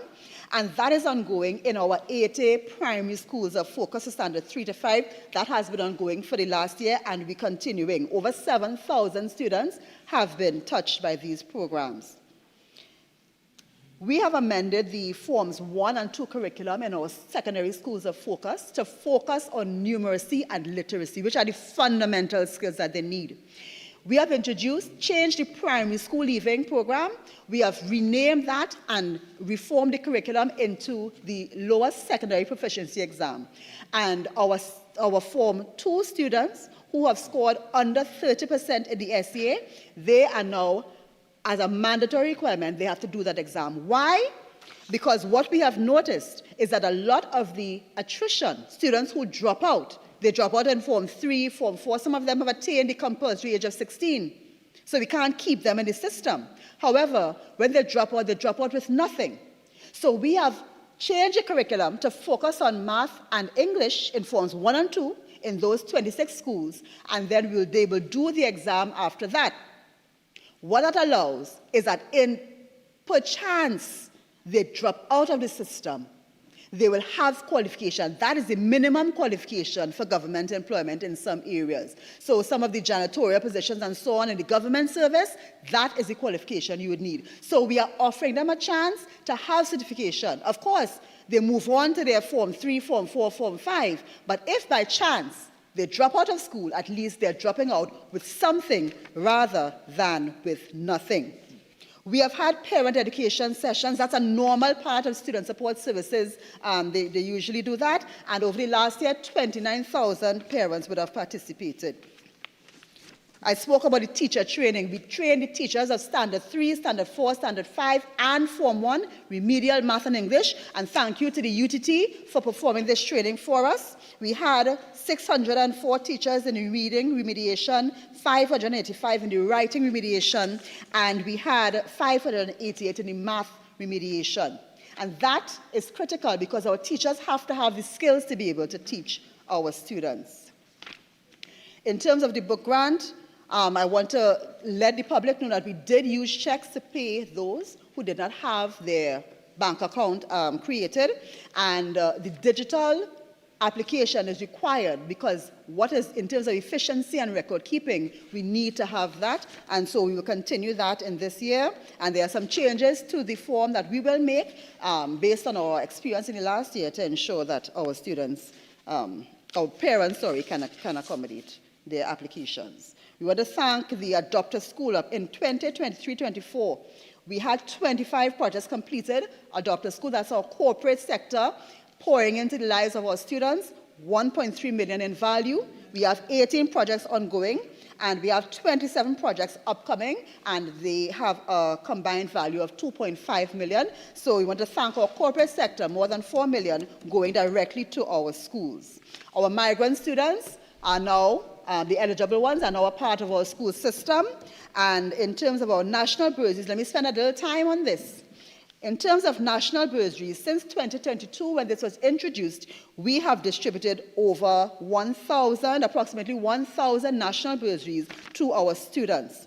And that's in addition to the 500 scholarships that have been disbursed. So in 3 years, we have handled 1,500 students. If we were at 400 scholarships, that would have been 1,200. So again, we have done more in the 3 years than would have been done before. And what is important is that the bursaries are given based on a means test. It means that the money is going to those who need it the most.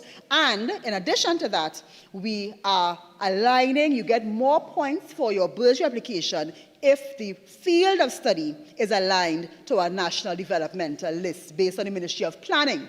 So we are killing 2 birds with 1 stone, and we are aligning the investment in tertiary education to our developmental list, as is the best practice for planning. Let me go to school infrastructure very quickly. And I want to emphasize how many things are involved in education. School infrastructure is one of them. But there are many other things that go into it. It's a fundamental thing, and let me take a little time to speak about it. There are 3 programs: the school construction program, the emergency repair program, and the planned upgrade. So in terms of the school construction program, we have completed 20 schools. We have 3 ongoing, and there are 8 new school blocks which were built. And every time you pass and see a school that is incomplete and has been there for some years, just remember the irresponsibility of a UNC Minister of Education who entered into a school construction program with no funding assigned. But we, the PNM, the responsible government, with the vision to give our schools to our students, Member for Tabaki, the vision, right? We have been approaching this phase by phase. So we have 20 schools completed, 8 new school blocks built, and 3 are presently ongoing. With regards to the planned upgrade, and this is where we can speak to what we plan to do, because the monies are usually given by loan funding. So in addition to our allocation, because you would notice that our allocation for development and school repair is not as great as the 5 billion.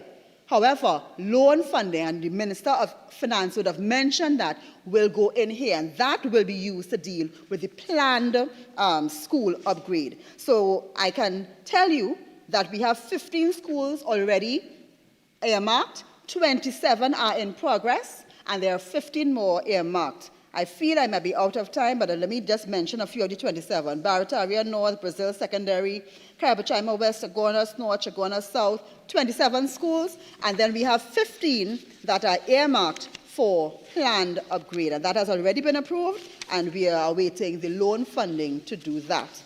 I want to talk about the emergency school repair program, and that is the one that finds itself in the public domain, and that is the one that a former Minister of Education could sit from the safety of his retirement now to pontificate.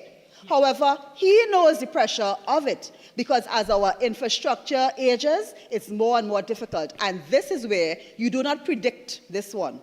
So your planned upgrade, you deal with that in a systematic way. But this is the one where a sewer goes down, a tank bursts, current goes, a lightning strikes a pole, and you have an electrical problem. These are the ones that we have to deal with, and this takes up the most of the allocation. So that 206 million that I spoke about in terms of... Honourable Member, you have 2 more minutes of original time left. You are also entitled to 10 additional minutes to wind up your presentation, if you so wish. Madam Speaker, I will take advantage of that time. So I will quickly say that in 2023-24, we completed 735 of those emergency projects, and we have used up 126 of the 128 million that was allocated for that, and we continue to do those projects even as We complete construction of school, which is planned, and we complete school upgrade, which is planned. I want to move quickly to the curriculum, because curriculum strengthening and monitoring is most important. And let me make this point. In 2012-13 and in 2013-14, 2 academic years, so between 2012 and 2014, the curriculum was revised. That was not under a P&M government. It was under a UNC government. However, Madam Speaker, it was never properly implemented because soon after there was election, officials would have changed, ministers would have changed, and to implement a new curriculum takes time. You have to train teachers and all of that. So when we looked at the fact that there was a new curriculum which did deal with the implementation of 21st century skills, both for students and for teachers, we decided that it made no sense trying to say, well, we is a new government, so we will just change it again. It takes money and time to do it. You had to hire a company to come in on all of that. So we decided that we would keep the curriculum, but we would influence it in such a way that we would emphasize some of the most important areas so that we could focus more on those. So to those who are wondering if we have the same curriculum that we had when I went to school, no, we don't. We have a curriculum that was recently implemented, and it is now being properly implemented in our schools because we are training teachers and so on. So we pulled out 2 areas, cultural transformation and education, remedial education, and we are focusing on those. So there's 2 new policies that go along with the curriculum. And I want to invite the public on the ministry's website. You will see the curriculum guides for every subject. You will see the teacher guides as well. They are there. And I encourage the public, go on and take a look at what our curricula are in the different areas. You will see values, character, and citizenship education as a compulsory subject from primary school to Form 3. That is where our students learn civic responsibility. You would see infused in that curriculum critical thinking, collaboration, creativity, communication, adaptability. You would see that the curriculum allows for that and it guides teachers as to how it should be done.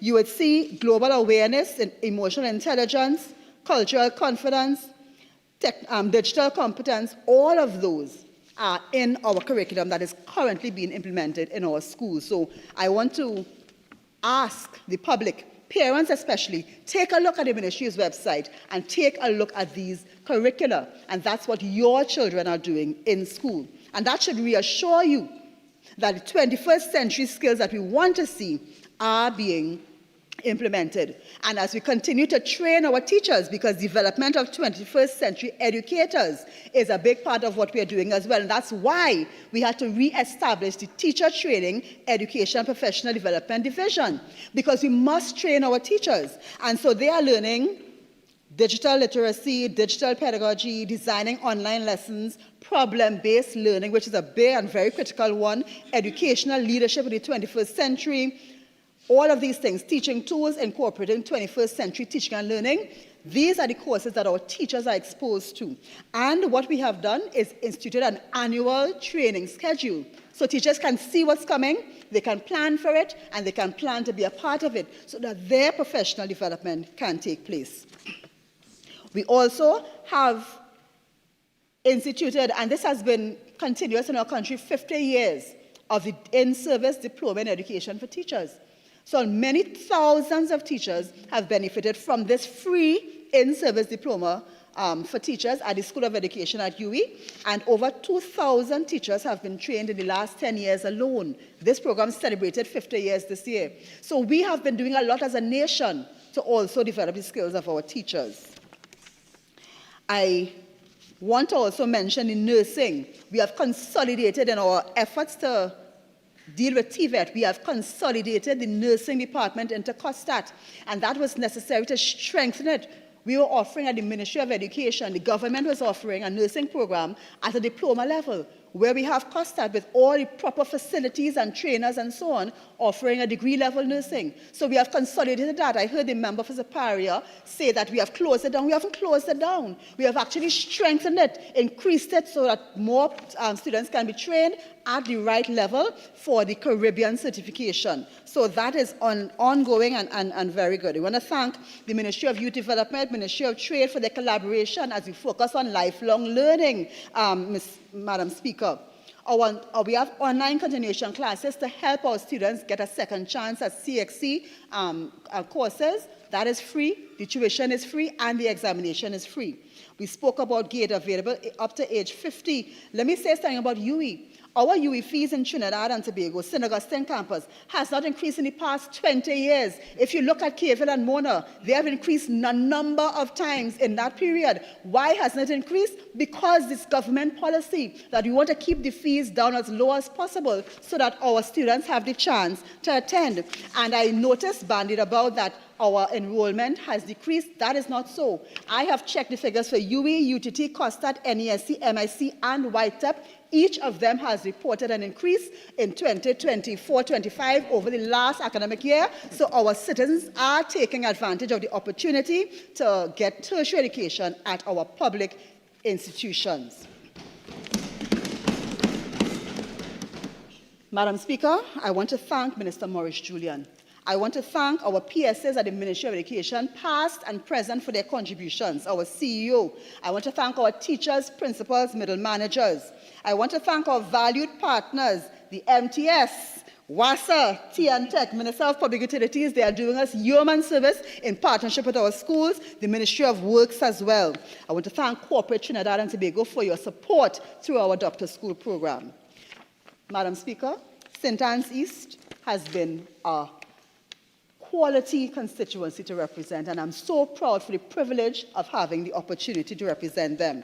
I want to thank the Ministry of Works for all of the road paving that we have gotten to assist our constituents. I want to thank the Ministry of Social Development for the grants that we have been able to educate our citizens on and give them. I want to thank the Ministry of Sport and Community Development. We have been able to open the Marcus Bay Community Center with a lot of refurbishment that was needed in this area. The Access Center, thank you, Ministry of Digital Transformation at La Pastora, very new, but very, very much appreciated. I want to thank the Minister of Public Utilities for the lighting of the USC community grounds. The Maracas Valley community is very happy for that. The Mayfair Gardens water project ongoing to give this area water for the first time. Minister, thank you. Hillview Drive, Febo Village, your project is upcoming, and the Minister has assured that that will start very soon. I wanted Mirage Trace as well. Thank you very much, Minister. We are looking forward to the Maracas Valley Health Center refurbishment, Minister of Health. We see that happening. The construction of the Maracas Bay ECCE. We had the Maracas Valley ECC opened as well, so we're very happy for that center. Burke-Malachis Community Center is being refurbished, and we are looking forward for the Rincon Playground. We want to thank UDICOT for the allocation of the land, and so that Rincon Playground in Las Cuevas will be coming very soon. We work very hard at the St. Anne's East constituency. I want to thank my staff to give support to all of our areas. So we have had our annual Spelling Bee competition, 7 years in a row, our Poetry Slam competition in collaboration with Nales. Thank you, Nales, for that collaboration. We have our Easter Parade for our young ones in ECCE. Cooking with Teens Scholarship. Thank you to our donors who assist us with that. That has been going on for the past 8 years, where we take one student from each of our 10 primary schools and we send them for a cooking scholarship, students who are heading towards secondary school, and we encourage our students in this way. We've had 2 health fairs in Maracas Valley and Cantaro. We have had our youth programs. We want to thank the MIC for the STEEP program in the Cantaro Community Center in 2024. We've had job readiness training for our young people at the Ministry of Labor. Thank you for that. We have had classes at our community centers that we have supported, and we are very happy for that. Thank you to the Ministry of Youth Development for our caravan event held in Burke-Malachis. That was very, very good for our young people. They were exposed to a lot of the opportunities, and we continue to work with them. We have carried our students to the UE Open Day because we want them to see where they are heading. I want to thank the staff at the office for their participation in ensuring that we give out hampers every month, we give out bread every week. We have a weekly free flea market in the constituency of St. Anne's East, and we do this to help our constituents, and they come out every year. I want to thank our donors who have assisted us with booklets filling. These are things that we do to help our constituents, and we are very happy to continue to do so. Madam Speaker, it has been a privilege to work hard both in the constituency of St. Anne's East as well as the Ministry of Education. And we will continue to do so and continue to do so because we understand that our mandate is not just to the politics, it is to our country, the future of our country, and we are committed to ensuring our youth are well served. Thank you very much, Madam Speaker. Member for Labrie. Thank you, Madam Speaker. It is my pleasure to stand before you once again on my fifth occasion to contribute to the debate on the Appropriation Bill 2024. I am grateful to both the Honorable Prime Minister and my constituents in Labrie for the confidence and support that they have shown by allowing me to stand before you today. Let me place on record, Madam Speaker, my commendations to the Minister of Finance and his team for delivering a budget based on a most apt theme that is well thought out and imbues optimism for the coming year. To those opposite, I will try to convince you, and I have to say, not you really, but put another way, I am happy that stripped of partisan politics and blind loyalty, we have been able to get 5 of what I consider to be some of the best presentations over my last 5 years. And I am happy that you have finally seen the light.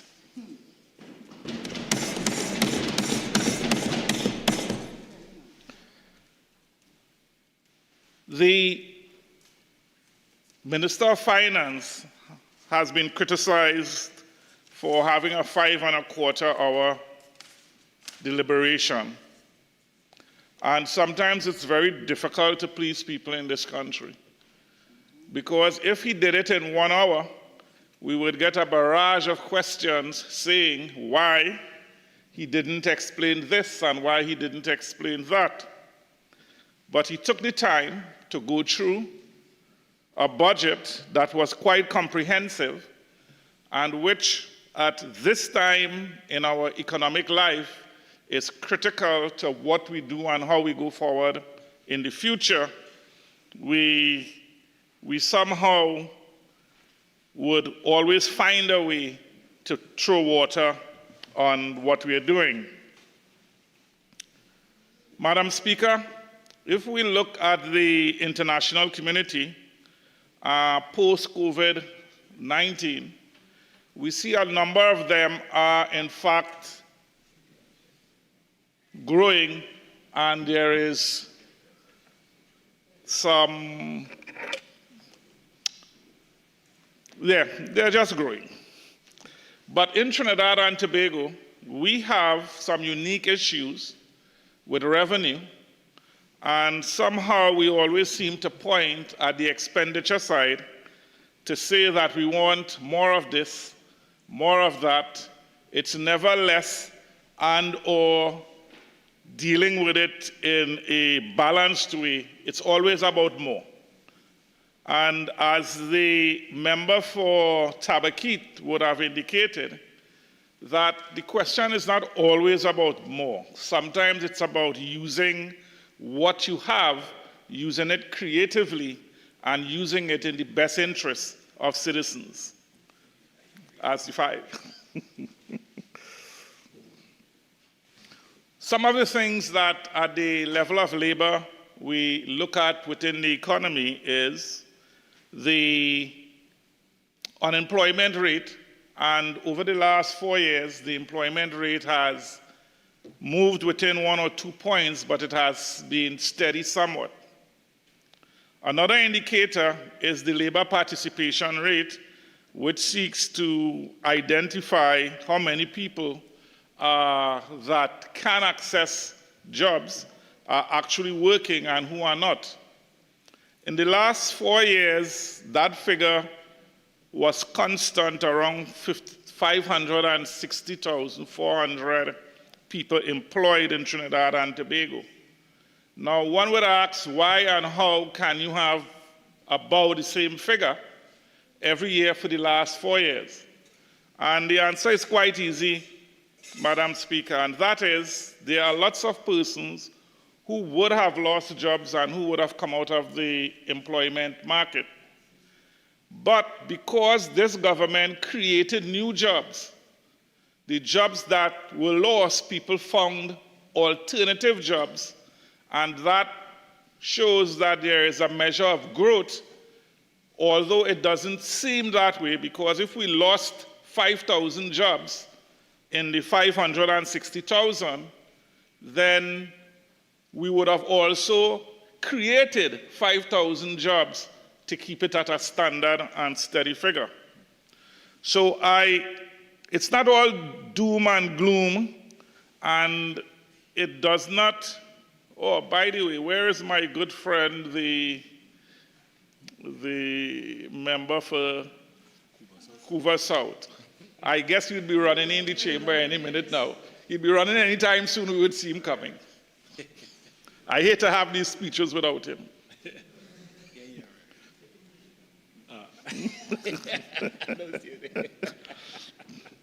You know, the Trinidad and Tobago, in terms of its approach to labor and providing citizens with decent work in a safe and healthy environment, and so on, have aligned ourselves with the International Labour Organization Global Coalition for Social Justice.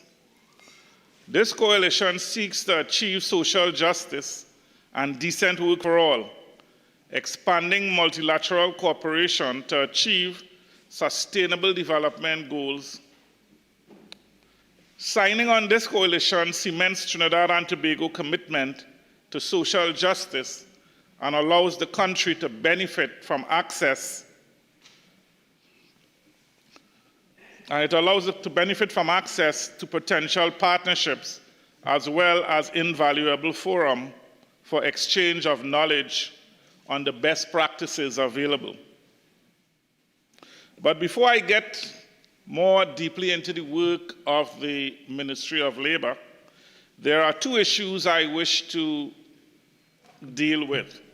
The first being, Madam Speaker, and on the whole aspect of social justice, we must make mention of the notable step the government took in the past fiscal year to move the minimum wage from $17.50 to $20.50 per hour. As we know, this is an increase of $3 or 17% and affects 190,000 workers across Trinidad and Tobago. The Minister of Finance announced a government decision to increase the minimum. Well, let me give some clarification. I have been asked as Minister of Labor about the new minimum wage. Let me say categorically that the minimum wage in Trinidad and Tobago is $20.50. That's the minimum wage. However, employers can, if they so wish and they have the ability, to move the hourly rate of those they employ to anything they want. They can move it from $20.50 to $23 to $25. The government, as a responsible government, took the position that we have a certain classification of workers within the public sector that is in receipt of $20.50. And because we feel that based on their hard work and their contribution, that the government can increase their hourly wages to $22.50, that decision was made. That is a 9.8% increase, and if you add that to the 17% in January of this year, you would see us going in the right direction. Some persons may say that that is not enough. But again, what is enough? That's right. What is enough? We have impacted and will impact the lives of many of our workers in the public sector, like CPEP, MTS, URP, and that is approximately 18,000 people. And I urge those private sector companies who are still at the $20.50, there is nothing holding you back if you feel that you are getting the productivity levels and that your workers are good for you to increase their rate. The government has not said and will not compel you to do so, and that is a decision for each business to make on its own. But keep in mind that sometimes profit is not the only measure of being a good businessman or a good citizen. Some may argue about the businessman part, but certainly as a citizen, you can do some good with those who support you. I am sure, Madam Speaker, and I wanted to take away 2 lines or so from the member for Couva South because he will bring it up, about the government not utilizing good industrial relations practices by not engaging the worker representatives in the 5% proposed increase. But this is a budget, Madam Speaker, and in budgets, we cater for what we intend to do in a particular period, and if it is not budgeted, then if it comes to fruition and you have to pay it, then you cannot pay it if it is not budgeted. And therefore, by signaling a 5% to public sector workers, the Minister of Finance has essentially said that we are budgeting 5%. We expect to engage the worker representatives, and they can either accept or reject or renegotiate the order. That cannot be done in a budget, but we have to budget for it to be done.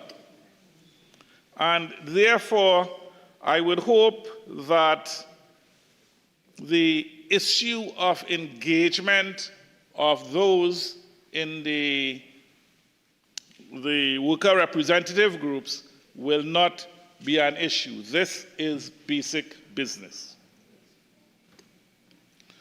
Madam Speaker, as we are on the topic of minimum wage, I want to recognize the excellent work being done by our Labor Inspectorate Unit in promoting compliance with the Minimum Wage Act and other pieces of labor legislation. The labor inspectors have been working diligently towards educating and enforcing the new minimum wage provisions, along with the continued enforcement of the Maternity Protection Act and investigating reports of child labor across Trinidad and Tobago. You see, Madam Speaker, we have a number of policies and a number of laws and so on, but people sometimes don't do the right thing.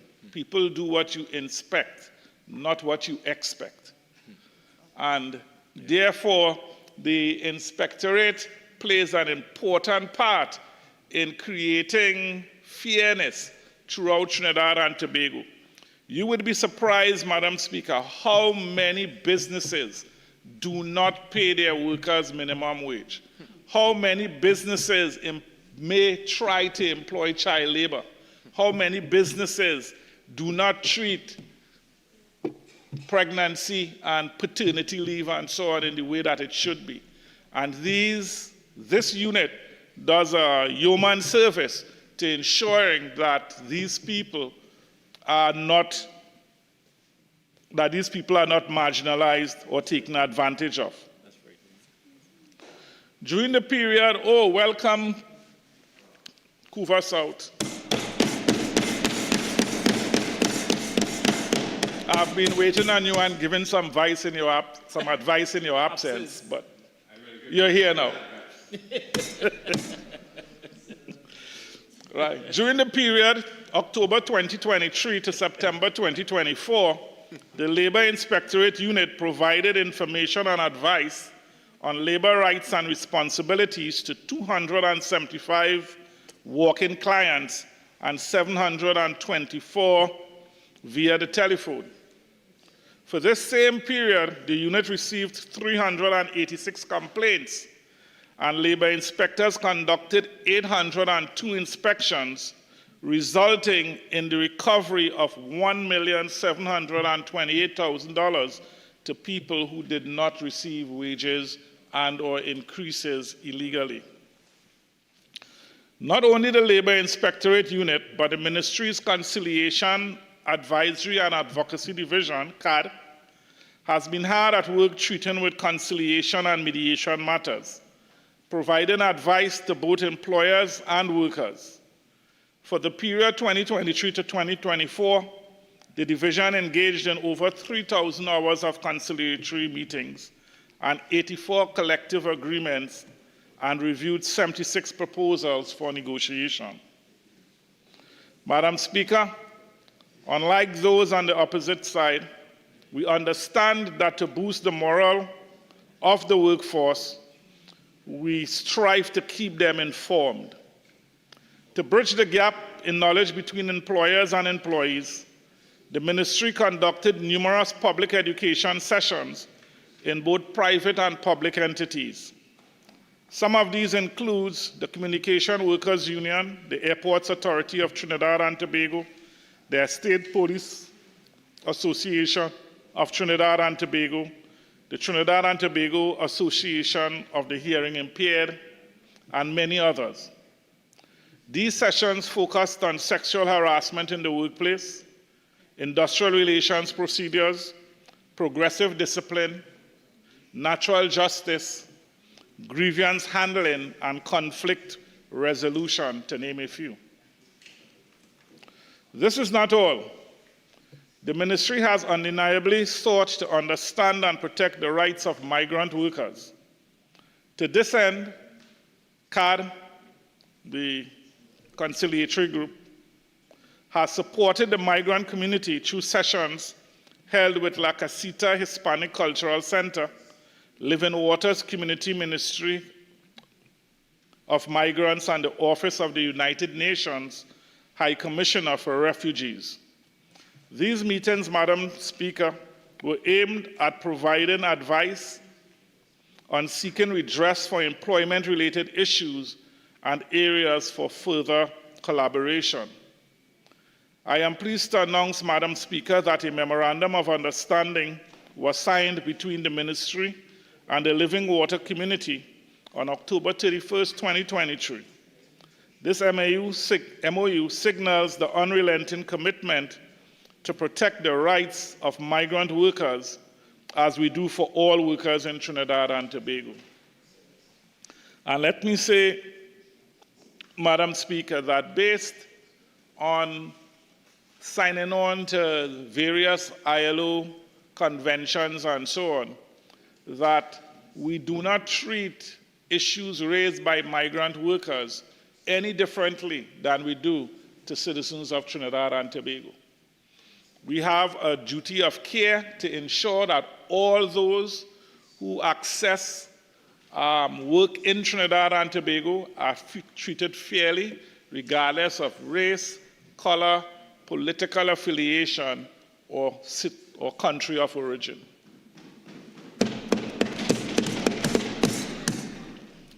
Since I have been at the helm of the Ministry of Labor, I have emphasized time and time again the importance of data and evidence in order to understand the labor market and to guide our policies and programs.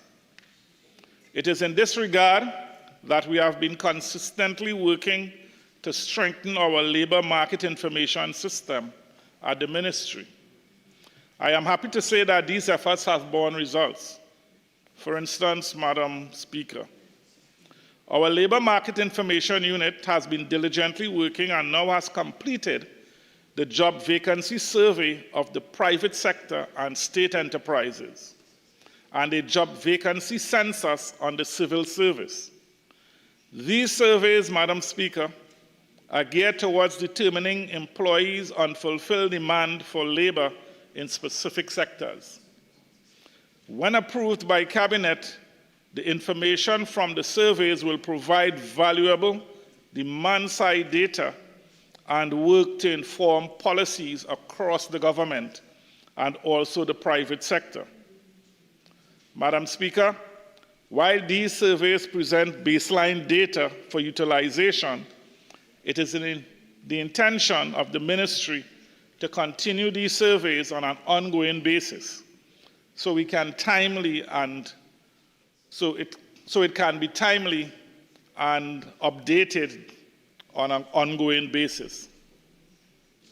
In the coming year, Madam Speaker, the ministry proposes to undertake job vacancy surveys on the municipal and regional corporations, regional health authorities, and protective services.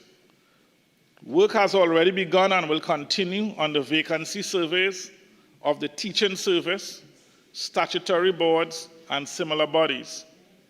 These activities will give us a much clearer picture as to where the demand for labor exists in these sectors. In addition to these studies, we are working assiduously with the Ministry of Public Administration to have these and other data sets available to the public via the ministry's website. I turn my attention to legislative reform. Madam Speaker, it is no secret that one of the key priorities of the ministry is the modernization of our labor legislative framework. As we all know, legislative review is a lengthy and inclusive process, and while I will not list all of the work that has been done since this project started, allow me to mention a few. 1, the Sexual Harassment in the Workplace Bill is currently before the Chief Parliamentary Council.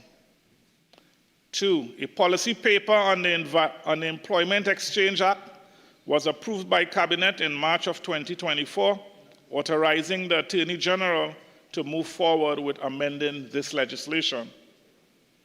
3, a draft policy position paper on the Maternity Protection Act, Chapter 4557, was submitted to Cabinet in May 2024, and the public consultations were held in Trinidad in September 2023 and in Tobago in 2024 on legislation to govern HIV and AIDS in the workplace.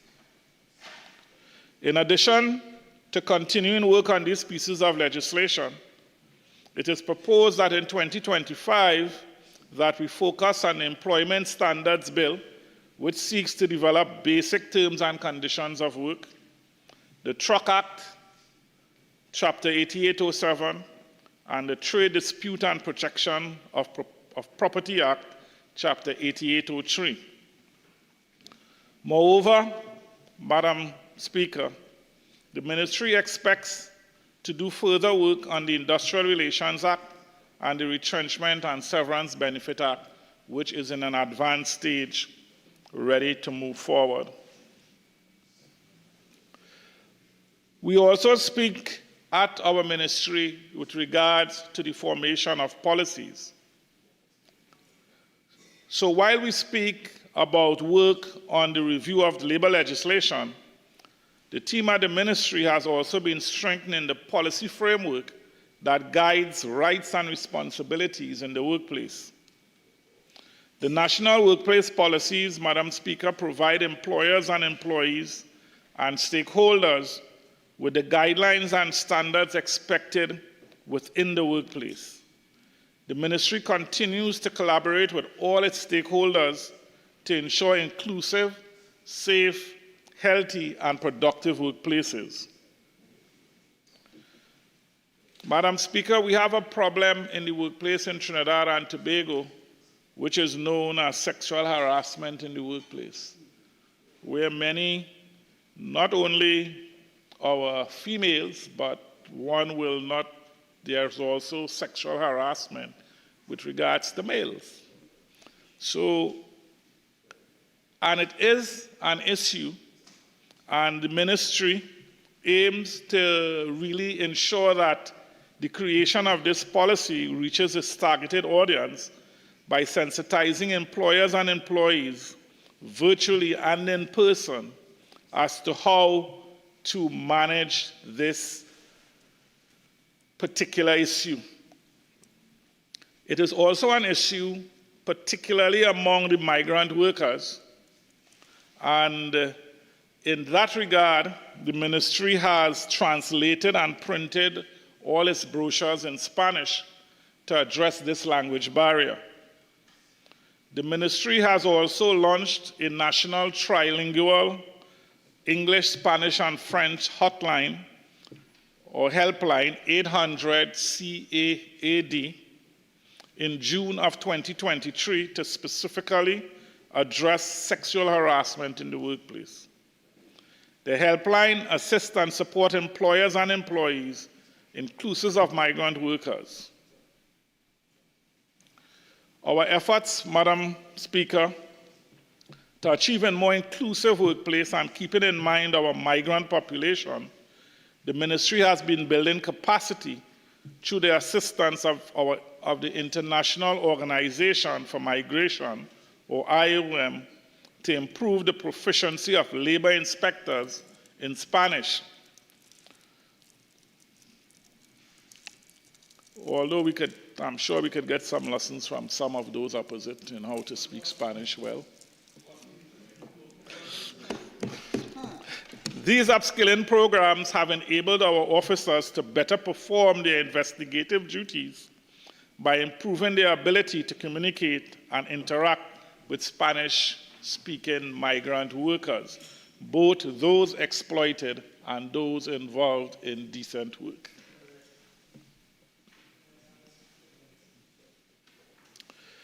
One of the things, Madam Speaker, that struck me when I got to the ministry 4 years ago was the issue of a national workplace policy on HIV and AIDS. I, at that time, in my ignorance, thought that AIDS and HIV was somehow not very prevalent, and it, with all the advances in medicine and all those things, it was going actually down.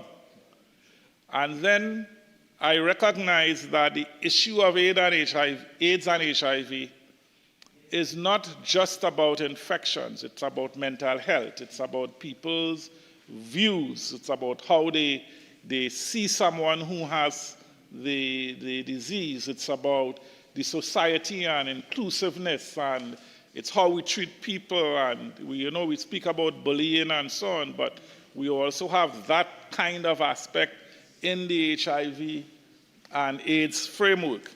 And therefore, when we create such a policy and implement, we really need to reduce the stigma and discrimination in the workplace against people who are affected with HIV and AIDS. The Ministry of Labor, to this end, and if we were to look at some statistics, we would have gone out, or the HIV workplace advocacy units would have engaged 72 workplaces and 229 workers in sensitization activities. Furthermore, the unit assisted 25 workplaces in developing their own workplace policy. So besides our national policy, many organizations do not have an individual workplace policy that guides their behavior and how they do things. As we know, Madam Speaker, policies and programs need to be revisited and reviewed to ensure they meet current and future needs. In this regard, I'm pleased to mention that the ministry has engaged the University of the West Indies Health Economic Unit Center for, let me say that again. We have engaged the University of the West Indies Health Economics Unit Center for Health Economics, St. Augustine, to conduct a national baseline survey on knowledge, attitudes, beliefs, and practices on HIV in the workplace. This survey will gather important data to inform the current national policy, as well to guide strategies for interventions in the future.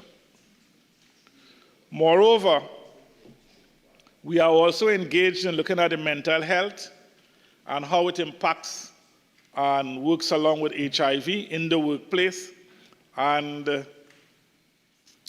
the National AIDS Coordinating Committee, Madam Speaker, would have done a poster entitled or called Psychosocial Distress of Persons Living with AIDS and HIV in the Workplace in Trinidad and Tobago. And this was prepared and presented at the 25th International HIV Conference in Germany in July of 2024. The project findings are expected to be presented at the National Health Research Conference being held in Trinidad in November 2024. I move to child labor, Madam Speaker.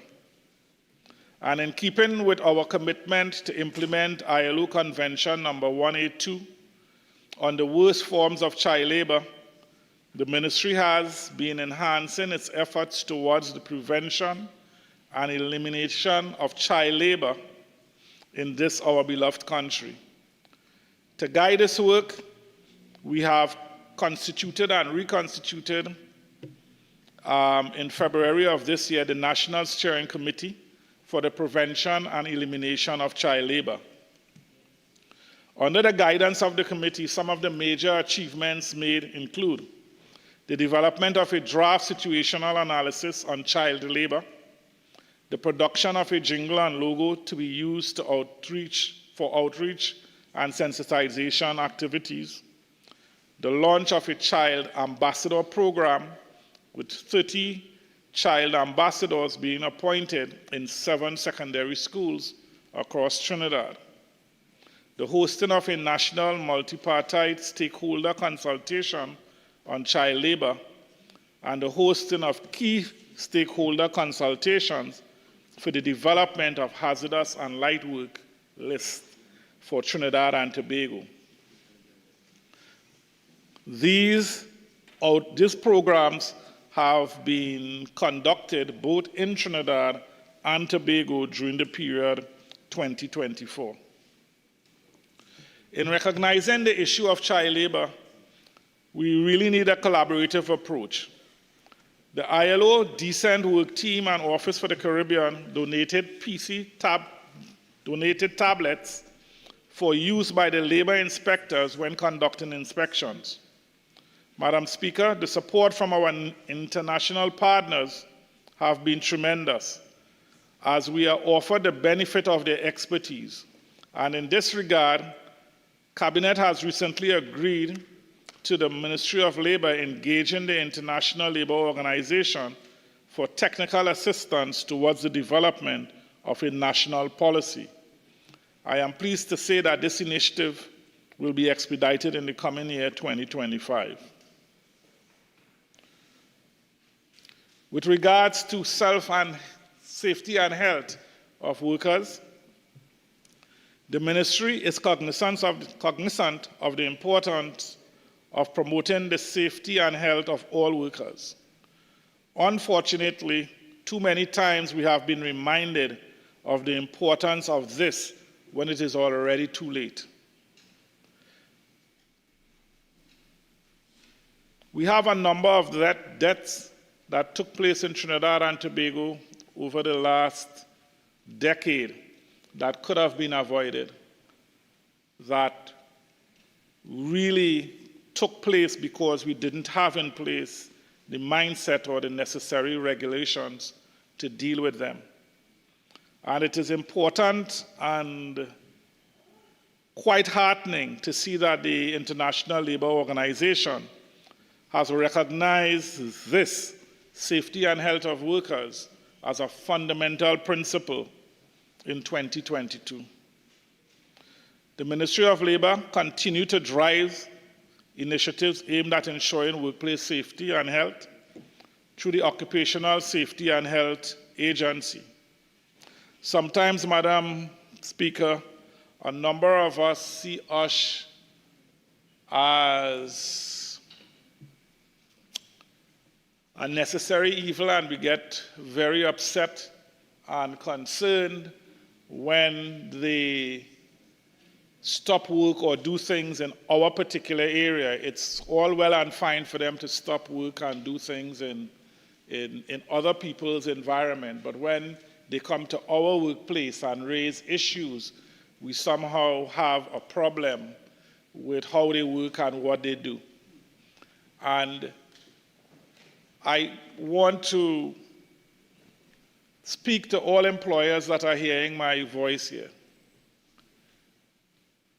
It is important that you take health and safety seriously. Sometimes we do not get to attach limbs, and we cannot breathe life back into dead bodies. And if we don't recognize that we require some basic issues in the workplace to make it safe and to save just one life, it will be worth it. Too often, we see people taking things for granted. And you know the proverbial, something is done and you step over it and pretend you didn't see it, and then somebody passes and slip, and that's somebody in a wheelchair after that. So please, I urge you to put your safety policies and procedures in place, ensure that they are adhered to. Simple things, Madam Speaker, I walk down steps all the time, and I walk through the steps in Parliament here, and I see my colleagues going down the steps and nobody is holding the rail. All we need is one trip and a slip, and you are history. Yeah? So it's very simple things like that. Just walking down the steps. Hold on to the railing. You know, or you see some water on the ground because a teacup broke and you step over it and the maid will come and fix that. You know, those simple things have far-reaching effects. So I urge everyone at the sound of my voice to please take some personal responsibility also for your actions. Madam Speaker, I turn now to productivity. And I've heard a number of people over time speak towards the productivity in Trinidad and Tobago. And if we are honest with ourselves, we will know that productivity is really not what it should be. From people doing work in your home, to people doing work in government businesses, to people doing work on plants, we somehow have an issue with productivity. In a past life, when I worked in an area that dealt with engineering and contracts, when we did estimates and we needed to normalize those estimates between foreign bids and local bids, there was like a 20-point spread between what we call wrench time, which is the time you actually do work.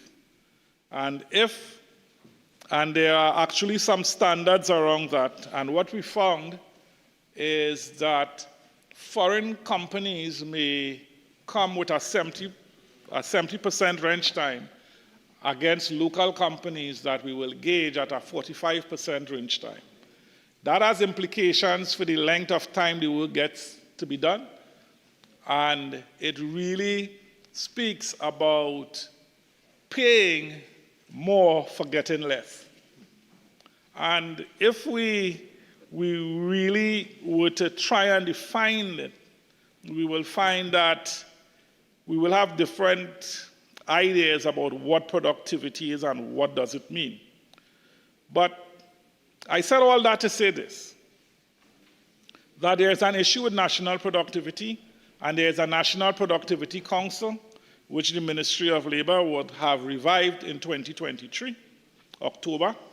And part of its mandate is to develop indicators and metrics to allow for the effective measurement of productivity at the micro, macro, and meso levels.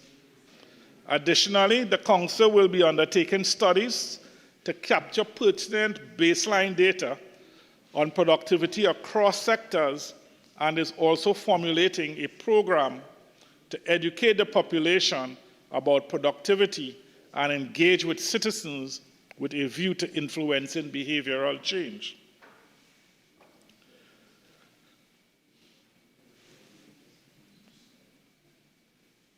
I turn now to employment promotion. Most people listening to my contribution would ask, what about jobs? The most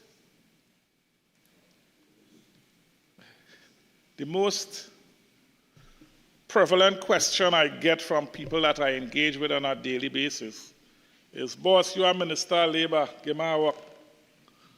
And you are Minister of Labour, dial somebody and you could make it happen, you know? And, well, I'm told that my other colleagues get it, you know, and people sometimes don't seem to understand how jobs are created and where they come from. And in my mind, there are a number of ways that we can enhance job creation and improve the workforce.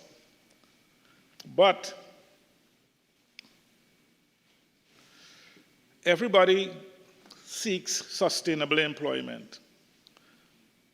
But where does that sustainable employment come from?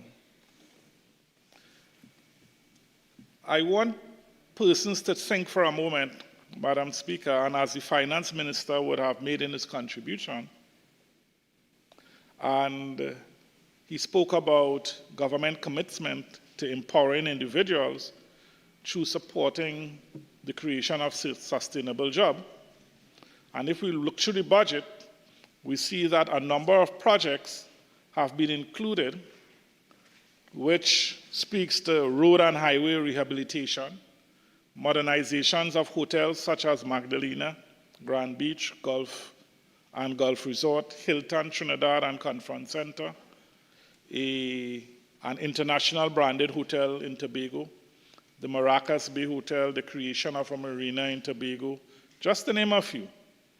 Not only will the construction and development of many of these projects generate employment at the construction phase, but when they are functional, more sustainable jobs will be created, both in the tourism sector and at the particular sites. I can speak to that kind of activity through many of the ministries that we have. I can speak to it from youth development and national service, Honourable education. Member, you have 2 more minutes of original speaking time available for you. You're entitled to 10 more minutes to wind up your presentation. Are you availing yourself of same? Yes, I will. Yes, please proceed.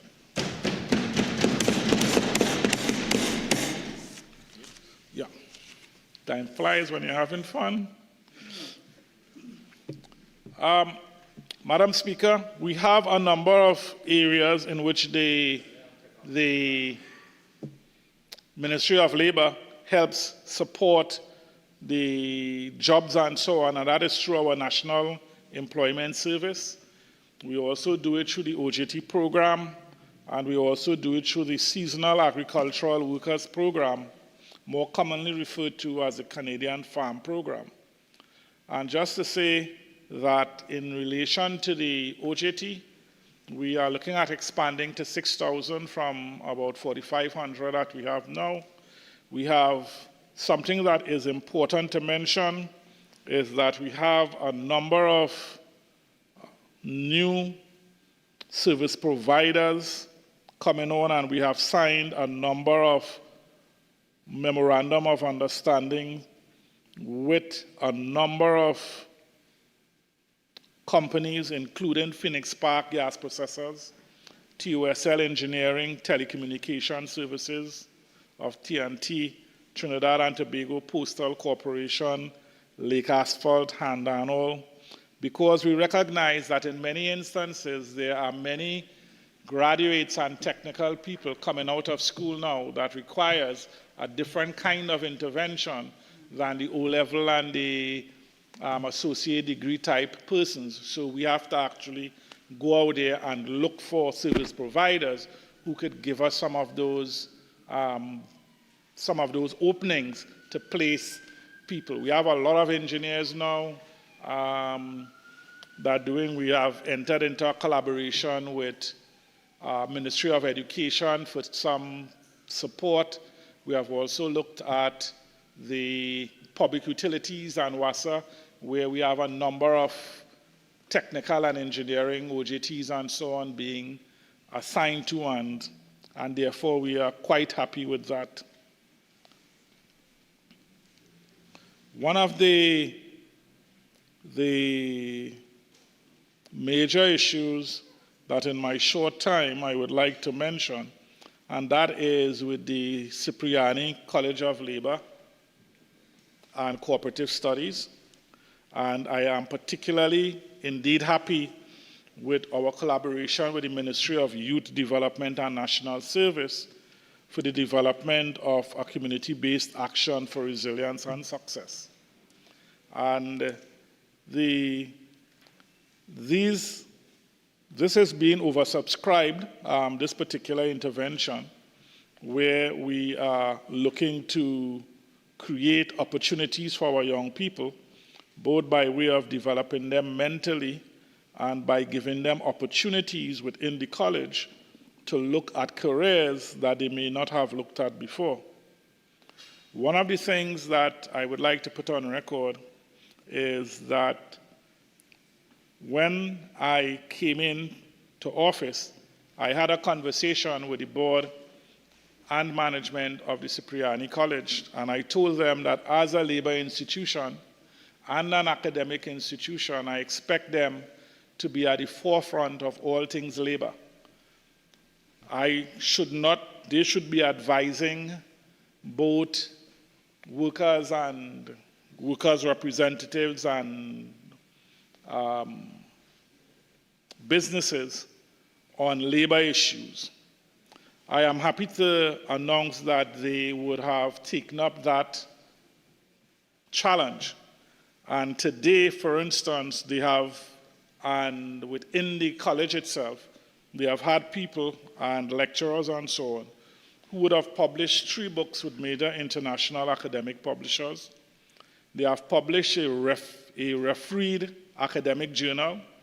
They have collaborated with multiple international partners to assist in the conduct of research and development policy.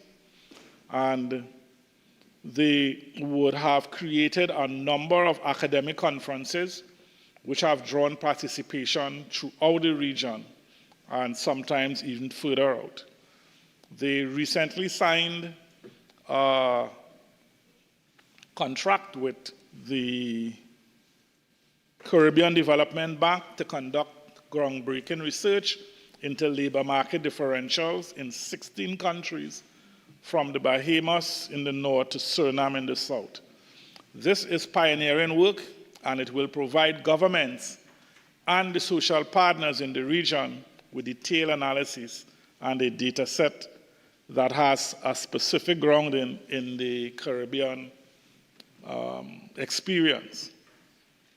Like most of the speakers before me, Madam Speaker, I did not realize that time could fly so fast, and therefore I now turn my attention to my constituency and those in the library. Library is a different kind of constituency because of our geography and so on. Sometimes to get from one end of library to go to the next, you have to take 2 taxis and go through 2 other constituencies. And that's just how it's made up. But I am grateful that over the last 4 years that we have gotten some of the pie. I understand that with 41 constituencies, you cannot get everything. You will not get everything. But you have to prioritize and fight for those things that you really do need. I would like to thank first the Ministry of Works for the work they would have done, particularly in the area where we had some road slippages and so on, and that they have repaired. I know they have some more work to do, but I'm grateful for the work that was done. The Ministry of Youth Development and National Service, we are doing some really good groundbreaking work with them. They have given us the Los Bajos youth facility. They are doing some work on the beach camp area with Milat and shade housing. And they have provided a number of different programs that the young people are taking to, one of which being the Heritage Apprenticeship Program that we take, that we are currently enjoying. I also want to acknowledge the work that is being done on the velodrome in Palo Seco that should be completed in the first quarter of 2025. We also have a community center in the community of Labre, which is about 98% complete and should be commissioned before the end of the year. I would like to thank the Minister of Public Utilities for the work done on providing lights at the Vance River ground, and I will let him know that the children and those are already using it, making perfect use of it. And before I run out of time, I have some other things to say, but before I run out of time, I also want to say on behalf of the citizens in the area from Erin to Siparia, a very, very hearty thank you to the residents, from the residents to WASA, for the work they would have done in providing water where there was none before. We have seen WASA came into our community, made promises, and everybody say, yeah, right, yeah, okay. And with their hard-working minister, I have seen every promise made fulfilled. And the people of the Labre community, we are overjoyed, over happy to get a commodity that is basic to life, 20,000 people. Right, for almost 20,000 people. So, I also want to thank all the sponsors in my community like Tufco Heritage, TGU, and all those who have helped in our educational trust, where we have instituted in our schools STEM programs, homework centers, the provision of laptops and other equipment to make students' life better. I want to thank the cultural groups who would have done work with regards to the emancipation celebrations. We also created some parang competitions, which is the first competition every year in Trinidad right now. We have done plenty work on roads and drains, and in particular in the community of Parilan, we would have done some really extensive retaining walls and so on that really saved scores of homes from sliding off hills and so on. So there are so much things to be grateful for and be thankful for. I will not and I will never count what I don't have, but I will bless what I do have. And in that regard, I thank all my colleagues who would have supported me, who I would have harassed, who I would have cornered, who I would have jacked up, and who I would have made some creative words that we all know. And good friendship. So, Madam Chairman, with that, I want to thank you for giving me the opportunity. Again, to the Prime Minister and to the residents in Labrie for allowing me this opportunity to make this short contribution. Member for Cuba South.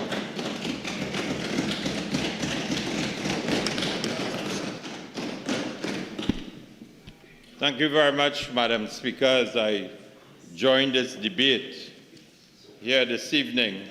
And immediately it is imperative that I put on the record that the response of the Leader of the Opposition to the Minister of Finance fiscal package for 2025 is a clear-cut demonstration that the UNC is on the way to be the next government of Trinidad and Tobago.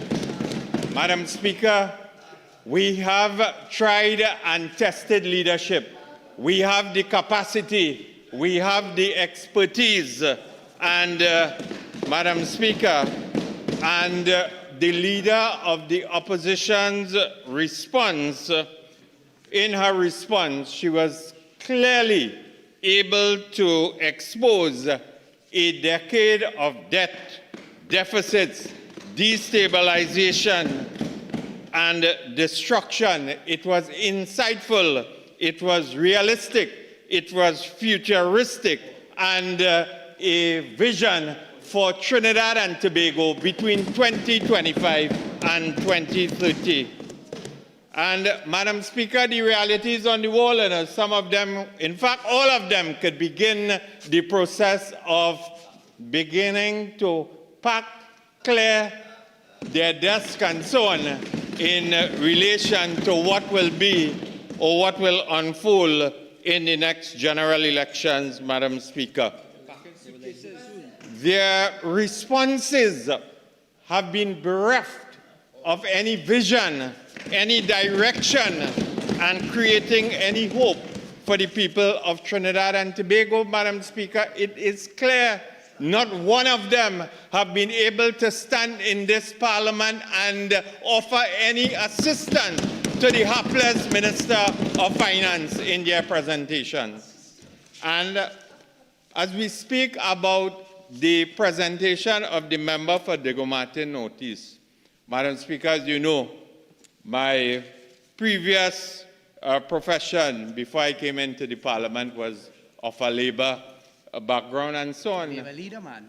And listening now to the Minister of Finance in terms of a budget presentation, the trajectory he was in on the last fiscal year, and now in this fiscal year, it has become an occupational hazard for me. In fact, Madam Speaker, if the population of Trinidad and Tobago put God out of their thoughts and put them back in as the next government of Trinidad and Tobago, I think that the House Committee or the Standing Orders Committee may have the need to call in the Occupational Safety and Health Agency and take away these chairs and order what we would call more friendly ergonomic chairs so that they could probably withstand another painful diatribe from the Minister of Finance. If that, as I said, if the population put God out of their thoughts, Madam Speaker. And Madam Speaker, as I said, And that is important because I want to take the opportunity here on behalf of myself to express my commendation, my endorsement of the presentation of my colleagues. They have continued in a very clinical and systematic way to demonstrate to the country that sector by sector that we are prepared and we have the plans and we have the policies to take charge of restoring and rebuilding Trinidad and Tobago under the United National Congress, Madam Speaker. And Madam Speaker, if you permit me, I had what we would call a semi-prepared text. But based on, we know of their deceit, we know of their deception. I don't want to use the unparliamentary language. So, in a way, you're bordering on that. Okay, so just watch where you're going. Okay? Madam Speaker, I assure you I will not run afoul of, but I will use the English language to describe their untruths in terms of what they have presented during the course of this budget presentation. And yesterday the Minister with responsibility for CARICOM and Foreign Affairs came into the House as a visitor. And in recent times, they seem to have been obsessed with the business of what is taking place in the UNC. And a number of them on the government side, they are resorting now to reading letters and reading statements and so on into the record and so on. And I came across, and I would want to recommend some very insightful and incisive reading for them here this evening, Madam Speaker, because I came across a letter written to the editor in the Express newspaper dated the 14th of April 2024, written by one Richard Dean of Diego Martin. And from Diego Martin, and it is dated the 14th of April 2024, Madam Speaker. And the headline, "What did Kamala do wrong as Prime Minister?" Remember, we started on this note yesterday. Okay? Even though you're reading the letter, we still have to abide by what our standing orders say. So you will have to change that word. That is the headline, okay? Certainly, Madam Speaker. Where did the member for Superior do wrong as Prime Minister? Question mark. And very quickly, I have lived now to the ripe old age of 79. And there's one undeniable fact about Trinidadians. We love the good life. We use it. And the letter goes on to say, we abuse it, and after we have drained every drop of goodness out of it, and it is no longer available, that is when we realize that was a good thing. Unfortunately, at that point, we have already totally destroyed it, so we can no longer enjoy it. That seems to be the case with the member for Superior. Can anyone tell me what was her sin? Question mark. What did she do wrong when she was Prime Minister? Question mark. When she saw any minister do wrong, she sent them packing. What was wrong? Question mark.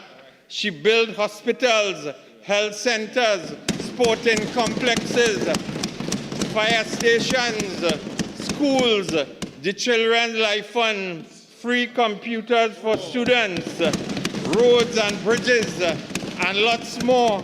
Can anyone, and I want them to listen, all who have been reading letters from the newspapers and quoting, Madam Speaker, can anyone name another Prime Minister who did that much, Madam Speaker.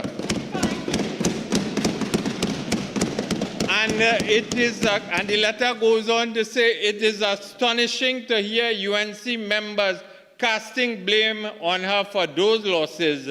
If those of you who do not get together and fully back her in the next election, it would be you and not her responsible for another loss should that happen. So I commend, Madam Speaker, what is good reading for all and sundry in this House, the 41 members who are present in the Parliament of Trinidad and Tobago, Madam Speaker. And Madam Speaker, as I said, I have the responsibility to put the wrongs right. And you see, the member for St. Joseph during his presentation went on to speak about political loyalty can compromise personal integrity. And he went on to indicate that taking populist measures and so on is not in the interest of the people of Trinidad and Tobago. And I want to ask the member for St. Joseph, where was his integrity when he made or came to a false conclusion about the tenure of the member for Siparia and the People's Partnership Government? Because I want to read from an article dated, well, today, that was written by one Joey Bartlett of the Newsday newspapers. And Madam Speaker, this is someone who's a journalist who writes on behalf of the Newsday. And Madam Speaker, it says that in responding to the member for Siparia's October 4th budget response, he reiterated his claims about populism. It is a form of politics where you try to appeal to the masses by misleading them into thinking that if they elect you, their future will be bright. And he went on to say, and he asserted that a UNC government and he spoke about the issue of old age pension. And he said, he recalled the party's election promise of 2010, and he said that if you vote me, I will give you a pension of $3,000. Well, it didn't happen because they reneged on that promise. They rode on the backs of 100,000 elderly citizens. Yes. Just a minute, I'm a little confused. Is that the article you're citing, or is it Hansard? I'm not sure. This is the article I'm citing, okay. Madam Speaker. Right. Okay, sure. Written 55 minutes ago. 55 minutes ago by one Joey Bartlett of the Newsday.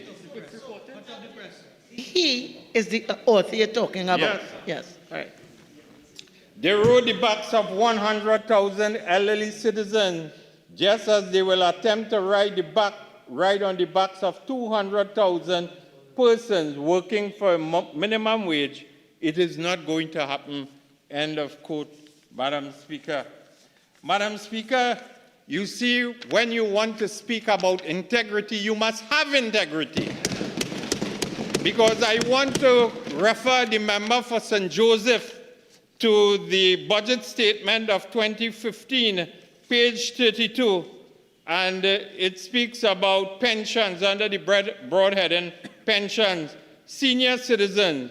The senior citizen pension will be increased by $500 per month to $3,500 per month, and it will cost an additional $200 million, and it will impact upon 84,720 citizens, Madam Speaker. It was done, and therefore the member for St. Joseph has indeed misled this House. He has been dishonest to this House. And I would ask you to retract the part about misleading the House. All right? I'll ask you to retract that. Madam Speaker, well, I retract the member for St. Joseph misled this House as it relates to... But you just retracted it.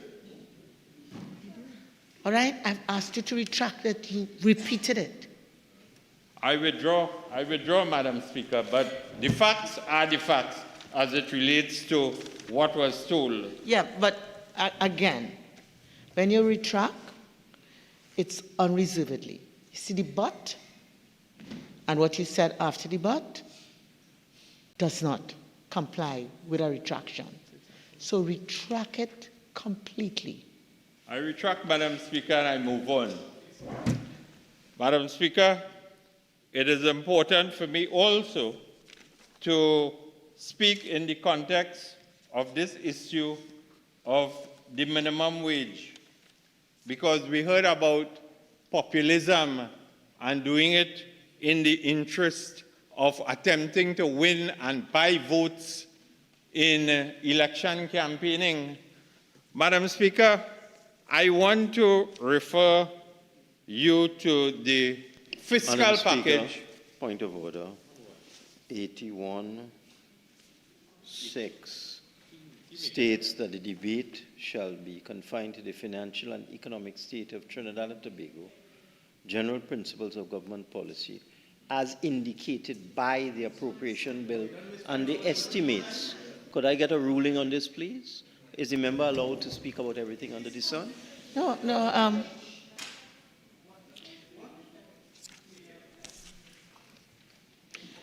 Minister of Finance, I overrule.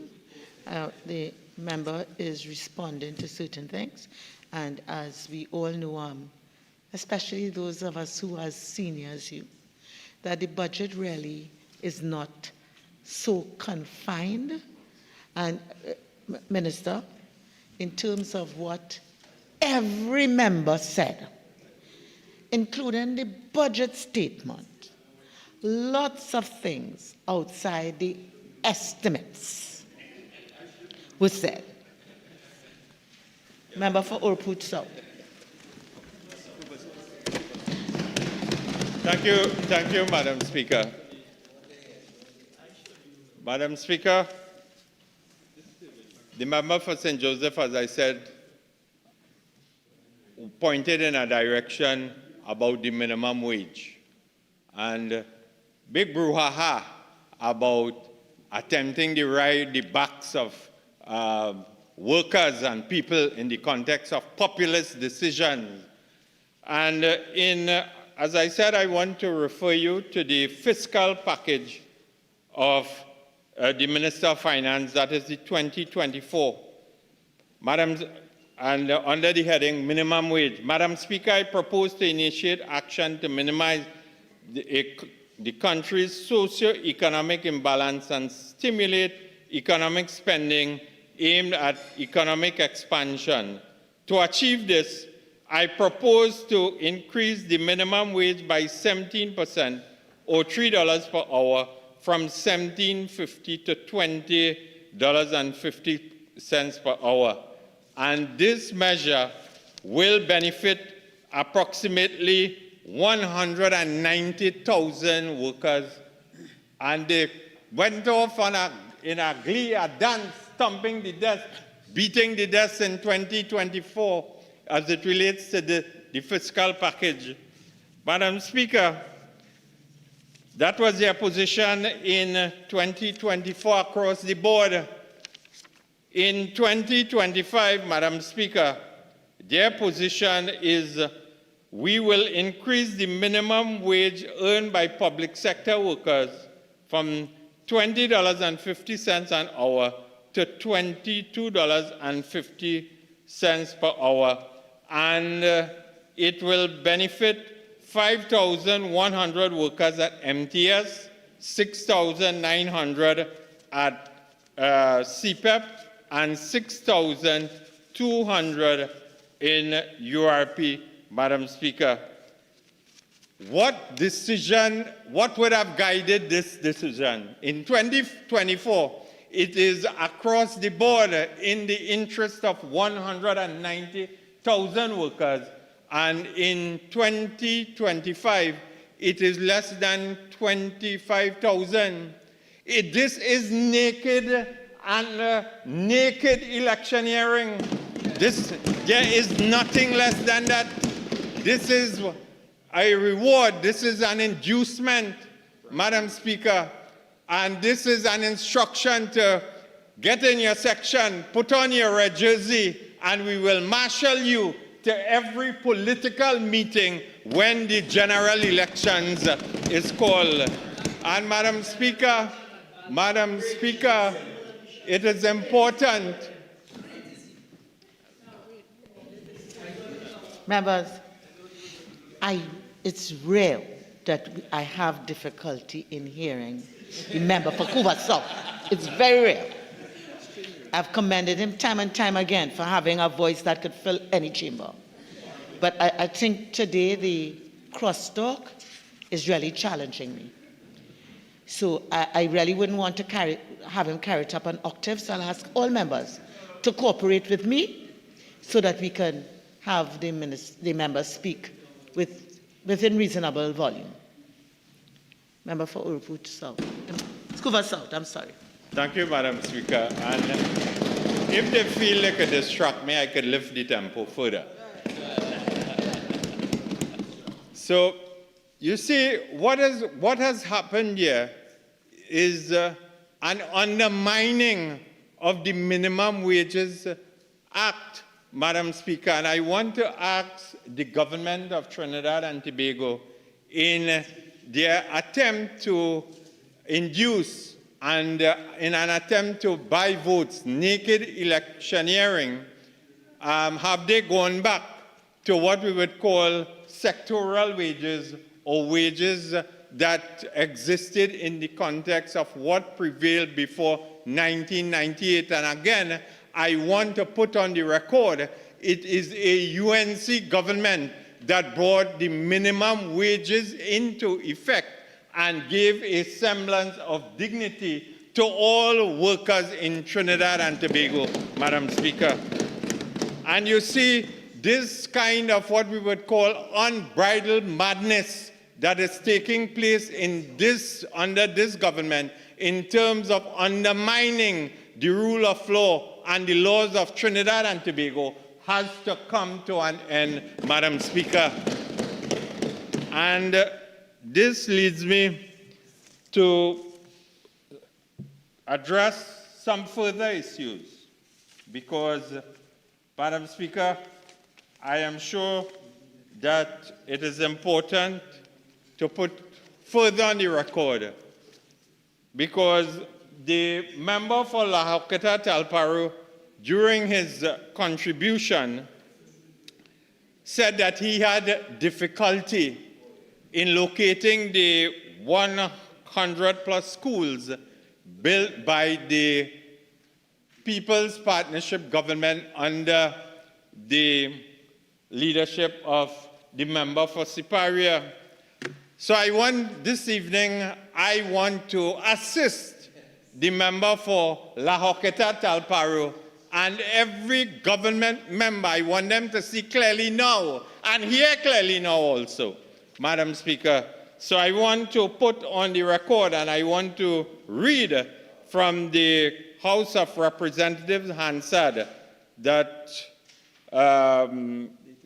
dated the 13th of May, 2029, pages 2019, sorry, Madam Speaker, pages 216 to 223, and quoting from the Hansard, Dr. Gopi Singh, the then Minister of Education, under the management of Mrs. Prasad Bisasa, the Prime Minister, the Ministry of Education constructed and completed 69 early childhood care and education centers, 31 primary schools, and 6 secondary schools. In addition, additional blocks were built at another secondary school. In addition to that, when we demitted office, we had under various stages of construction 37 early childhood care and education centers,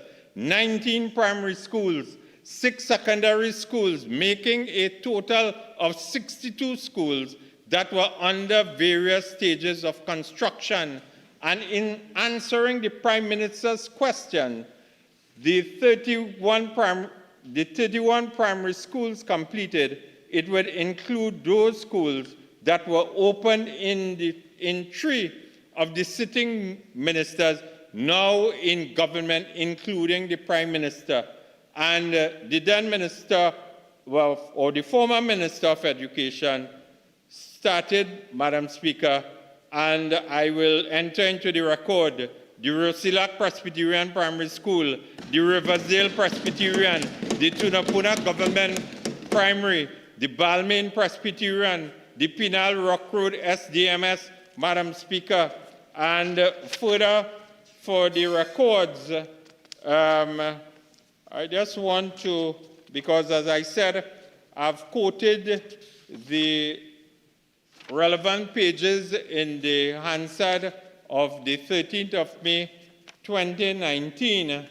And as I said, the Point Kumana RC School, the New Grand Government School, the Capdeville Government Primary, Madam Speaker, shows you that the Pyramid RC School, that we were able to build schools throughout the length and breadth of Trinidad and Tobago, and for their edification, I recommend this very insightful piece of reading for the benefit of all those on the other side who continue to tell you they can't locate, they can't see, but I'm sure that we have brought this argument to an end, and we have debunked the falsehood and propaganda of every PNM member. So after my turn at the crease, they cannot continue this argument, our narrative, Madam Speaker.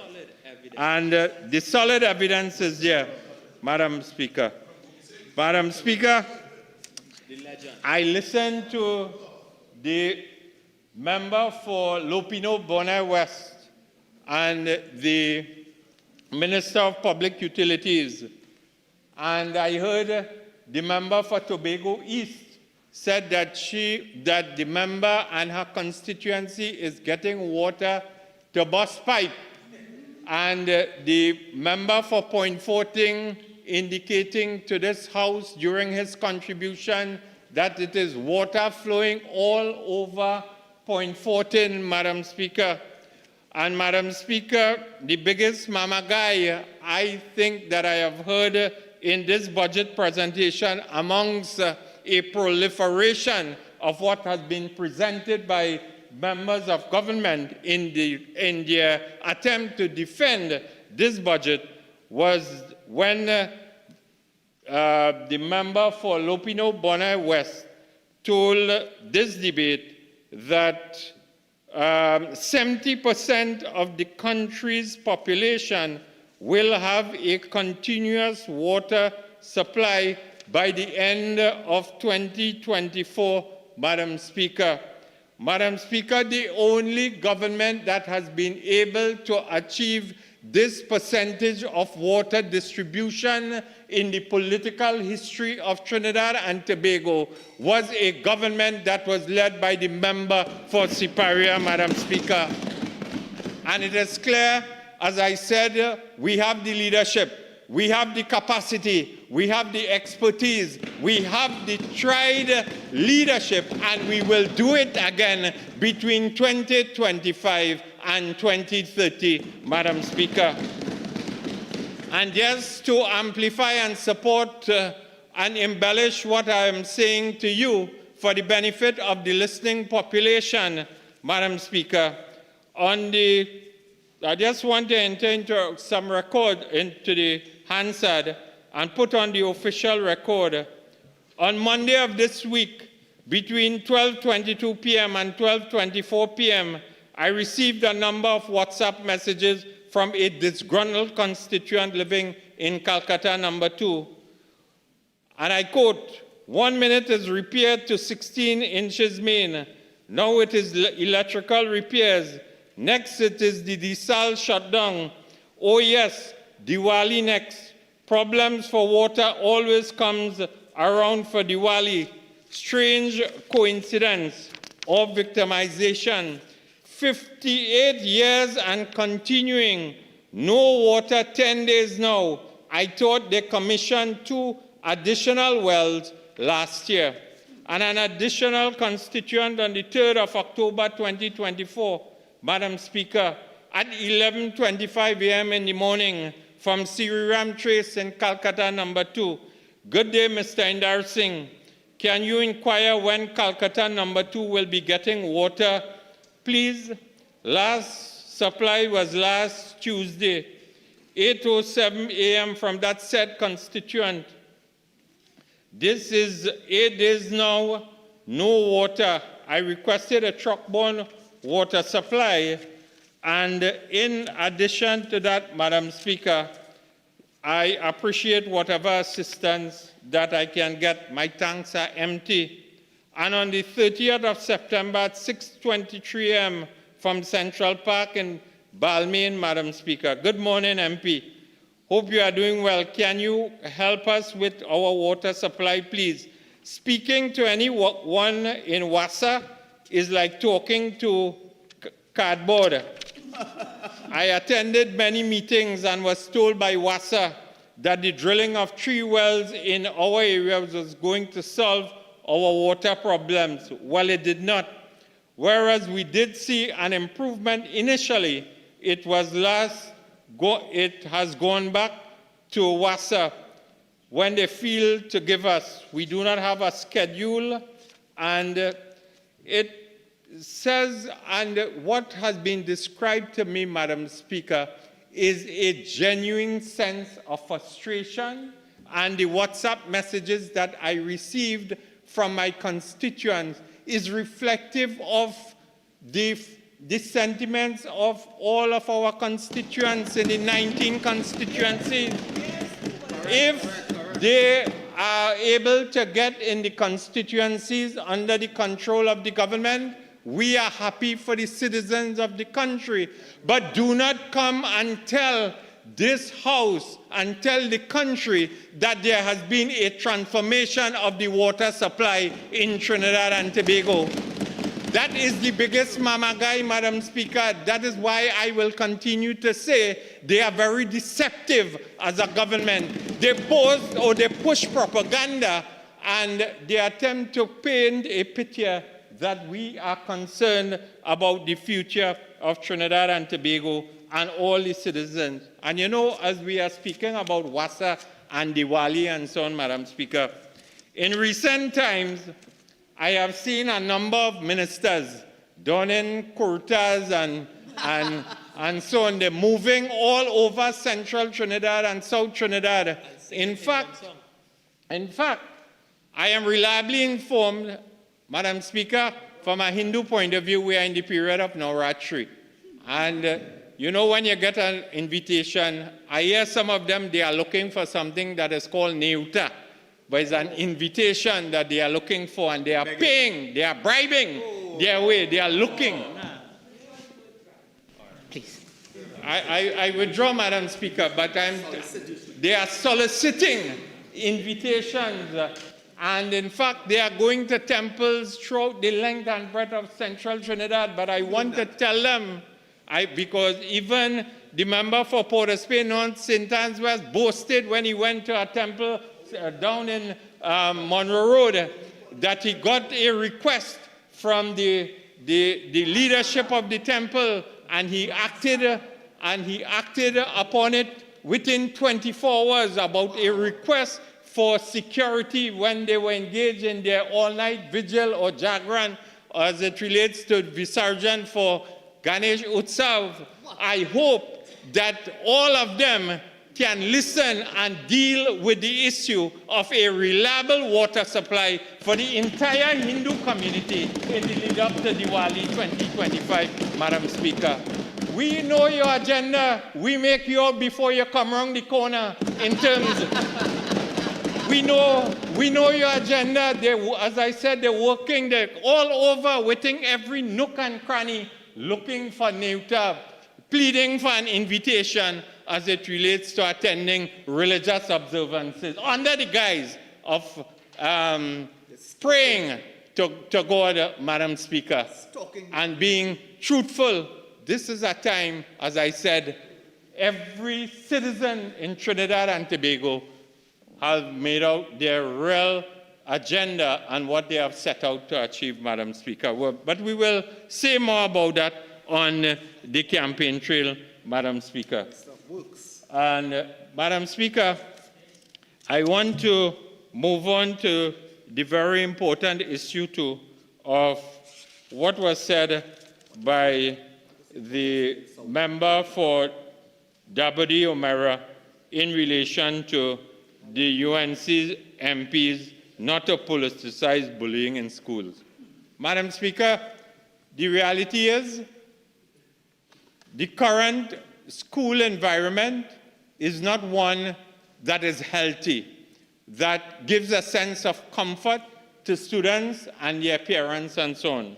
And it is clear that we on this side, we have a track record of empathy and giving support to all and sundry in their hour of need and time of need. And this was clearly demonstrated by the leader of the opposition, the member for Siparia, when she reached out to the family of Jaydan Lalchan, who succumbed to that unfortunate scenario in relation to what transpired in his school. And I want to join all of my colleagues on this side in continuing to be a pillar of strength and a support of strength to the Lalchan family, Madam Speaker. Madam Speaker, bullying is not something that is nice to deal with. And I, within recent times, have been confronted with the issue. I've been confronted with the reality of the issue when a grandfather from Cuba came to me. He indicated to me what was transpiring in the Karapichaima East School. A Form 1, his grandson was a Form 1 student, Madam Speaker. And I immediately telephoned the school supervisor with responsibility for Central Trinidad. Unfortunately, when I followed up to last Friday with the grandfather, no action was taken. The grandfather, they took the decision, the family took the decision to withdraw the child from Karapichaima East Secondary School, and they are still contemplating because they are in a very difficult decision and they do not have the necessary funds to send their child to a private school. So, Madam Speaker, after into the 10th year, if the government is incapable of addressing what is taking place in the school environment, the opposition, which is the alternative government of Trinidad and Tobago, will speak about it in the parliament and outside of the parliament. It is known that the member for Siparia and the former member for Caroni East are the two best examples of progressive ministers of education in the political history of this country, Madam Speaker. And at the end of the day, this is not about bullying. This is not about politicizing, Madam Speaker. We want to ask the minister and the minister in the Ministry of Education, what is the ministry's position on the introduction of a psychological first aid training policy for principal teachers, guidance counselors, and school staff, inclusive of security? What is the ministry's position on a comprehensive anti-bullying campaign which will embrace all stakeholders, teachers, parents, and students? Madam Speaker, the reality is that we are not in a healthy place. Parents are very traumatized. Parents are contemplating whether I should send my child to school or not. That is the reality, Madam Speaker. And they have had 9 years to address this issue, and it is very clear that they are incapable, they do not have the leadership, and they do not have the political will, and that is why this is not about politicizing, and this is not about attempting to gain political points, but it is a clear-cut demonstration on the part of the opposition that we are prepared to provide the leadership to transform the education system in Trinidad and Tobago, Madam Speaker. And Madam Speaker, I will now move on to another very critical issue of the Minister for Local Government and Rural Development, Madam Speaker. During his contribution, the member for San Fernando West boasted, you know, every time they get up to speak, and they are very little achievement to talk. So when they get the opportunity to boast, they just be in a mood that borders on they want to celebrate. They could dance and prance in this house and beat their chest. And he said that the member said and boasted about the passage of whistleblower legislation. And he said that if you see something, you say something, Madam Speaker. Madam Speaker, the whistleblower at the Cuba Children's Home, she said something when she saw something. She fired. But Madam Speaker, you know what is the end result of after she said something? They fired something. That the whistleblower was fired, Madam Speaker.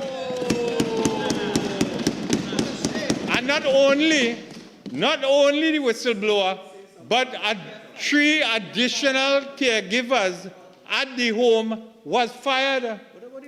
Where is the protection, member for San Fernando West, that you boasted about when this legislation was passed, Madam Speaker? And I am asking, is there a cover-up as it relates to what transpired at this home? And if we are unable to protect the most vulnerable in our society and protect those who are brave enough to step forward, who are prepared to do the right thing, Madam Speaker, we are heading down a slippery slope when we try to intimidate and silence whistleblowers and end up in cover-up, Madam Speaker. That is the reality. And if we do not support and we do not operationalize this legislation and protect whistleblowers, then we will be spinning top in mud. And I ask the government of Trinidad and Tobago if there is a cover-up as it relates to what transpired at this home, Madam Speaker. And Madam Speaker, I want to go on to the point on their collective bargaining, Madam Speaker. The member for Labre attempted to skirt around the collective bargaining issue, the health and, not the health and safety, but the minimum wage issue, and some other issues about child labor policy. And I'll come to the very important issue and hypocrisy of the government as it relates to sexual harassment and so on. But I want to say to all and sundry, to understand how the PNM has approached, or this government has approached the issue of collective bargaining in our society, you have to understand the DNA of the PNM. The PNM has never been on the side of workers. They have never been on the side of people. They have never been on the side of trade unions in Trinidad and Tobago, Madam Speaker. Remember, you have 2 more minutes left of the original speaking time, an additional 10 minutes after that to wind up. Are you going to avail yourself of it? Certainly, Madam Speaker. Proceed. So, because, Madam Speaker, they signed a memorandum of understanding prior to the general elections of 2015. And also, in their manifesto, they promised, with the backdoor engineering of the former Minister of Labour, one Jennifer Baptiste Primus of Schillingberger fame and hotter than a chula. That is the only thing I could remember about that minister. Hotter than a chula and of Schillingberger fame, Madam Speaker. Madam Speaker, they promised an immediate settlement of all wage negotiations. They promised a comprehensive review of all labor legislation. They promised health and safety. They promised social dialogue and tripartism, Madam Speaker. But you know what has transpired? What has transpired, and this is why I continue to say that what is happening under this government, this unbridled madness that is taking place has to stop. It has to come to an end, because the independence of the collective bargaining process under this government has been reduced to a hijacking of the collective bargaining process. It is no longer free. It is no longer fair. It is no longer independent, Madam Speaker. And, Madam Speaker, we have an industrial relations crisis in Trinidad and Tobago at the moment. That is why there is a shutdown. No work is taking place on the port. Recently, we had a situation, first time in the history of this country, pilots engaged in a silent protest at the Piaco International Airport, Madam Speaker. And I want to ask the Minister of Finance whether the Vice President of HR at Caribbean Airlines has been forced out of his job at CAL, Madam Speaker. And it has nothing to do with him going on to greener pastures, but it is political pressure that was applied onto him to settle the issue of the negotiations as it relates to the pilots, Madam Speaker. And coming back very quickly, it is collective bargaining now by divine right. It is what the cabinet says and what the Prime Minister and the Minister of Finance. So the CPO is now, he has been reduced to a water boy. He's like the 12 to 13 man.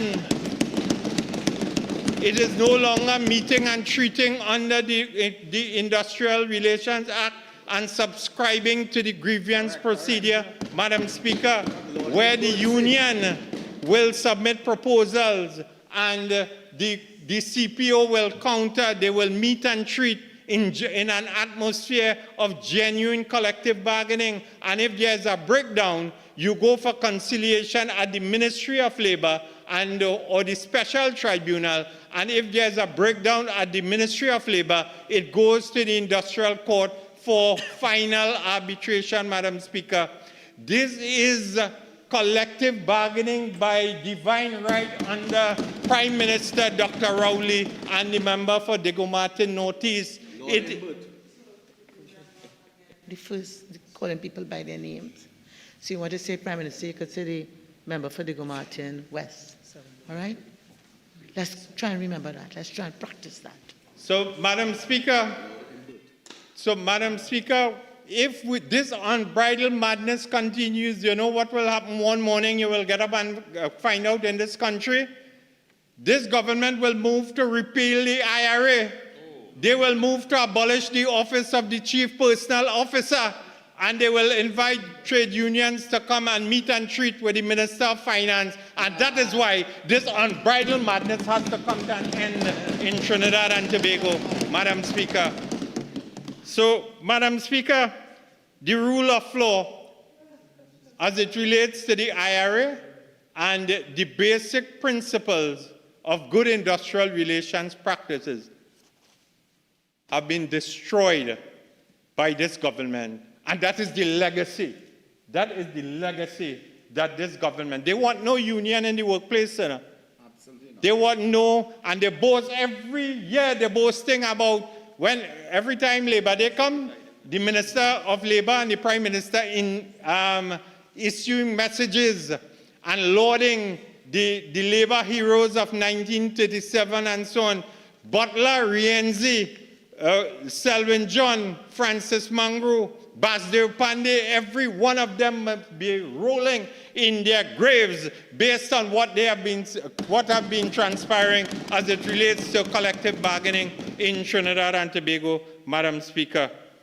And Madam Speaker, it brings me to the very important issue too, as it relates to one of the, well, we were told by the Minister of Finance, and in passing, I will address this issue, of 3 companies that were identified, or 3 proposals that were found by the evaluation by Scotia and the Evaluation Committee to be worthy of consideration as it relates to the future of the Pointe-à-Pierre refinery.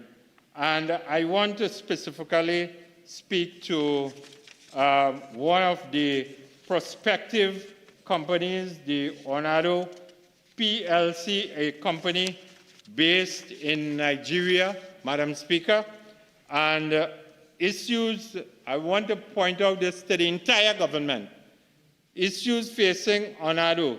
In 2017, 2 Onado PLC shareholders petitioned the Securities and Exchange Commission of mismanagement and infraction leading to the suspension of the oil firm's annual general meeting. The company moved to challenge the suspension.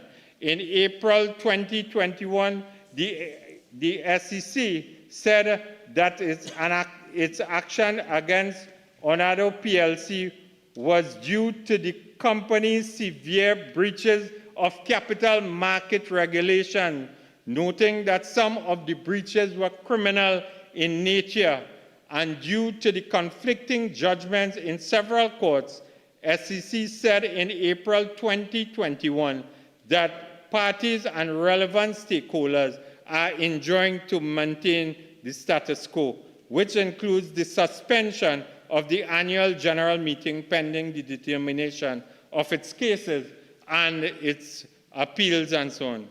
This in itself raises a very big red flag as it relates to these prospective companies that have been shortlisted. And I want to warn the government that the United National Congress, under the leadership of Mrs. Prasad Bisesa, will not rest. We will ensure that there is transparency and accountability and good governance as it relates to the future of the Pointe-à-Pierre refinery, Madam Speaker. And very quickly, I want to turn to the issue of the great constituency of Couva South, Madam Speaker. Madam Speaker, I want to put on record the support that I've gotten and the unwavering commitment, loyalty, and dedication of the office staff led by the office manager, Reshma Maharaj, and, and the constituency executive led by Mr. Sharma Suknanan, Madam Speaker. Madam Speaker, I want to tell the constituents of Couva South, because they are locked on and listening, they are viewing, and the Minister of Works and Transport has committed the ministry to undertaking 100 new projects of road paving in 2025, Madam Speaker. Their record of delivery and implementation is very questionable. Road infrastructure has collapsed in this country.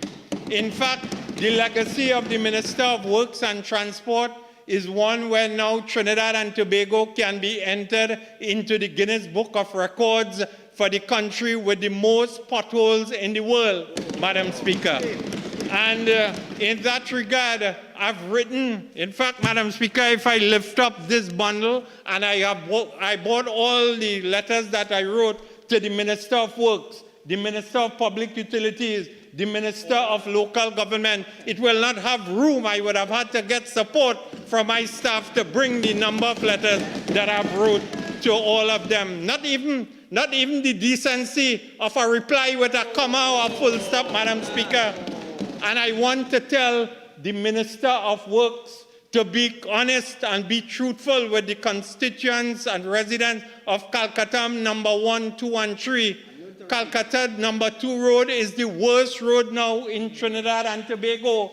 And when will he reply to the numerous requests? When will he reply to the numerous requests for the road rehabilitation of the Calcutta number 2 road, Madam Speaker?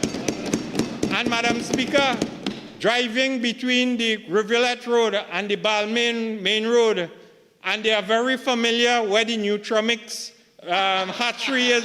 Madam Speaker, you know the entire cabinet, inclusive of the Prime Minister, and every one of them came to the sorting ceremony, and they returned to the commissioning of the plant, Madam Speaker, and in spite of writing letters on behalf of the residents in that area and getting that road repaired, Madam Speaker, they seem to have forgotten where the Nutramix hatchery plant is located, and the legacy is broken ends, bent rims, burst tires, Madam Speaker, and in recent times, Madam Speaker, we have been told of new desilting projects, Madam Speaker, in 2025. Madam Speaker, that is pure mamagai, pure deceit, pure deception, and nothing will happen or be for the benefit of the constituents of Cuvasau. I thank you very much. Minister of Works and Transport.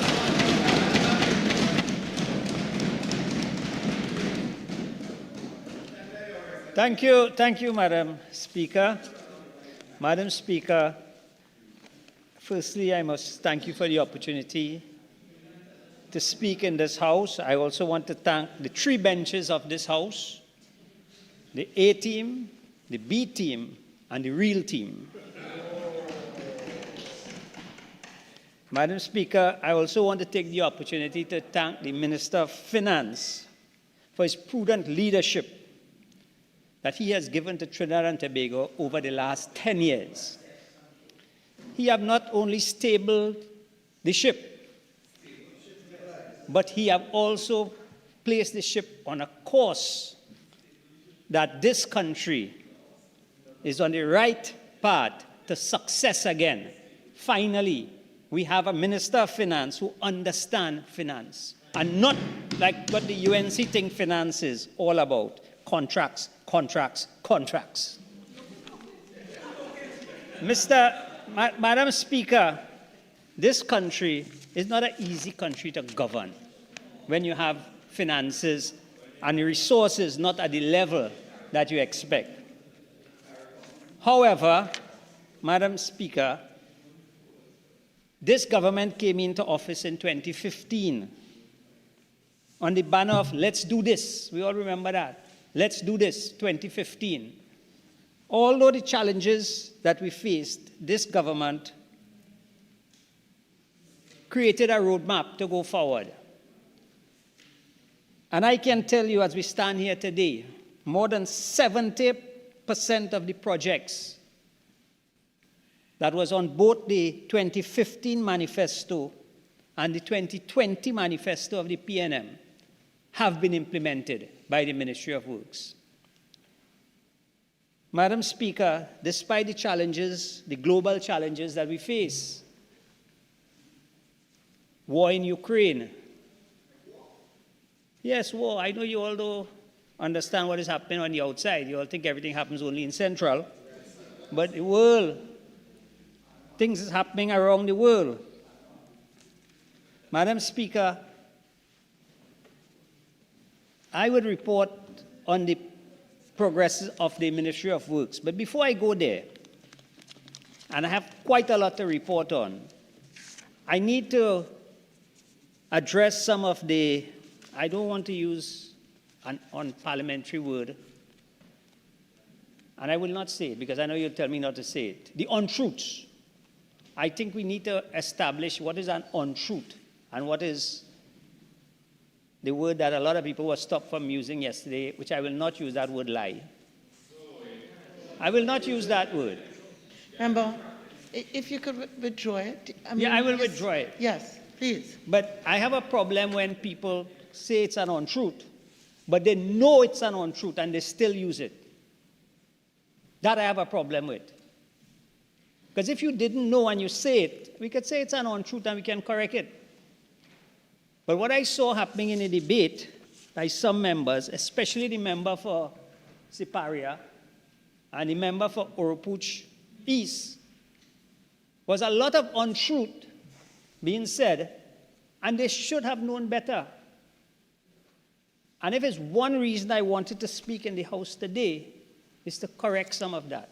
Because once something goes on the record in Parliament, it is there for a long time on the Hansard. And if someone don't correct it, then it is taken as the truth. But before I go to correct the untruths placed by those two members, I want to deal with the last speaker for a little while. I just want to remind him that the People's National Movement introduced the IRA. So when he talked about the PNM will abolish that, I just want to remind him that it was the People's National Movement who introduced that. Also, the Industrial Court. So to say that the PNM is against labor, that is another untruth. That was introduced by the People's National Movement. Madam Speaker, I know sometimes we say things in the chamber, but we have to understand sometimes that there are people looking at us nationally. And sometimes we may say things here thinking we are joking with one another. On one side of the floor, a little peacock on the other side. But we have to be very, very careful. Because this country could find itself in problems if we don't control some of the statements that we make. And I say this because I noticed the member, and I don't think it was intended the way it could come across for Couva South, making memes about the members on this side going to Hindu functions, as though that is a problem. This is Trinidad and Tobago. Every creed and race finds an equal place. And we all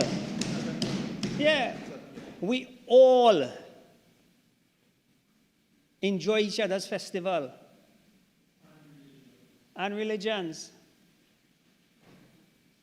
We don't make any memes about the leader of the opposition going to a Baptist celebration. And that is something that we must be very careful of. I sat in the Senate for about 6 years, and I never saw a Hindu member of the opposition standing up to bring Diwali greetings. I never said anything about that. Yes. They were East Indian members, of course. At the end of the day, this is Trinidad and Tobago. Right? So we have to be very careful sometimes, because sometimes this thing goes a long way. There was some time ago that the Prime Minister was invited to the Diwali Nagar. The Prime Minister was invited to the Diwali Nagar. And there were comments by the then government, the UNC was in government, that who invited him, he should not be there.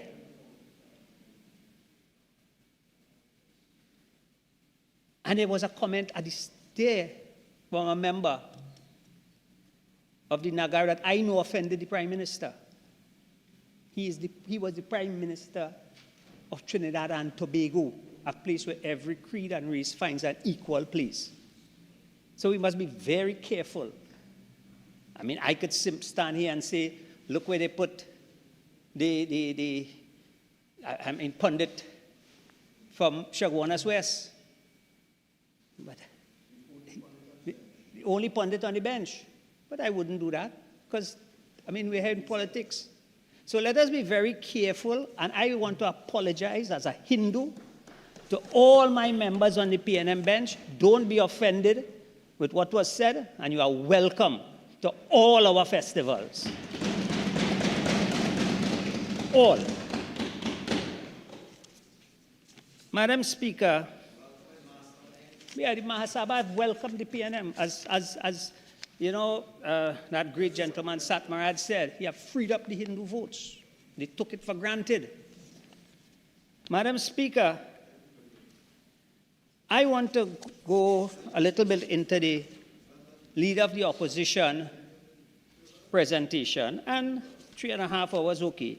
But, I mean, I would just want to look at one area. You see, in 2011, I sat at Balize House with a General Secretary called Mr. Ashton Forde. And we decided at the time, let us look at the missteps of the government. And we started to document everything. And by year 3, we had reached close to 400 missteps. 400 missteps. And then I had to tell him, we're running out of paper. Hold up there. It's only a matter of time for them. Only a matter of time. Because from day 1, missteps started. I noticed that the UNC, in their presentation, tried to take a page from that. And they list 29 missteps by this government. Well, if after 9 years, you could come up with 29 missteps, when in your 5 year we came up with over 500 that we could have defended, I started to think, let me see what is this 29.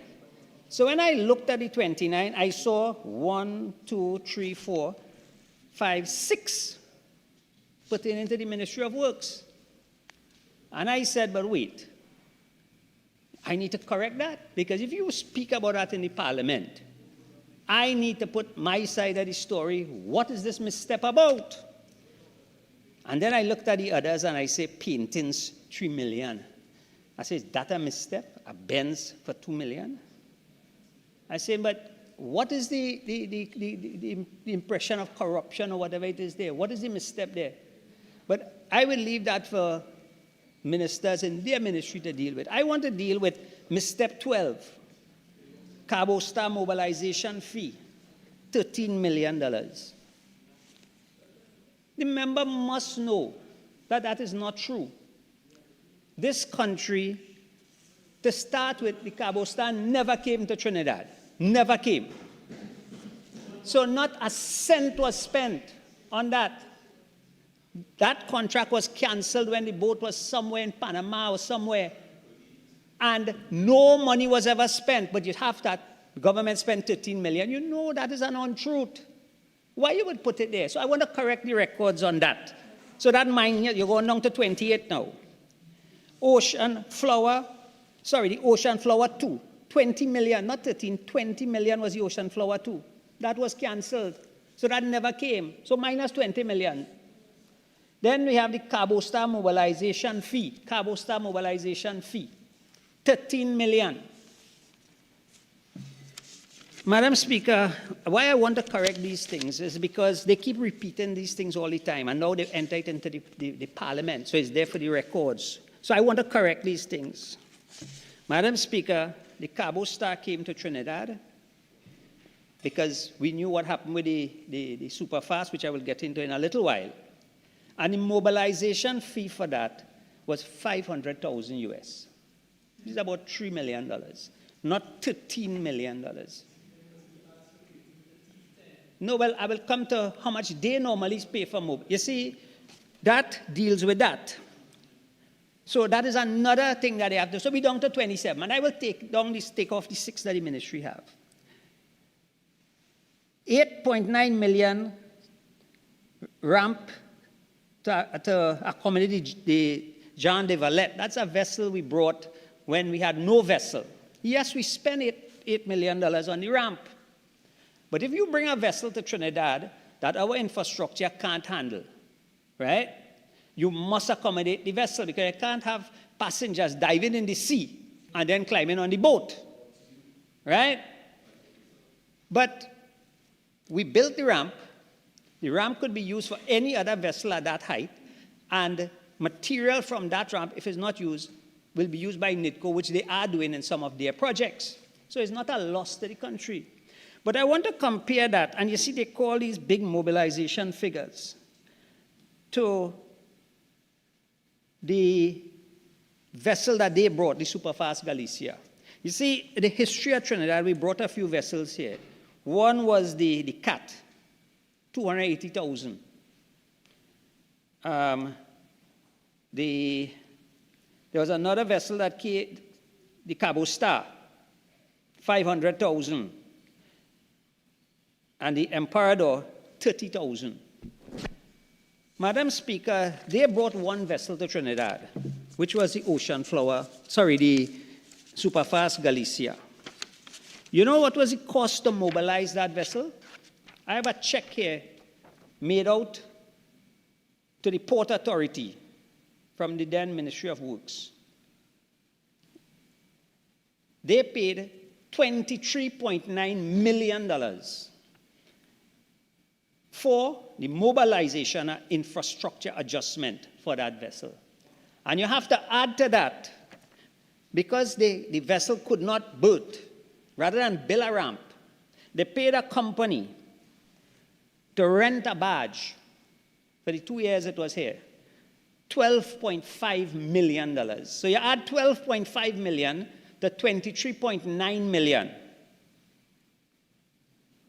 And that is what they paid for a vessel. But in their information about the PNM, a set of untruths. For the only vessel coming to Trinidad that cost that kind of money was when the UNC brought a vessel. And I have the proof here. So if they wanted, they could get it. But yet still, they will put that and come in the parliament and put, they will not say they spent about $15 million on a ramp. $15 million. And another $21 million to mobilize a vessel. They went, the member for Siparia went on to talk that we spent $50 million on the Mosquito Creek. Well, I think the member for Oropouche yesterday, which I will come to in a while, said, well, no money wasn't spent. It's still before cabinet. But she already said we spent $50 million. $140 million, another one, on the Galleon Passage. The Galleon Passage was bought when there was no vessel available, not for rent, not for sale, on the international market. The Minister of Finance and his team found this vessel, and the government paid something like $16 million US for it, $16 million US. That vessel up to today is working between Trinidad and Tobago. It is working whenever there's a disaster, any part of the Caribbean. Up to last week, I had a request for the vessel for one of the small islands. It's a vessel that is being looked at for trade between some of the islands, working perfectly. What is the scandal in that? The vessel was worth way more than we paid for it when we bought it. But the UNC have termed that a scandal. What is the scandal in that? The scandal is when you pay almost, $36 million just to bring a vessel here. That is a scandal. That is not the rental of the vessel I'm talking about. $36 million just to bring it. Almost half the price that we pay for the Superfast Galicia, to be paid for the Galleon Passage. Then the member went on to say, another one, lease for the Jean de Valette. For a 2-year period. What's the scandal in that? So if you go through the 29 points that they put on the PNM, why you should vote for the UNC, you realize none of these points will give you any inclination that the PNM have done anything wrong over the last 9 years.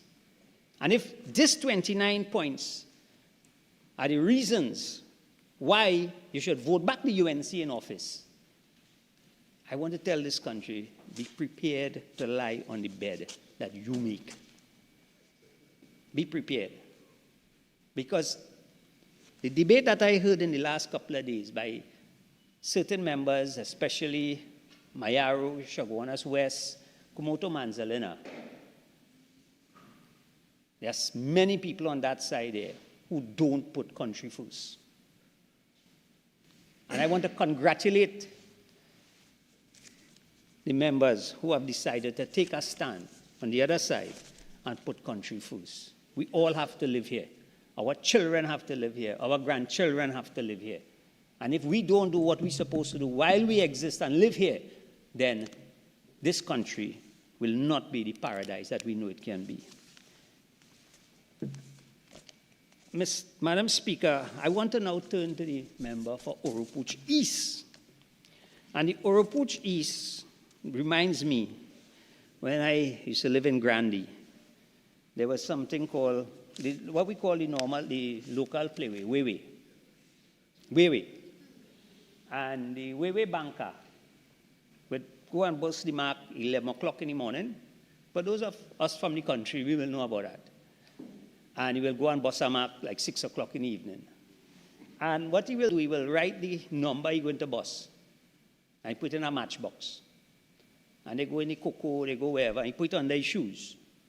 And you collect all the bets and everything. And then when all bets inside, take up the matchbox, you open it, and there the mark he bust. Right? That is how. So the member for Oropouche, he's a good Wewe man. He does bust mark. But unfortunately,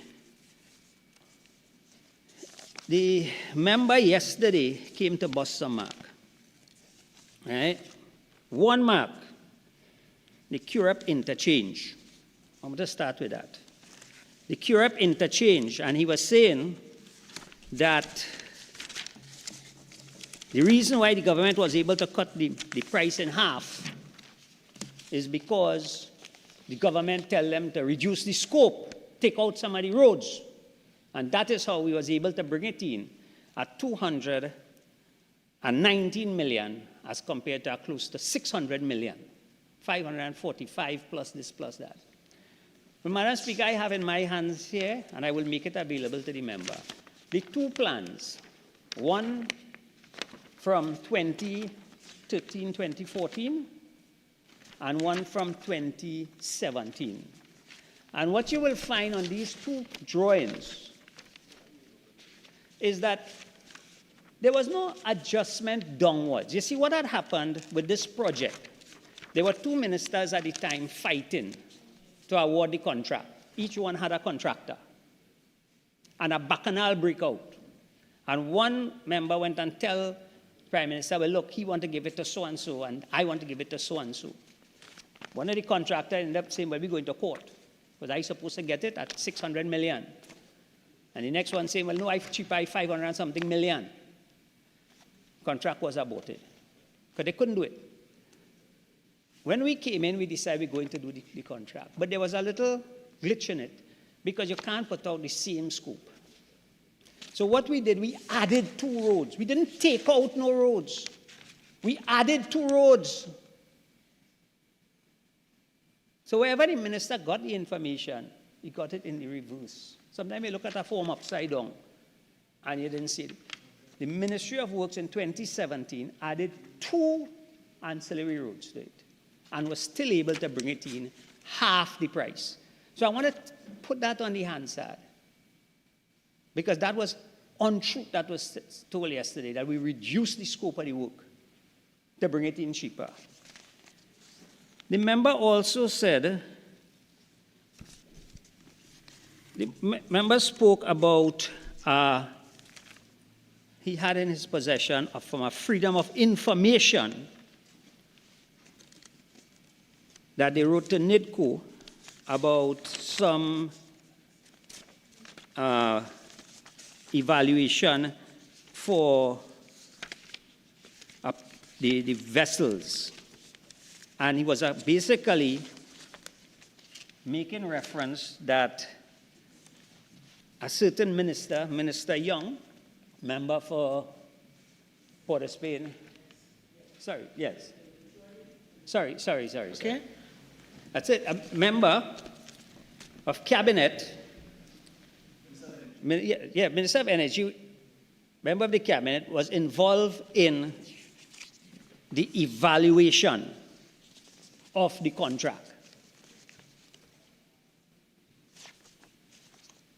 Madam Speaker, I got a copy of that Freedom of Information request and the answer.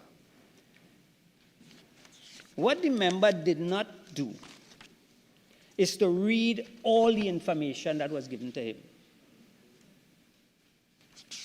There was a Freedom of Information, and one part of the answer was there was a cabinet-appointed committee,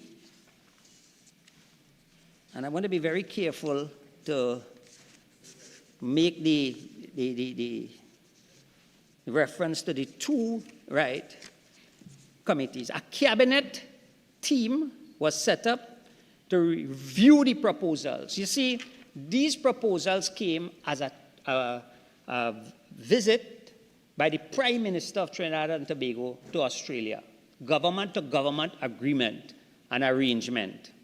It was a government-to-government arrangement for the vessels. And Cabinet appointed a team to review the proposals. And that team was headed by Minister Young, the Minister of Energy, sorry. That team was headed by the Minister of Energy. And the team comprised the Honorable Minister of Energy, he was Minister of Communications at the time,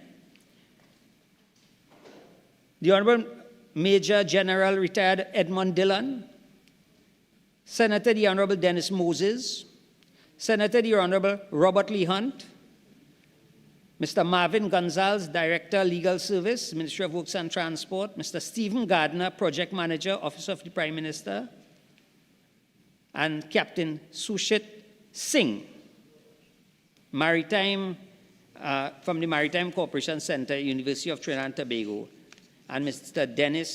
Demi John Cruikshank. They were the evaluation team, but the minister tried to give the impression that that team was the evaluation team. That team was just to look at the proposals. The evaluation team that was set up to negotiate with the provider was another team that was headed, without any cabinet ministers, by Mr. Herbert George of NIDCO.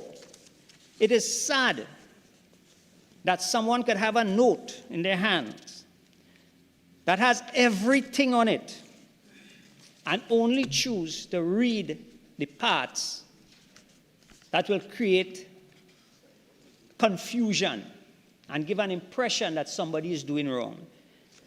Just as the evaluation team was headed by Mr. Herbert George, Chairman of NIDCO, Mr. Stephen Gardner, Mr. Steve Deyalsingh, President of NIDCO at the time, Tara John, Senior Legal Officer, NIDCO, Demi John Cruikshank, businessman, Colonel Retired Lyle Alexander, Chairman of the Port Authority of Trinidad and Tobago, Mr. Ezekiel Waka, Maritime Engineer, University of Trinidad and Tobago, and Mr. Marvin Gonzalez, Director, Legal Service, Ministry of Works and Transport. So, sorry. Just now. Sorry. Minister, sorry. I know you might be having a challenge because in the other place you all call people by their names. But here, if the member is a sitting member, you will have to call them by their constituency or their portfolio. So maybe I suggest you could say, now, member of whoever, you know? Yeah. Madam Speaker, I apologize. What happened, I'm reading from the note, and this was at the time, so Yeah. at the time he was, so I'll and- correct that. And that's Understood. that's what I'm suggesting to you to say, no. Yeah. Okay, so the point I'm bringing across, Madam Speaker, is that the member yesterday misled the House by saying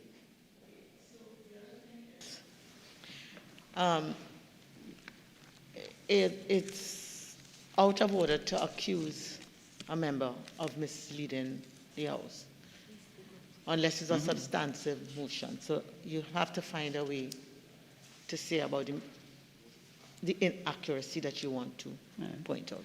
Thank you again. I apologize. Madam Speaker, what I will say is the member yesterday said an untruth that the Minister of Energy was the chairman of the negotiating team. That is not true. Madam Speaker, the minister went on, the member for Oropouche East went on to speak about the collapse of the Mosquito Creek and waved that document. That he had in his possession. Madam Speaker, the member was correct when he said he asked me for that document several times. But I'm a responsible minister. And I knew if he got that document, what he was going to do with that document. And so said, so done. Madam Speaker, I want to go back to what happened in this country with live sport.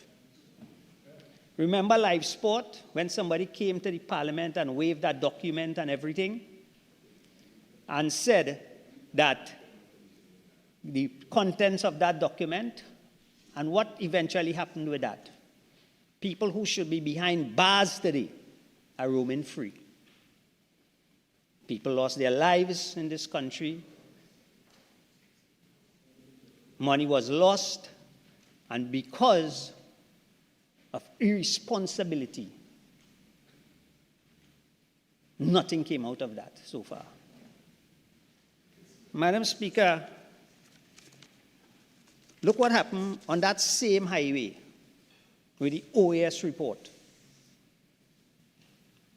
Remember that OAS debacle on that highway when on the eve of an election, somebody tried to protect OAS on the eve of an election and took a clause out from the contract when that contract should have been terminated when OAS went into bankruptcy. Somebody went in and took the clause out of the contract that allowed the government to claim the bond. Thank God we have good lawyers on this side. And again, the Minister of Energy had to champion that cause. And we went back to the court and we were able to get $1 billion. We got $1 billion from OAS. Because we were responsible. They took out a clause on the day before the election. Madam Speaker, what I saw happening yesterday is again another attempt to stymie this government from recovering any money from anybody who was at fault for what happened on the creek. Because the member would have seen in that document that he had that there's a recommendation by NITCO that we should go after whoever fault it was. It was a design build contract. And the records show it was a design failure. on record, we had an original designer and we have another designer now. They have indemnity insurance, professional insurance. And if they do something that leaves them at fault, then the client, which is the government of Trinidad and Tobago, can go after them for that. But what the minister did yesterday is that he came in the parliament and declared it is the government's fault. The government tell them don't do this and take out that to cut the cost. Giving whoever we have to go after ammunition to fight us in the court. That to me is not someone who cares about Trinidad and Tobago and the future of Trinidad and Tobago.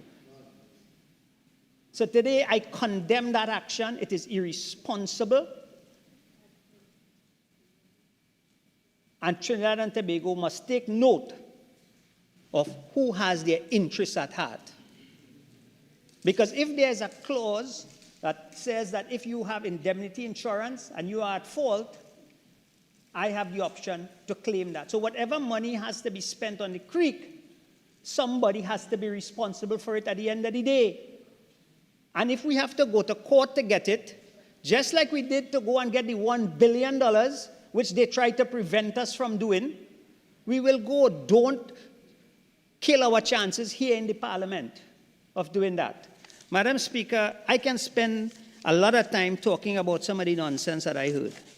However, I must now report on what the Ministry of Works has done, because I will have time on another place to continue, but I would want to give some level of reporting as to what the ministry was able to achieve, not over the last year, not over the last 5 years, but maybe over the last 9 years.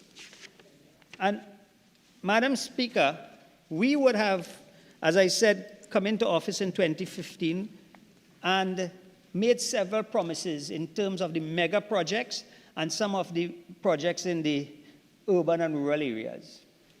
If I am to report on some of the mega projects that we had promised between 2015 and 2020, I can simply say we promised the San Fernando to Point Fortin Highway to complete that. That have been done and delivered, signed, sealed, and delivered to the people of Trinidad and Tobago. The construction of the Wallerfield Highway to Sandy Grande and a ring road around Sandy Grande. Madam Speaker, that is in progress, and we are hoping to have that completed by February of 2025. Removal of all traffic lights and construction overpass and interchanges from Port of Spain to Sandy Grande. We have been able to deliver on the Curep interchange, the Diego Martin interchange, and very soon we will be starting the Macoya interchange. But of course, we are a very responsible government, and we must take into consideration the revenues of this country. But plans are already underway to have the construction of the Macoya interchange started. Madam Speaker, implementation of a comprehensive drainage plan. I told this House on several occasions that the ministry was working on a national drainage plan. Since 2018, we started that plan. And that have been, we have been working with the foreign consultants, the Andean Development Bank, and several professional individuals to come up with a national drainage plan for Trinidad and Tobago. That plan have been completed, and we can say now in Trinidad and Tobago, we have a national drainage plan that could take us for the next 10 years on a phased basis to address most of the areas that we have challenges with flooding. Implementing a comprehensive program for the construction and maintenance of all roads, bridges throughout Trinidad and Tobago. That plan have also been completed. So we can now say we have a plan to do our road restoration, bridges and so, and later on I will report on how much of that have already been implemented.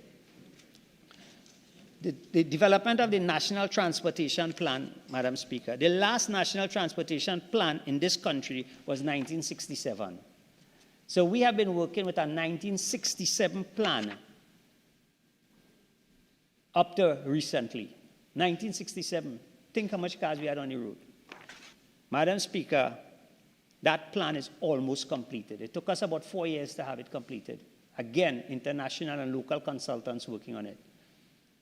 That plan will be presented shortly to the cabinet. That plan is completed, so we know in Trinidad we can say we have a national transportation plan and not the 1967 plan. Madam Speaker, a promise we made to the people of Tobago and Trinidad was to have an effective air and sea transport between the both islands. We have done that. When last you hear people complaining about ferry to go to Tobago, the ferry breakdown, or cargo can't go to Tobago? Right now, for the first time in Trinidad and Tobago, we have 5 vessels working. 5. Never happened before. And they say it collapsed. 5 vessels working. No shortage of seats. Our vessels, only last night I spoke to the port, the Tobago Carnival coming up. I said, double up the vessels. As they come, offload, load, and go back. Said, Minister, we could do that. Once we see the crowd, we will do that. Madam Speaker, the construction of a new first-class road to Toko, thus providing a faster alternative sea route to and from Tobago, from East Trinidad, opening up the entire coastline region. In other words, Madam Speaker, the government promised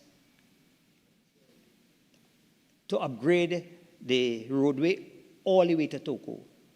We have completed phase 1. You pass on the Valencia bypass road, completed. We are now on 2 packages on the way to Toko, soon to be awarded. The road work is going on. All the statutory requirements for the port are being finalized. EMA is almost ready. The government, that promise is in progress, and the government will deliver on that, despite what the people on the other side say. I can tell you the road work up to the Toko Main Road have been completed, and other phases are now about to start. Construction of a new first-class road to Monroe and a modern fishing port. Madam Speaker, again, the roadway is going full speed ahead. Whatever the member for Monroe Tableland may say, we have done over 70 landslips on that main road. 70. And the first phase of the port is completed. I'm just waiting for our opening date, which I should get maybe next week or so, because I know we are all here involved in the budget. And I will invite the member from Moruga to come. I heard the member in her speech saying if she don't get invited, she come in to protest. You don't have to protest. I have a seat in front waiting for you. I'm hoping to have that port open within the next 2 weeks. The port is complete. What the land side is complete, now we have to do the seaside. And Moruga will have a port like no other, a fishing port like no other in Trinidad and Tobago. First phase complete, delivered. Madam Speaker,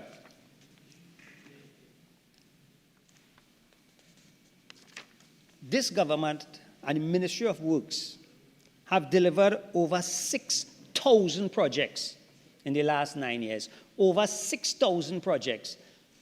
I don't know any Minister of Works who could stand in the Parliament and say during his tenure, over 6,000 projects was delivered. And if the members want copies of that, I could make that available to them. Especially none of the ministers under no inflated price. Projects, 6,000 projects.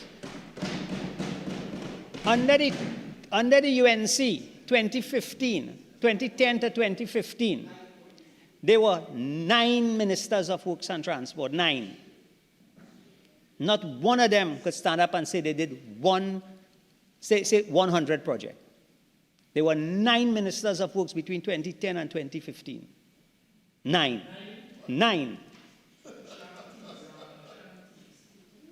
Right? None of them could stand up and talk about projects being done. And the projects were done around Trinidad. My colleague sometimes heckles me and say I'm doing too much work in the UNC constituencies. You all hear that. You all see the kind of licks I get in Standing Finance Committee. All right? But that is who I am. Right, and thanks for appreciating the work. We had the build out of the major highway network, upgrade of rehabilitation to main and secondary roads, flood mitigation and coastal protection work, landslip and bridge repair, development of the civil aviation sector, development of our ports, and strengthening our digital connectivity. We also undertake numerous projects in areas of infrastructure, including road rehabilitation, drainage, slope stabilization, and bridge reconstruction.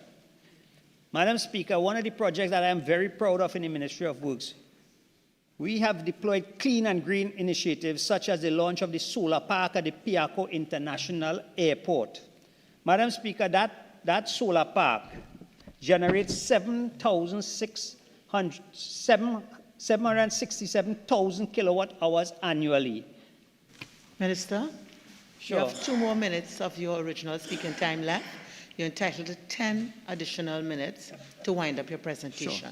You're availing yourself of it. Yes, Please proceed. Madam Speaker. Madam Speaker, that solar park effectively offsets up to 500 metric ton of carbon dioxide emissions each year. Now, in terms of these solar parks, that may sound small, but what the airport was able to do under the Ministry of Works and Transport is to establish the first commercial solar park in Trinidad and Tobago. And I'm very proud of that. The Piako Airport, one of the few airports in the Caribbean to establish a park like that. And they have made arrangements to have that expanded. Madam Speaker, we have invested heavy on bolstering Trinidad and Tobago position as a regional logistical hub. The ministry have invited suitable, qualified, competent companies to participate in the port privatization. Right now, as we speak, the port is negotiating with, doing the evaluation of the EOI for that PPP that the cabinet had approved the port to go out. And we have some serious interest, and we are hoping that coming out of that, we will be able to get an international partner to partner with us in the Port of Port of Spain to continue to develop the Port of Port of Spain. The EOI did give us the impression that there were a lot of people who are interested in investing in Trinidad and Tobago, and that continues. In terms of our airport, Madam Speaker, we have continued to upgrade our airport terminals, and we are actively working on expanding opportunities and improving airlift. In November 2024, November 24, 2023, Trinidad and Tobago signed an agreement with the Kingdom of the Netherlands Antilles, focusing on Curaçao, strengthening our ties with the region. In May 23, 2024, we expanded the horizon with the signing of an air service agreement with the state of Qatar, establishing a vital link to the Middle East through Doha. And most recently, on September 27, 2024, we entered into an agreement with the United Arab Emirates, paving the way for increased connectivity with a thriving hub in Dubai. Madam Speaker, we have been executing these air services agreements around the world. In September 2024, we reached an agreement with the Federal Republic of Nigeria, and very soon we'll be signing on that. Regarding Ghana, another important growth hub in Africa, we have made substantial headways in signing an agreement with them. Madam Speaker, we are in active discussions with 15 other states, and hopefully we should be signing agreements with these 15 states within the next year or so. South Africa, China, Colombia, Chile, Dominican Republic, Panama, Peru, Brazil, Saudi Arabia, Germany, the Netherlands, Rwanda, Singapore, Kuwait, and France. Madam Speaker, we are serious about the aviation business. And that is why the government have invested in the airport in Tobago, because Tobago now is a destination that have been added to our air services agreements, where it's an international airport that we're looking at there. So the government is serious about the aviation business, and That is why we would have made significant improvement, not only in the airport facilities, but also in the aero park. Trinidad and Tobago will have the first aero park in the Caribbean, state-of-the-art aero park in the Caribbean. After 20 years, finally we are getting tenants now to be placed in that park. Madam Speaker, I want to just turn to our projects in terms of our infrastructure and our road rehabilitation program. We have looked at that in 3 ways. One is the build-out of the highway network, because we have to continue to build out the highway network, because the aim is to have the entire country connected, all major towns and cities connected. It should not take us more than 1 hour to get from point A to point B, just like how you could reach now from San Fernando to Point Fortin in less than 20 minutes. That program continues, and that is why we can talk about the Manzalina to Mayaro Road upgrade.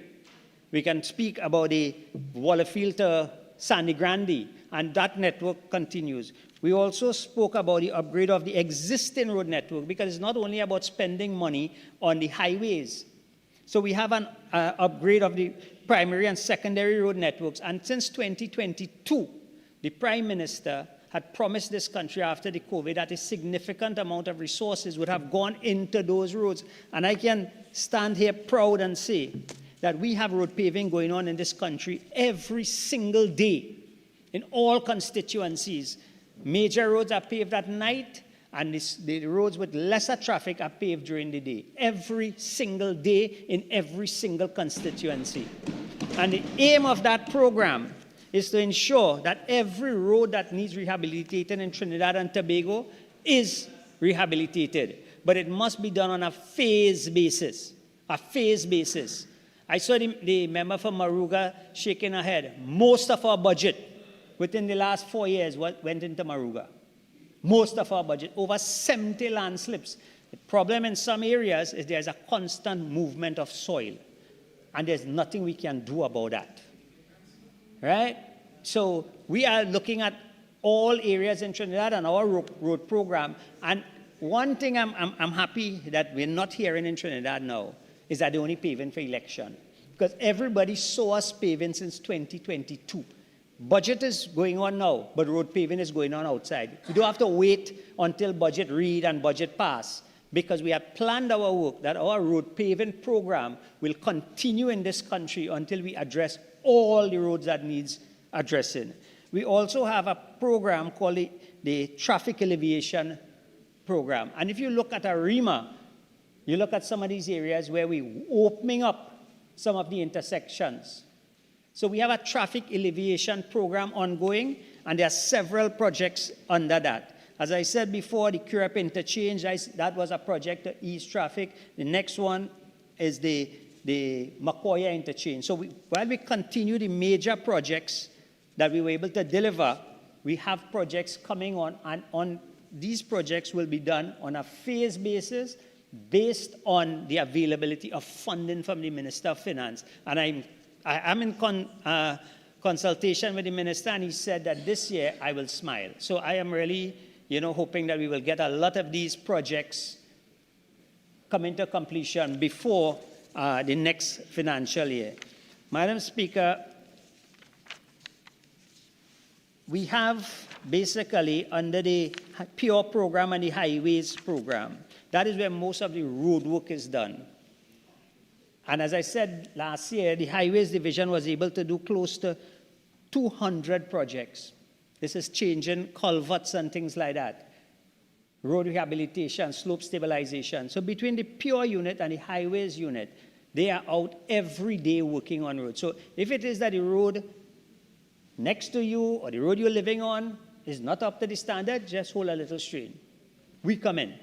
And I'm sure you will see on your way home, you will see road paving going on, because all can't be done at the same time. The government is going to address every single road in Trinidad on a phase basis, because that program will not stop. It is continuing. You will see road paving going on now. You'll see it next month. You'll see it the next month. And this have started since January 2022 in this country. Madam Speaker, I know time is running out, and I can't go into the projects, but I just want to touch on a few of them. In terms of our bridges program, over the last 9 years, and I'm again proud of this, we did over 70 bridges in this country. 70. There are different stages. 70. Never before have that been attempted. Never before. And I listened to yesterday, I think it was a member for Caroni Central, and I'm sure Cuba North may come with that, some bridge collapse. This government don't build bridge that has collapsed. That's a figment of their imagination. There was a bridge in Chaguanas that collapsed. PNM didn't build that. That was built since the NARDs. Right? On an emergency basis, I instruct the ministry to get that bridge back up immediately while we do designs and go out for a tender. Through miracles, the ministry was able to get the bridge up in about 8 days. 8 days. I saw, anyhow, let me see what I saw there. There are pictures to show. That was a bridge that collapsed, a temporary bridge. We get it back up. Obviously, we have to restrict the load. So we put a bar on top, because while we were there, big cement trucks were passing on the bridge. The bridge was never designed for that. So we put a bar, and that controls the weight, because the higher the truck, in most cases, is the weight. People started by, but one night somebody passed with a big truck and hit the bar. The bar came down. I am hearing the bridge collapse. The bridge never collapsed. The bar, and the bar is there for a purpose. There was another bridge in the member for Chaguanas East constituency. We went on the bridge. The member for Chaguanas East was on my case for about a year for that bridge. Yeah. So we went to open the bridge. The mistake I made is to invite the member for Chaguanas East and the member for Chaguanas West. That's in the UNC in Atanjam. They both, every day. So the problem there is that we opened the bridge was completed, but the ancillary roads were not completed. They make it, the bridge collapsed. Madam Speaker, I wish I could get about 3 hours to go through project, but before I close, I have to thank my staff at the Ministry of Works. I have to thank my permanent secretary, and I have to thank all the people of Trinidad and Tobago who have had patience with us and are now seeing the fruits of their patience. Madam Speaker, I thank you again for this opportunity, and to the 3 teams in the Parliament, I want to say let's all be patriotic to this country. Let us not do like what the member for Oropuch East did and deprive, there are 4 teams, deprive this country of any opportunity to get back any funding that is due to this country, due to error of anybody working for this country. I was very disappointed when I saw what happened yesterday, where, Member for Diego Martin Central. Thank you very much, Madam Speaker. Madam Speaker,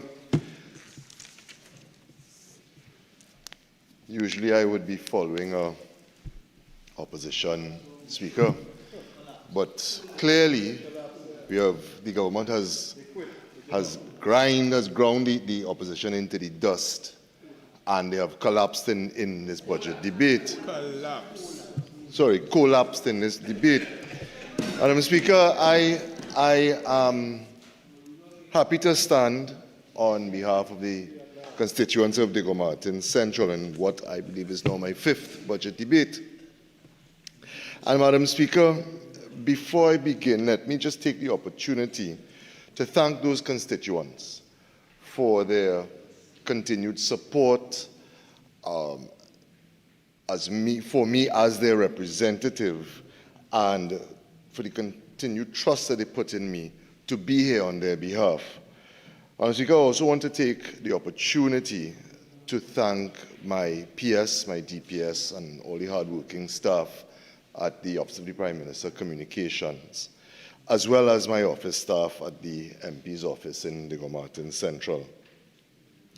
Madam Speaker, let me join the long list of persons who have stood here congratulated and thanked the Minister of Finance and his team, along with the Minister of Planning and Development and her team, for their collaboration. It will come, it's coming. For the collaboration which resulted in the budget for the fiscal year 2025, which was presented last Monday, and to share as well in the Minister's optimism that we have done remarkably well in extremely trying times. Madam Speaker, you see, the exercise of acknowledging the reality of the environment that we are facing regarding our revenue, managing state expenditure in that environment, while continuing the support mechanisms the state provides across all strata of our society is no easy task. But the truth is we shouldn't be surprised. Madam Speaker, the Minister of Finance has presented 10 budgets in the last 9 years.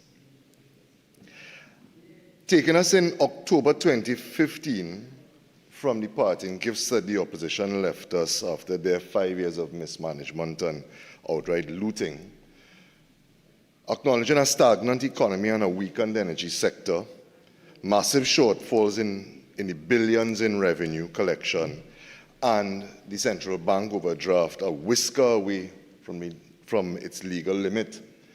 The Minister of Finance negotiated that time through plummeting energy prices, costing us tens of billions of dollars of non-realized revenue, billions in back pay payments to be paid on top of that, and slow global economic recovery. And that by itself, Madam Speaker, quite frankly, would have been a magnificent achievement. By 2020, we had seen these strategies implemented and the management of the economy through those difficult times taking root. Revenues had increased, inflation was down to 1%, expenditure was reduced and being managed effectively. And the truth is, Madam Speaker, that going through that time, one would have thought we had seen the worst of it and it was all behind us. But 2020 to 2022, the pandemic hit. And the Ministry of Finance was tasked with managing yet again, not only the obvious and dramatic impact of the pandemic on our revenues, but also with the expenditure decisions to be taken to protect lives and livelihoods. And all of these life and death decisions were being taken against the backdrop of an opposition being obstructionist in Parliament, working to undermine the vaccination efforts of the government and the Ministry of Health by bringing lawsuits, which they lost, outside of the Parliament, and engaging in a protracted, prolonged, and purposeful disinformation campaign, which it continued to this day with the opposition leaders and others and their fake vaccine claims. Madam Speaker, by 2023, after navigating through the pandemic, skyrocketing global shipping costs and global food prices, and the volatile energy sector, the Minister of Finance has continued the hard work of finding ways to manage the economic recovery, reduce our public debt, maintain our social security net, find ways to support the business sector, and lift the standard of living for all, but especially those that can be counted amongst our poor and vulnerable in society. Madam Speaker, I want to tell you that the Minister of Finance, not only the longest-serving Minister of Finance, clearly the best Minister of Finance, could only be a PNM Minister of Finance, has done yeoman service. And Madam Speaker, I go through this simply because it requires context at all times. It requires for us to have a clear understanding, not only as a parliament, but as a nation, as to what we have seen over the last 9 years. The path that this government has had to navigate for this country, including those represented by the opposition. maintaining a level of the status quo, protecting lives and livelihoods, and being able to build a future for all citizens in this country. And Madam Speaker, it is important that we understand where we are now, because through the hard work and efforts of the Minister of Energy and Energy Industries, running all over the globe, trying to extract the best in all deals when it comes to our energy products for this country, we now know that there is a timeline that we can measure. We are seeing 2027 as a milepost for this country. And what the minister has been doing, continuing government fiscal policy, is creating a path for us to follow between now and then. Madam Speaker, if there's one thing that I took from this year's budget debate, is the marked difference now that we have 5 members of the opposition who have gotten rid of the shackles of the opposition they were part of before, and are now speaking in a way that shows the national population what can happen when you have a responsible opposition. What can happen when we disagree on policy. We may not agree on use of funds or how the timelines for certain things, but not obstructionist. Coming here to be a part of the solution and not a part of the problem. Madam Speaker, I hope the national population understands now what has been happening in this parliament and impacting them in their daily lives for the last 4 years. And I want to thank the members for Tabakit, Miaro, Shoguanas East, Naparima, and Kamuto Manzanilla for being a voice for the opposition. Madam Speaker, even on the night of the budget, imagine the UNC voice in the public domain, in night of on panels, was predominantly those 5. Madam Speaker. And the marked difference between the contributions on those panels of the members for Tabakit and Miaro as opposed to the member for Oropuch West was stark, it was glaring, it was there for all to see. Madam Speaker, I am looking forward to the coming months, because maybe we may see some productivity out of the opposition now that there is a Jiminy Cricket, so to speak, sitting on the shoulder of the member for Siparia, or maybe 5 Jiminy Crickets, being a conscience, if you will, for those opposite. Madam Speaker, before I start, there are a few things I would like to address. I talked about the nature of the conversation that we have been having over the past few days, and the stark difference, almost a line, not just the walkway that separates, 5 plus their schoolmaster and the others, but the quality of their contributions. Madam Speaker, the member for Couva South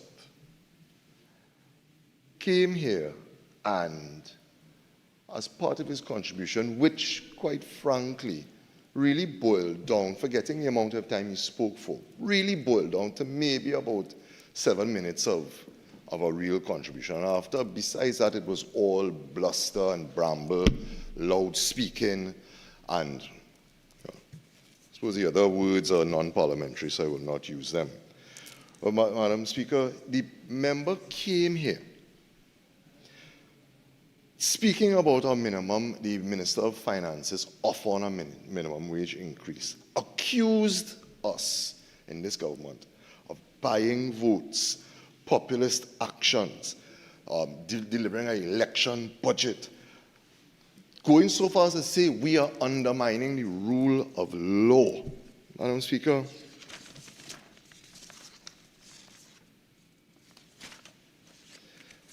it is unbelievable that instead of adding value, instead of understanding that his very constituents, the same people that they, I don't know if they ever take it out of their pocket, if they have a fund for it, that they pay to come here to protest out front, left here $2 an hour richer than they came here. Madam Speaker, 48-6, no member paid nobody to assemble outside.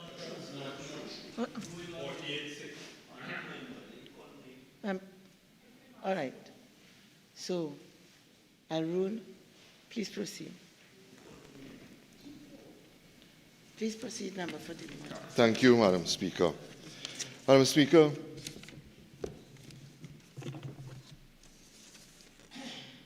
the member continues talking about we are against unions and we want to undermine the trade union movement. Yeah. The Minister of Energy was a proud advocate for trade unions in his past iteration. Madam Speaker, there is a Guardian article that I would like to quote from. UNC ignored us since 2010 over use of Rienzi, says union, written by Geisha Kaulasa. And the article says, since 2010, the All Trinidad General Workers Trade Union was trying to negotiate with the UNC over rent issues of the Rienzi complex. The party had ignored the union over the years. So said the union's president, Nirvan Maharaj, to members of the media during a protest at the Ministry of Agriculture, Sinclair, yesterday. It goes on to state, the party so far has failed to do so. That is, of course, to speak with them. In fact, the party has treated the union with utter disdain and contempt and has never once sat down or received correspondence the union would have sent them concerning a lease arrangement. Madam Speaker, it is very interesting that I saw yesterday another press conference by one of the trade unions in this country. And half the press conference was spent by them talking about the conversations, discussions with the UNC, and speaking about all the things that the UNC is going to do. Madam Speaker, I want to tell them, if you cannot learn lessons from your past, you are doomed to repeat them, right? We have all seen what has happened with the UNC and the courting of unions, the courting of, my God, basically anybody. It all falls apart. There is nothing that comes of doing business with this organization but destruction and chaos. Madam Speaker, over the last 5 budget presentations, I have waited for the opposition leader and her team. And of course, when I say a team now, I no longer speak about the independent bench. I'm speaking about the eastern wing here, to come with rebuttals, positions that are worthy of their office. But yet again, the member for Separia has come and been subpar. Madam Speaker, I keep hoping that she would come and be reminiscent, the member for Separia would come and be reminiscent of her predecessors in the chair, reminiscent of Basdeo Pandey, whom she ejected from the party after she said that he was too old to win an election. Reminiscent of Mr. Manning, whom she replaced as Prime Minister.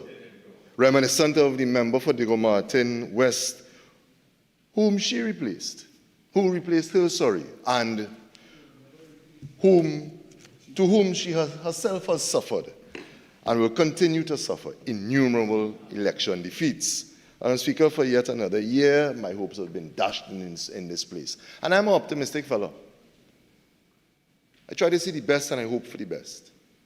Dashed in this place. However, I suppose I may be a sucker for punishment. God willing, I'll be here to watch the opposition leader, the member for Siparia, growing to her role over the next 5 years, and maybe by 2030 she'll be in a position to give her a rebuttal worthy of her office. And Speaker, the members opposite, full of ifs and buts, full of ifs and buts. If we would do this, and maybe we could try here, and Madam Speaker, not one iota of evidence being put forward as to how the issues that they are raising here could be changed. Not one iota of evidence as to how they could fund, where they will find the money for their suggestions. Everybody wants a bigger piece of the pie. Everybody wants to see a bigger pie, but there is a reality to where we are. As I said at the start, Madam Speaker, we must have context for the struggle, the yeoman service that has been done by the Minister of Finance, the Minister of Energy and Energy Industries, and the Prime Minister to navigate, I can't even say choppy waters, to navigate the storm that we have faced over the last 9 years. But we are seeing the lighthouse. We are seeing where there is a light at the end of the tunnel. And we are creating a roadmap to get there. Madam Speaker,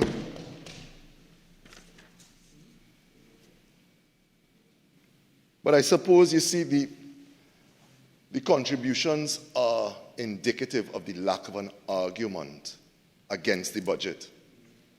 Because there's no one here who has come and put forward any argument. Even those members who disagreed from the independent bench disagreed on policy, disagreed to say, well, we would like to see these things being done.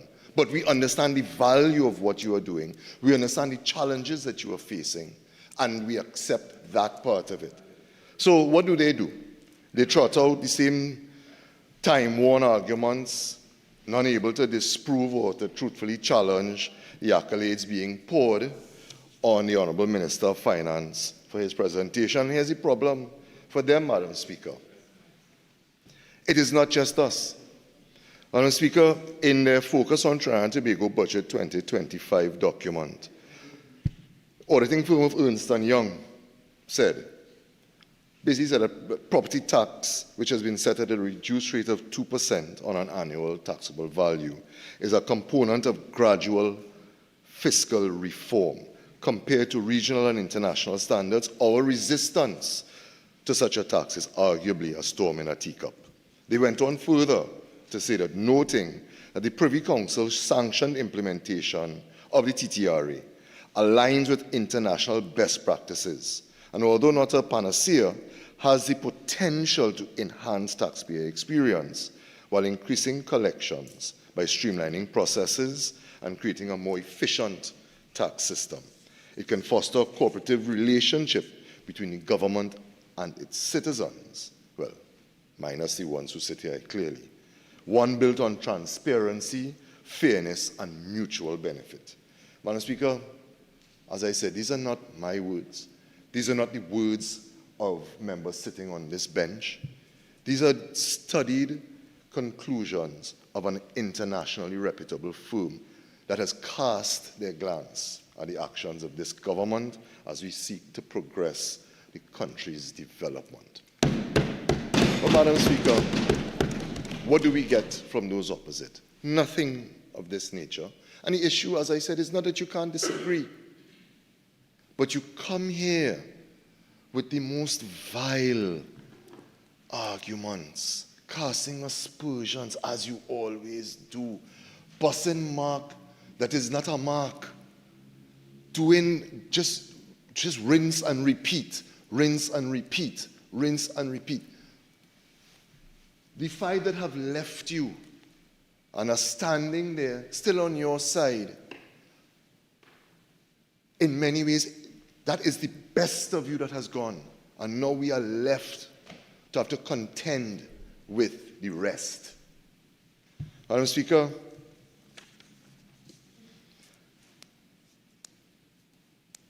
the position, as I said, put forward by Ernst & Young is not an outlier.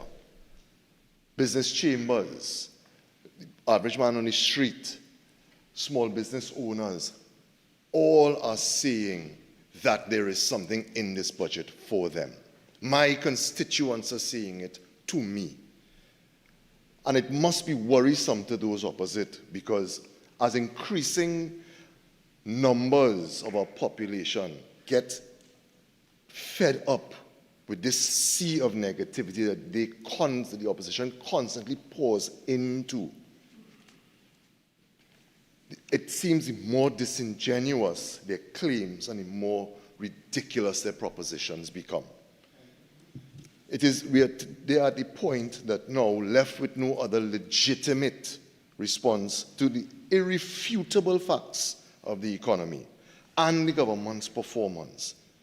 Again, as I say, they resort to these tried and tested, however easily disproved formula of misinformation and fake news and manufactured outrage and selective memory, blatant prevarication from them on that side, and unashamed intellectual dishonesty. Well put, well put, man, well put, well put. Well, Madam Speaker, you see, I could understand the dilemma. I could understand the dilemma. Because having baited the population in the lead up to the election, having gone from pillar to post to tell people what was coming, tell people how they were going to be impacted, tell people what the Minister of Finance is going to take from them, tell people all the evils that would happen to them. What happened? What happened? Were there new taxes? No new taxes. Madam Speaker, did gas go up? Gas was not increased. Madam Speaker, did the minister reduce impact of transfers and subsidies on those most needed by? Nothing like that happened. Was the dollar devalued? Dollar was not devalued. Madam Speaker, has the minister proven their lifelong claim that the economy is in free fall? He has not, and he is backed by both local and international powerhouses saying that we are not in free fall. Madam Speaker, on top of that, the Heritage and Stabilization Fund is not in shambles. In fact, Madam Speaker, it has more money now than when they were rejected and ejected from office in 2015. What else has happened? The same people, as I said, outside protesting, no idea why they're here. The member for Tokosani Grandi regaled us with hearing them looking to see who the paymaster was outside. Minimum wage for CPEP, URP, MTS, there's one more Minister of Finance. Reforestation workers also increased. Public servants offered a 5% increase over the 3-year period, 2020 to 2022. In short, Madam Speaker, nothing they predicted came to pass. In short, Madam Speaker, they had nothing to legitimately complain about. I hope the population, I genuinely hope the population sees that those opposite, with nothing to legitimately grouse about, resorted to their age-old tactics, scaremongering, deliberate misinformation and disinformation. And of course, Madam Speaker, dog whistling. But we will get to that as well. Madam Speaker, let me speak a little bit about my portfolio.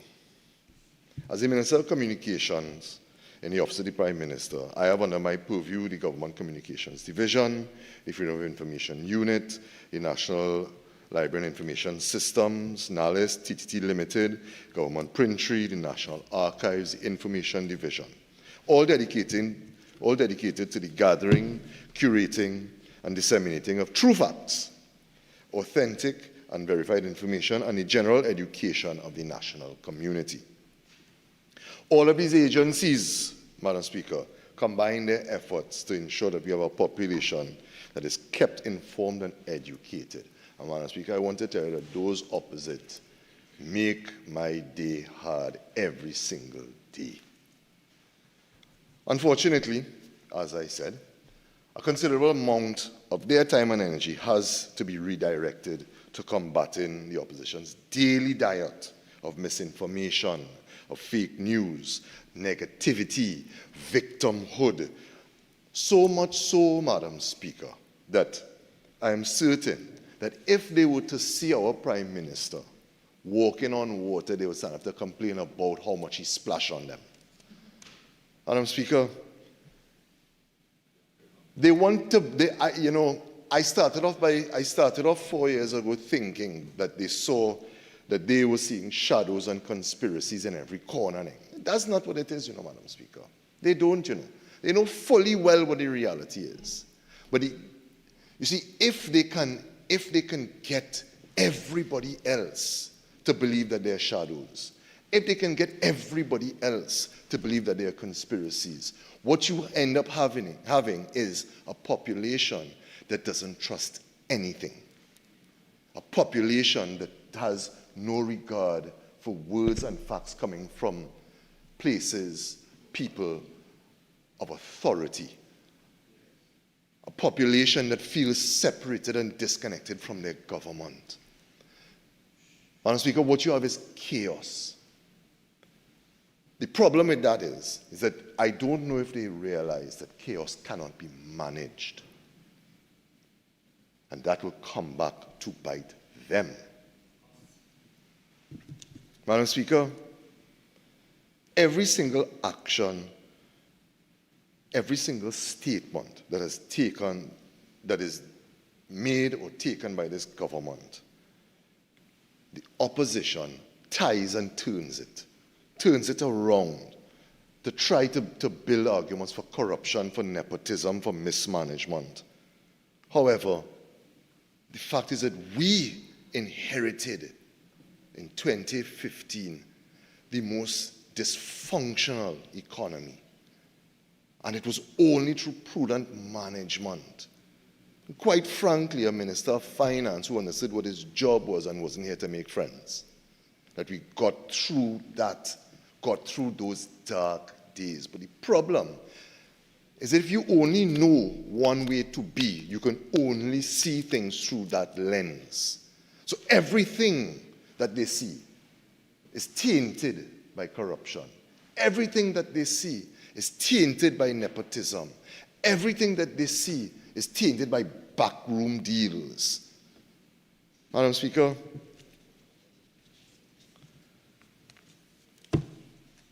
I could spend, moving on from them, I could spend my entire contribution today regaling you and the national community about the extensive work being done by NALIS and the very many successes over the last 5 years. I could tell the national community that NALIS continues to be a beacon of light in the darkness of misinformation and fake news spewed daily by the opposition. I could tell the national public that NALIS continues to successfully manage 25 public libraries, all the libraries in the secondary schools, 48 special libraries, like those right here in the Parliament, the Judiciary, the Industrial Court, and even at some ministries. In addition to that, the 4 institutional libraries are the Women's Prison, the Maximum Security Prison, the Youth Training and Rehabilitation Center, and the St. Jude School for Girls, and a growing number of primary schools. And Speaker, I could tell you and the national public that we have successfully opened the Diego Martin Public Library, and before this calendar year is finished, we are set to open the La Horquita Public Library and the Miaro Public Library, as well as continue the preliminary works for the Toko Library and the continuation of the Chaguanas Library. Madam Speaker, I could speak to you all about the important work being done by their co-located libraries and the amount of work that is being done by NALIS in its library refurbishment works across the entire network, ensuring that these spaces, these safe spaces, these places where young and old alike can come to find refuge from a very, very loud, very, very intimidating world, can access government services, can access the services and training services of NALIS through their own programs,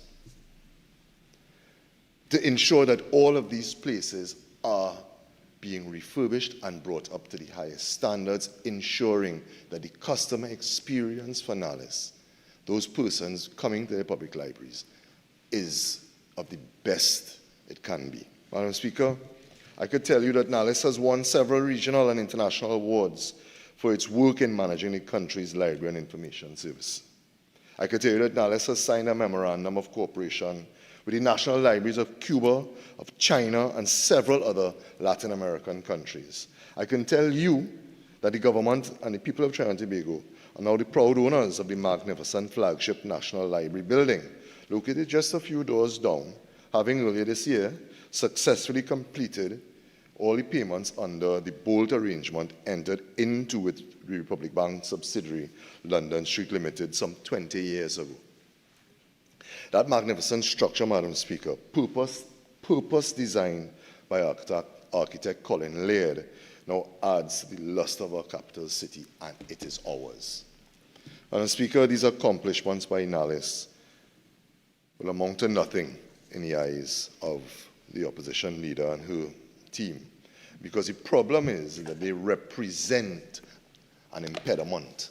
They represent an obstacle against their negativity and misinformation. Madam Speaker, let's speak a little bit about TTT.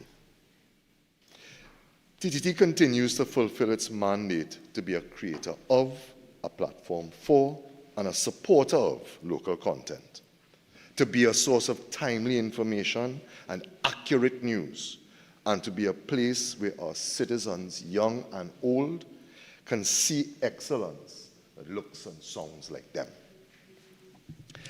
And it is because of that final mandate, Madam Speaker, that TTT took the conscious and patriotic decision to acquire the local television broadcasting rights for the recently concluded Paris Olympics.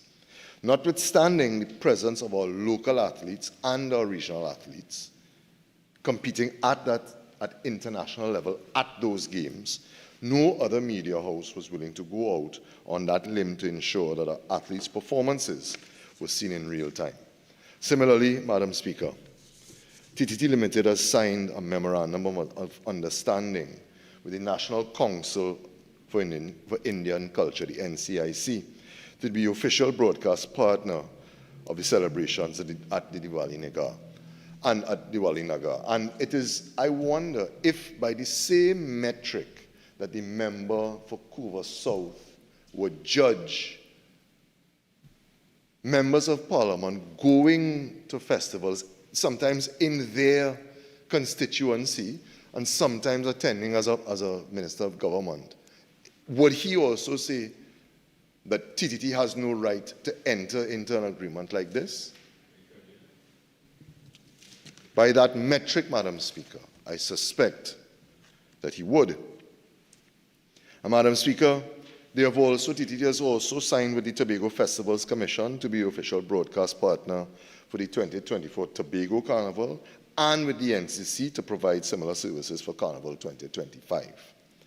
It is that mandate, as I said before, Madam Speaker, that led TTT to continuously improve its news program, its morning show, and news magazines, very like our Delving Deeper. And the return of TTT to its, what I would like to say is premier place in the local media landscape, was also telegraphed recently when it captured 4 media awards at the recently concluded Caribbean Broadcasting Union recognition ceremony in Belize City. And Madam Speaker, just to give you an idea of what TTT won. TTT won the award for Best Entertainment Program for our Radio Talk City 91.1 Saturday brunch. It won the Production Award TV Best Documentary Program for the Best Village Story. It awarded the Advertising Award, Minister, I felt you'd be happy to hear this. Advertising Award, Best Public Service Spot, Ministry of Health, Men's Health Awareness. Special Mention Award for Special Mention Award, the Production Award Digital Best News Story for a segment called See Yourself that is done from the newsroom. And the Production Award Digital Best Entertainment Item for the mashup, the music that made us rap so. Madam Speaker, improvements, engagements, and endorsements such as these underscore in no small way the need for and relevance of a national television station, and simultaneously negates the arguments of some naysayers who argue that TTT's value must be tied to a financial bottom line. TTT has been and is still indeed the home of media.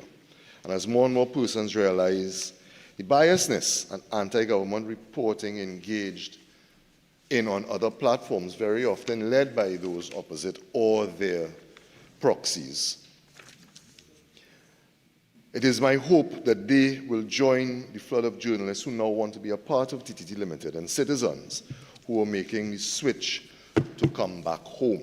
Madam Speaker, for the sake of our naysayers, when I talk about anti-government negativity and these things on other platforms, I want to be clear. I am not saying that there is any expectation or desire or even the ask for any media house or platform to engage in propaganda on behalf of the government. Quite frankly, the government does not need propagandists. What the government asks for, and I think rightly so, for all citizens, is for fair, objective, balanced, and accurate reporting. And it's certainly not about making us look good. Madam Speaker, I am quite sure that if we stick to the facts and you deal with what is true, I will back my side. Madam Speaker, this annual budget presentation allowed us to see again in the public space the same talking heads being used to comment on every issue under the sun, even those who have mounted political platforms against the government on behalf of those opposite being called upon to give allegedly unbiased opinions. And this is not about muzzling the press in any way. This is not about restricting journalists' freedom to report on anything, because the evidence, Madam Speaker, of this government's interface with the media is clear. The global press freedom for 2024 ranked Trinidad and Tobago at number 25 out of 180 countries in the world. This, Madam Speaker, is a remarkable jump from our 2016 ranking of 44th in the world, illustrating beyond a shadow of a doubt that we have one of the most liberal fourth estates amongst the countries of the world. And Madam Speaker, against the backdrop of that is this constant narrative from those opposite that, one, the government is always harassing the media, and two, out of the other side of their mouth is that the government has bought the media for some reason. Although I cannot pick up a paper in this country and find evidence to support that this government could have bought any single media house in this country.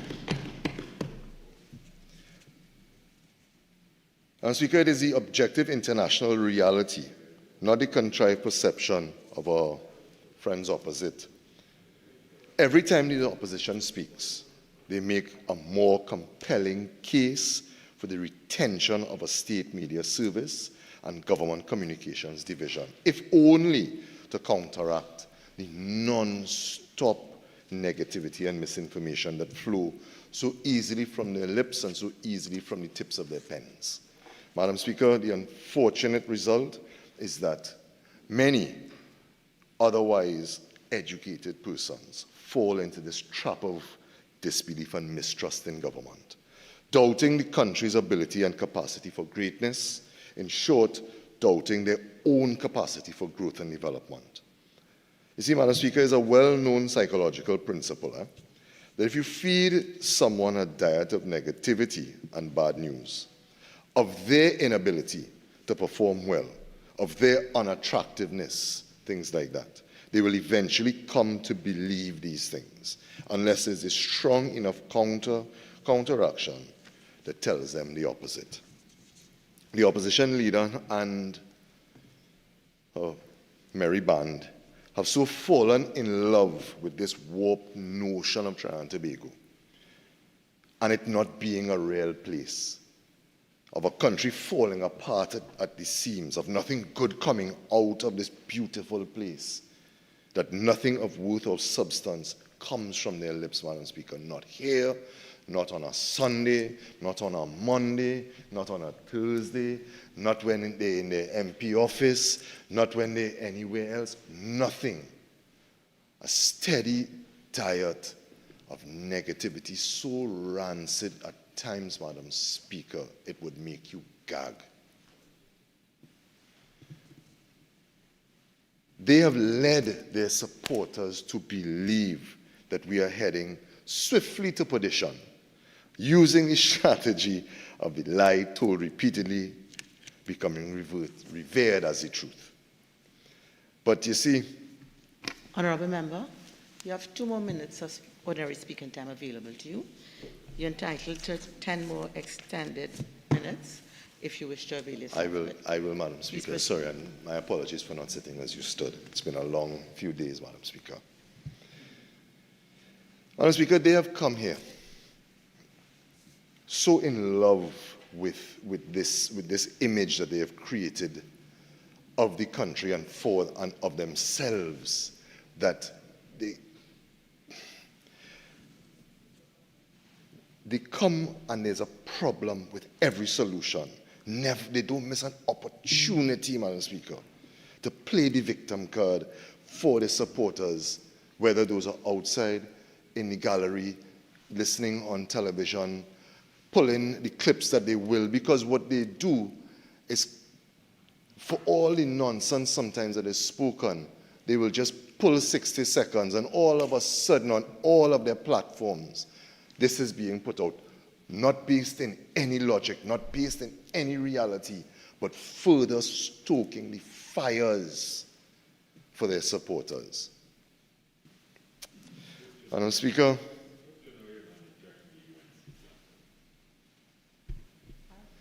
Madam Speaker, I want to tell you that it is one of the worst parts of my job that I actually have to reduce myself to look at some of the bile that is put forward by members opposite as a responsible opposition, totally undermining not just this government, but the psyche of this country.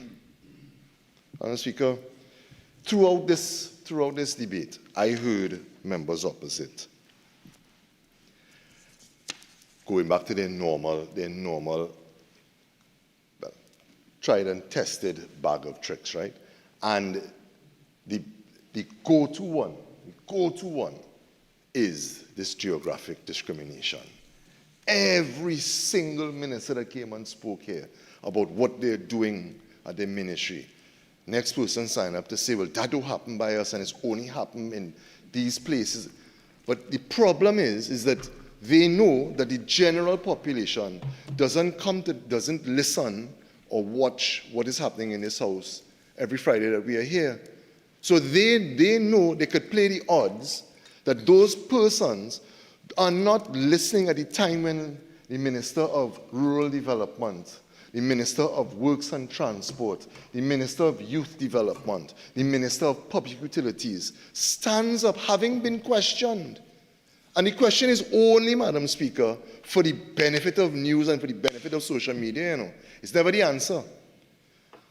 Proving time and time again that this accusation of discrimination It's completely baseless that money is spent and works are done across this country, both islands. Madam Speaker, I can tell you, I sit as a PNM MP, and sometimes I want to go to the member for San Fernando West, I quote myself, Madam Speaker, to say, okay, we'll pull a little bit from there and send by me, I have these projects. But I would not do that because I also know that the member would not entertain that, because that is not what this government is.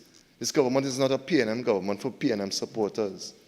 It's a government for all Trinidadians, all Tobagonians.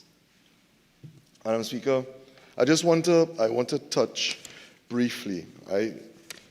So sorry, I had so much that I wanted to speak about. Let me speak a little bit about my constituency, Madam Speaker. If I didn't have to spend so much time dealing with the member for Cuba South, but you are right. I will not be distracted any further. Madam Speaker, as I started, I will end by giving my commitment to the constituents of Diego Martin Central of my continued love and support in being and having the honor of being their representative. Looking forward every day to be able to provide solutions to them. And in that vein, there are a few things that I want to point out and to give my thanks to a few of my colleagues here. First and foremost, Madam Speaker, I want to thank the Minister of Public Utilities. The Minister has assisted immensely, particularly in the last year, as we looked at the infrastructure, particularly when it comes to WASA and its impact on not only on the delivery of water to our constituents, but also on the roads in the constituency. Madam Speaker, it makes no sense for the government to spend millions of dollars to repave a road when the underlying issue has not been addressed. In pointing out these things to the Minister and pointing to specific arteries, main traffic arteries, I am happy to report that the Minister, through one of his programs in WASA, would have replaced well over 2 kilometers of pipeline along the Mount Coco Road, and we are actively working with the Ministry of Works and Transport to have that road now repaved, having gone through that exercise of changing the valves, changing out the main, ensuring all the connections are good, and that there are no leaks. We are now at the stage where we are looking to repave what is probably the second most used traffic artery in the Diego Martin Valley. Madam Speaker, on top of that, here's the Minister of Public Utilities through WASA has also added and improved a number of booster stations in the constituency of Diego Martin Central. Much of my constituency is hilly terrain, and very often that hilly terrain was not developed in any organized way. So getting water to our constituents has been and continues to be an issue. We are working right now. I want to tell the residents of Cokery Terrace that we can expect to see in the coming weeks the booster station there to improve their water delivery. The residents of Pioneer Drive also can expect a booster station there, and of course the improved booster stations at Four Roads, at Symon Road, and the Minister has also assured me that we will be looking at the Union Road booster very, very soon. Madam Speaker, the member for Tobago West, in her contribution, made reference to the Cokery Community Center and told the House that the member for Diego Martin Central always ringing on her phone. Well, I am glad that she said it, because I want the the residents of Kukri to understand that I have pursued this from day one. Madam Speaker, that Kukri Community Center is one of those gifts that we got from the opposition on their way out. In 2015, as the member for Cooper South likes to say, in an attempt to buy votes in Kukri, they hustled to open this Kukri Community Center, cutting ribbons mere weeks before. That community center was never was able to be used by that community in any productive way. Total mess.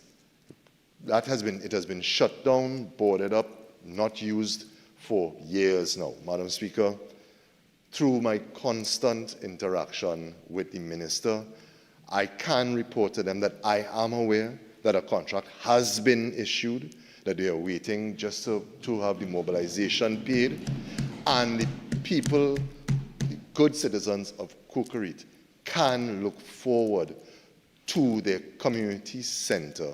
That refurbishment, if I am to believe the timeline they've given me, in early 2025, works will be completed and the community center will finally be able to be used. Madam Speaker, there is so much more that I can say. I will find other times and places to speak to the rest of it. Thank you so much for the opportunity to enter this debate. Madam Speaker, thank you for, and thank you to the citizens of the constituents of Lego Martin Central for the honor in representing them. Thank you. Member for Tunapuna. Thank you, Madam Speaker, for giving me the opportunity to enter this debate at this time.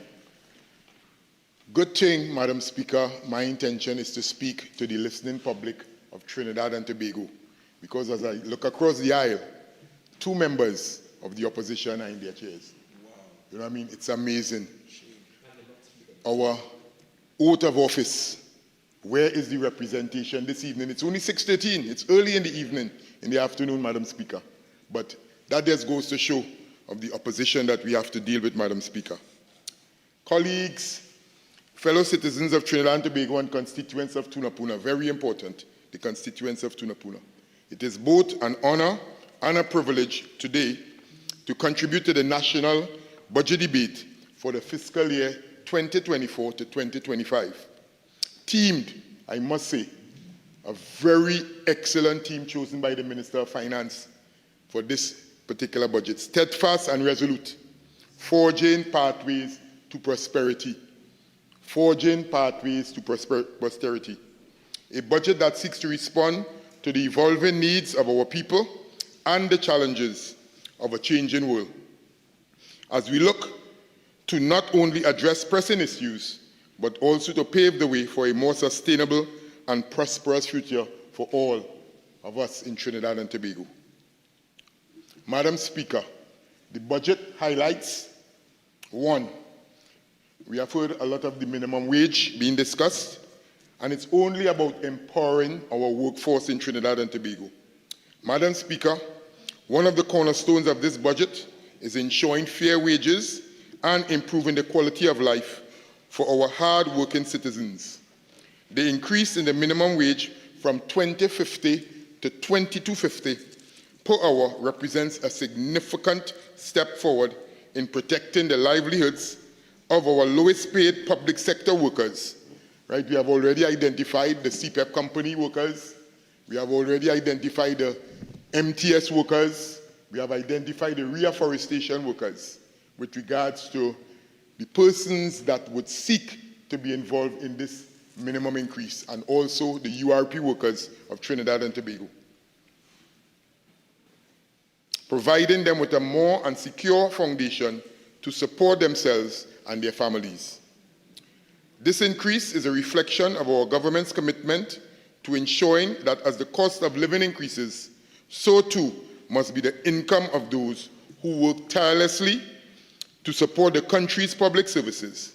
We recognize, Madam Speaker, that fair compensation leads to higher morale, greater productivity, and ultimately improved service delivery within our country of Trinidad and Tobago. In addition, Madam Speaker, The minimum wage increase, there is also, as the Minister of Finance laid on the table, a 5% salary increase with regards to negotiations that will commence shortly with the public sector workers. Our public sector employees are the backbone of this country, whether it be in health, education, national security, or administration. They work tirelessly to ensure that the public continues to receive essential services.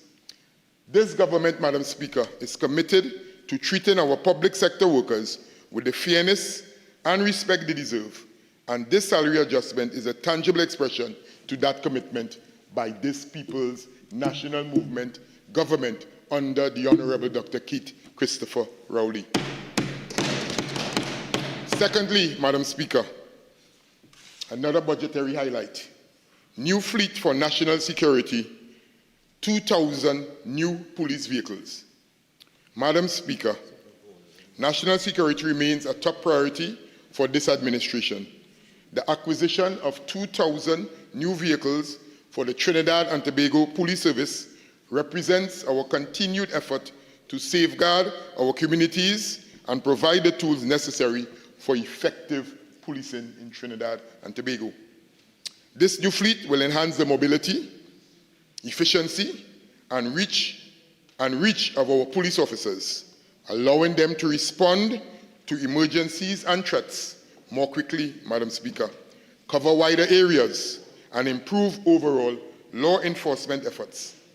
Our government is resolute and will continue to be, Madam Speaker, in ensuring that the men and women who protect us daily have the resources they need to carry out their daily duties with professionalism and speed. A third budgetary highlight, Madam Speaker, the e-passports and immigration forms, modernizing our borders. Madam Speaker, in line with our commitment to digital transformation, the implementation of e-passports and digital departure cards will bring Trinidad and Tobago immigration services into the 21st century. This measure will not only streamline the immigration process for citizens and visitors alike, but also enhance national security by introducing a fingerprint system at different points of entry at our borders. This implementation of e-passports will simplify travel, reduce waiting times, and increase the efficiency of our border management systems. Additionally, Madam Speaker, by introducing biometric technology such as fingerprints, we will bolster our security capabilities, making it easier to track and verify identities, as well as prevent fraudulent activities at our border entry points, Madam Speaker. Fourth budgetary highlight, Madam Speaker, electronic health records by 2025, a health system for the future. Madam Speaker, as we work towards achieving a more efficient and responsive healthcare system, the integration of electronic health records, EHRs, by the year 2025 will revolutionize the way healthcare is delivered in this country, providing seamless access to medical information for healthcare providers and improving the quality of patient care throughout our health system network. EHRs will allow doctors, nurses, and medical professionals to have immediate access to patient history, reducing the risk of misdiagnosis or medication errors, and increasing the efficiency of healthcare delivery.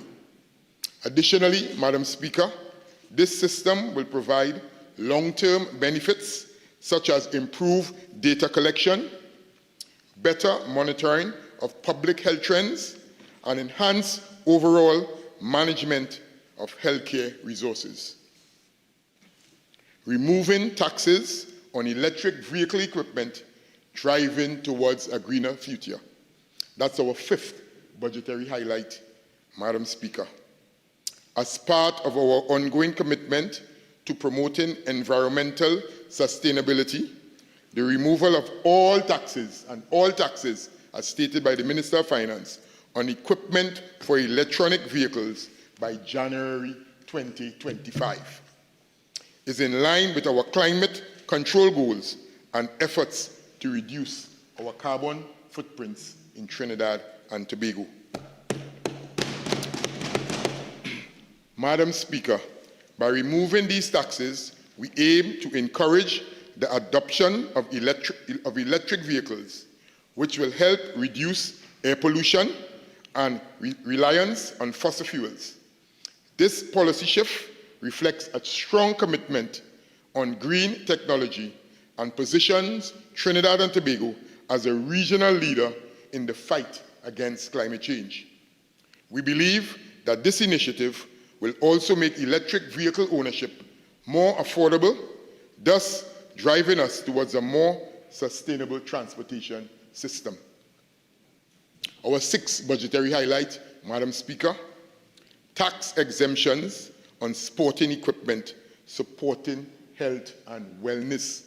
Very important. We would have heard the debate of the Minister of Health identifying the importance of health within our people of Trinidad and Tobago. The exemption of taxes on all sporting equipment, with the exception of clothing, Madam Speaker, keeps in line with our drive to promote a healthier and more active society.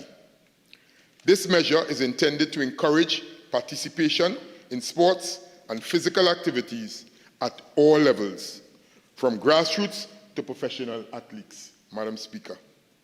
By making sporting equipment more affordable, we are supporting our athletes, schools, and communities in fostering an active lifestyle and a healthy lifestyle also, Madam Speaker. Whether it is for cricket, football, tennis, basketball, swimming, or any other sporting activity, this tax exemption will make a tangible difference in ensuring that sports remain accessible to everyone, helping to build a stronger, healthier communities and also individuals of Trinidad and Tobago. Number 7, budgetary highlight, Madam Speaker, VAT refunds for small and medium businesses, boosting business confidence in Trinidad and Tobago. This government recognizes the importance of small and medium-sized businesses, SMEs as we call them, as the backbone of our economy. These enterprises drive innovation, create jobs, and contribute to the overall prosperity of our nation. Small and medium businesses owed VAT refunds would be paid in cash by December 2024. That's just 2 months away, Madam Speaker.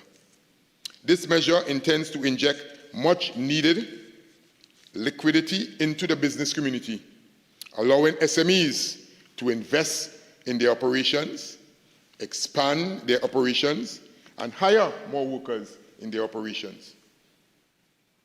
We understand the critical role that these refunds play in keeping businesses afloat, and we are committed to ensuring that these payments are made promptly, helping to restore business confidence and economic stability in Trinidad and Tobago.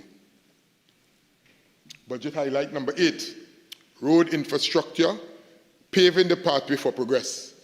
Just 2 speakers ahead of me, Madam Speaker, we would have heard from the Minister of Works and Transport. Infrastructure development is a crucial and important development with regards to the growth of our economy and the improvement of lives of our citizens. As such, the government will embark on a project to pave over 100 roads at an estimated cost of $210 million before 2025. And as mentioned, the road paving activity has been ongoing. It has started and it continues to go, even while, as the Minister of Work said, while we are debating here in Parliament. This investment in road infrastructure will not only improve transportation across the country, reducing travel times and vehicle wear and tear, but also will create jobs and stimulate our economy in the construction and related sectors. From urban areas to rural communities, this project will ensure that our roads are safer, more efficient, and conducive to economic growth and development. Madam Speaker, this budget reflects our unwavering commitment to the people of Trinidad and Tobago. This budget is a reflection of our balanced approach to governance, addressing both the immediate needs of our people while preparing our economy for future growth and sustainability. Madam Speaker, we have taken significant steps to ease financial burdens, support businesses, and modernize our infrastructure, all while maintaining fiscal responsibility. The removal of taxes on electric vehicle equipment and sporting equipment, the assurance of no rate increases for essential services, timely VAT refunds, and a robust infrastructure plan demonstrate that this government is committed to building a future where every citizen can thrive in Trinidad and Tobago, Madam Speaker. As we continue to navigate the global and domestic challenges ahead, this government stands ready to meet those challenges head-on with clear, innovative solutions. We are working to build a safer, stronger, and more prosperous Trinidad and Tobago for everyone. And I repeat, we are working to build a safer and stronger and more prosperous Trinidad and Tobago for every citizen. Madam Speaker, I wish to thank our Honorable Prime Minister. I wish to thank our Honorable Minister of Finance for presenting the 2024-2025 budget that sets up the solutions of a nation, Trinidad and Tobago, over the next year and for the future. The budget 2025 was themed steadfast and resolute, forging pathways to prosperity. This government has been privileged to serve the people of Trinidad and Tobago for the last 9 years. People claim they await to the end of the budget, choosing to focus on the pocket issues of what the budget has for me. What the budget has for me. A government as this one is accounting to the people. My apologies. A government as this one is accounting to the people treat this responsibility as an uncompromising, high-stakes one. In matching of planned revenue to expenses for the period under review in every economic and social sector of goods and services. Every decision for this government is a pocket issue. Therefore, coming out of this incisive Minister of Finance presentation on Monday, the 30th September 2024, the number one criticism that emerges from local conversations, and of course, those on the other side, including, and which states, the budget was too long. The budget was too long, but the budget was too long in order to ensure that the Minister of Finance explain and identify every fiscal situation with regards to Trinidad and Tobago as we continue along. And also reporting on the last 9 years of fiscal and prudent management. And I'll add your point, Chief Whip, of achievement.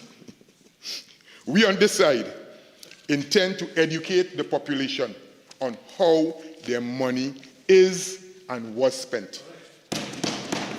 This Minister of Finance told us how insignificant and reckless that responsibility was interpreted by the then opposition in 2010 to 2015 in office, spending upwards of 40% without a corresponding link to revenue.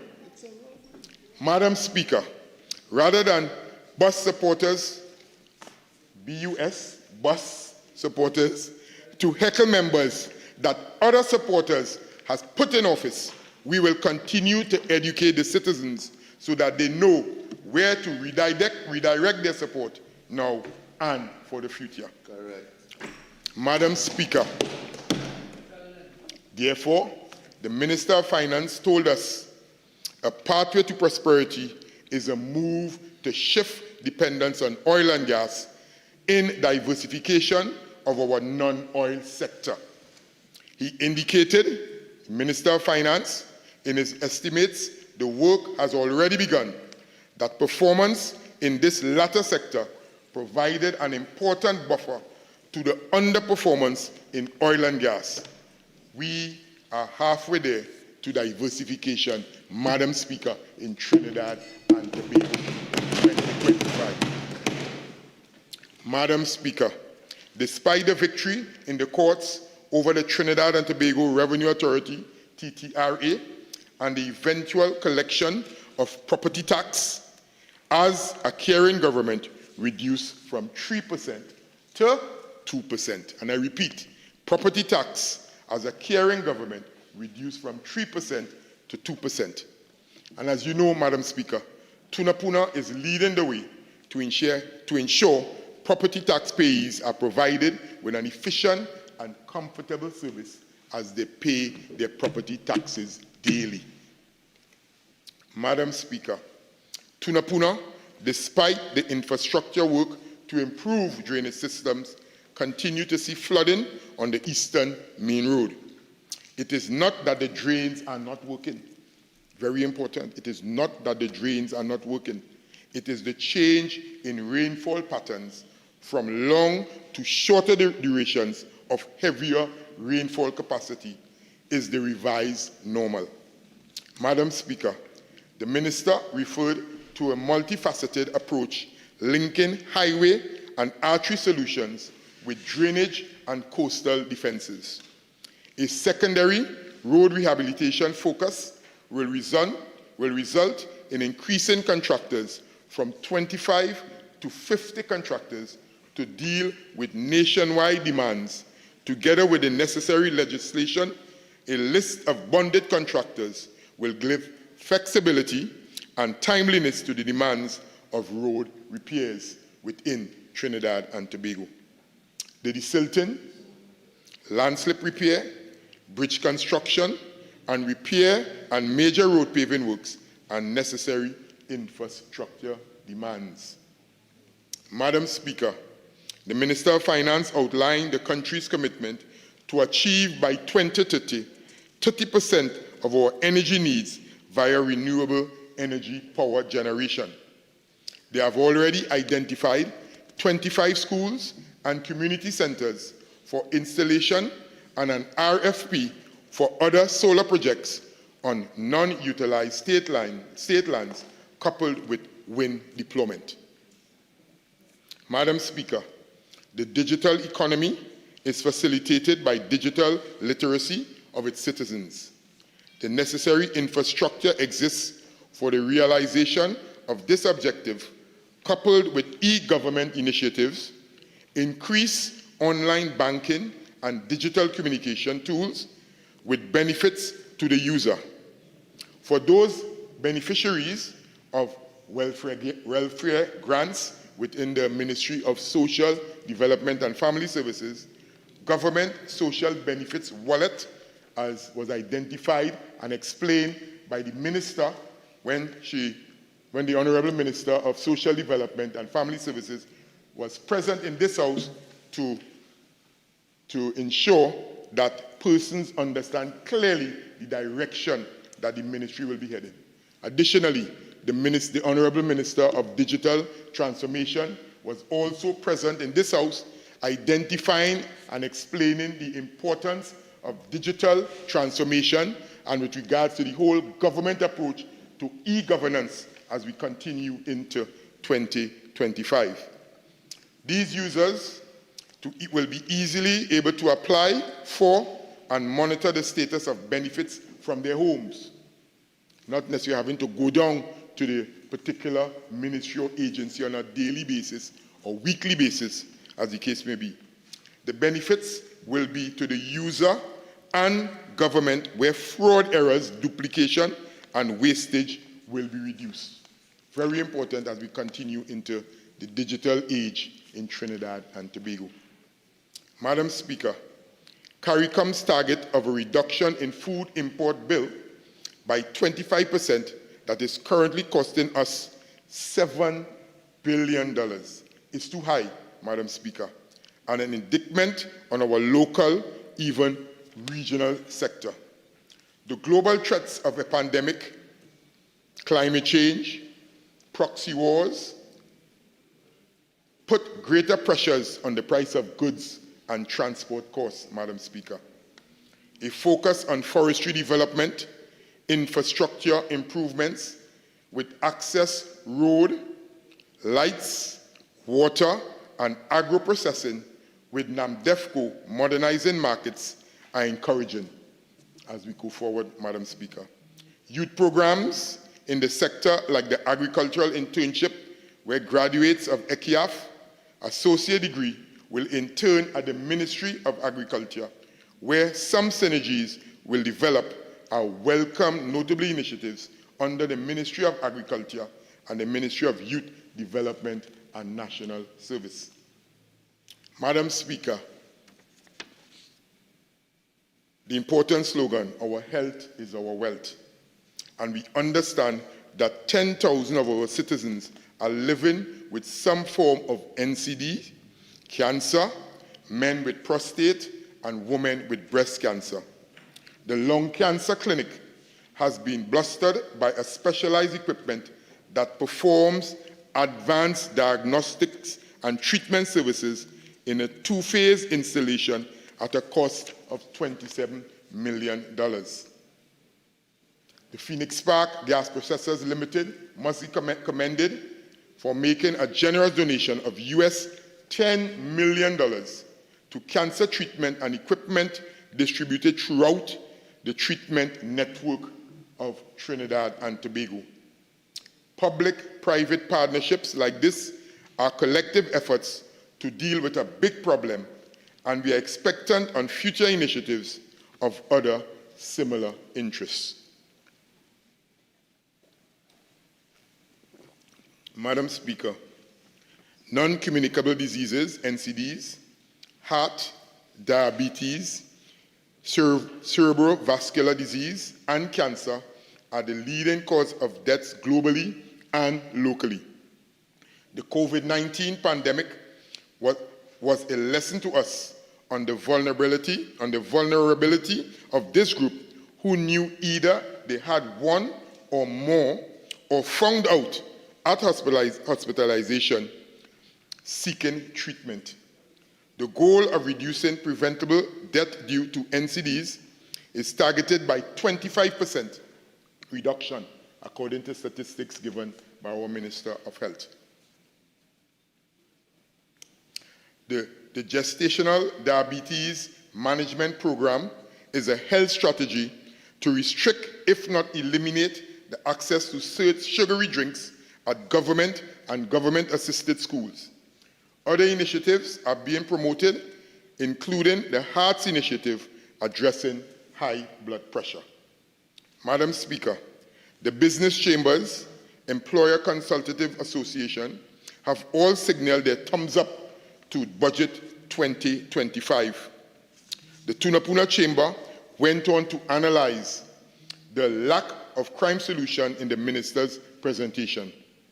Crime, as we know, Madam Speaker, is a social and economic problem, and this, our Honorable Prime Minister, took the lead very early to declare crime as a public health emergency, with CARICOM adopting the label as admissions of the crime problems in their respective countries. Our Honorable Prime Minister spearheaded an initiative inviting members from both sides of this House, the government and the opposition, led by the Attorney, our Honorable Attorney General. We know where that did not go, and the people missed a signal opportunity to benefit under mutual partnerships. They, on the other side, prefer to call every day for the firing of persons not even responsible. That is surely not a solution, Madam Speaker. Many areas of the presentation included solutions to the vulnerable.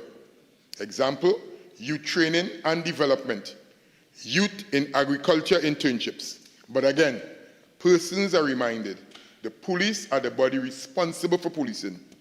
Government provides resources, legislation, and policies. Madam Speaker, the government has financed the police service to over $26 billion over a 10-year period.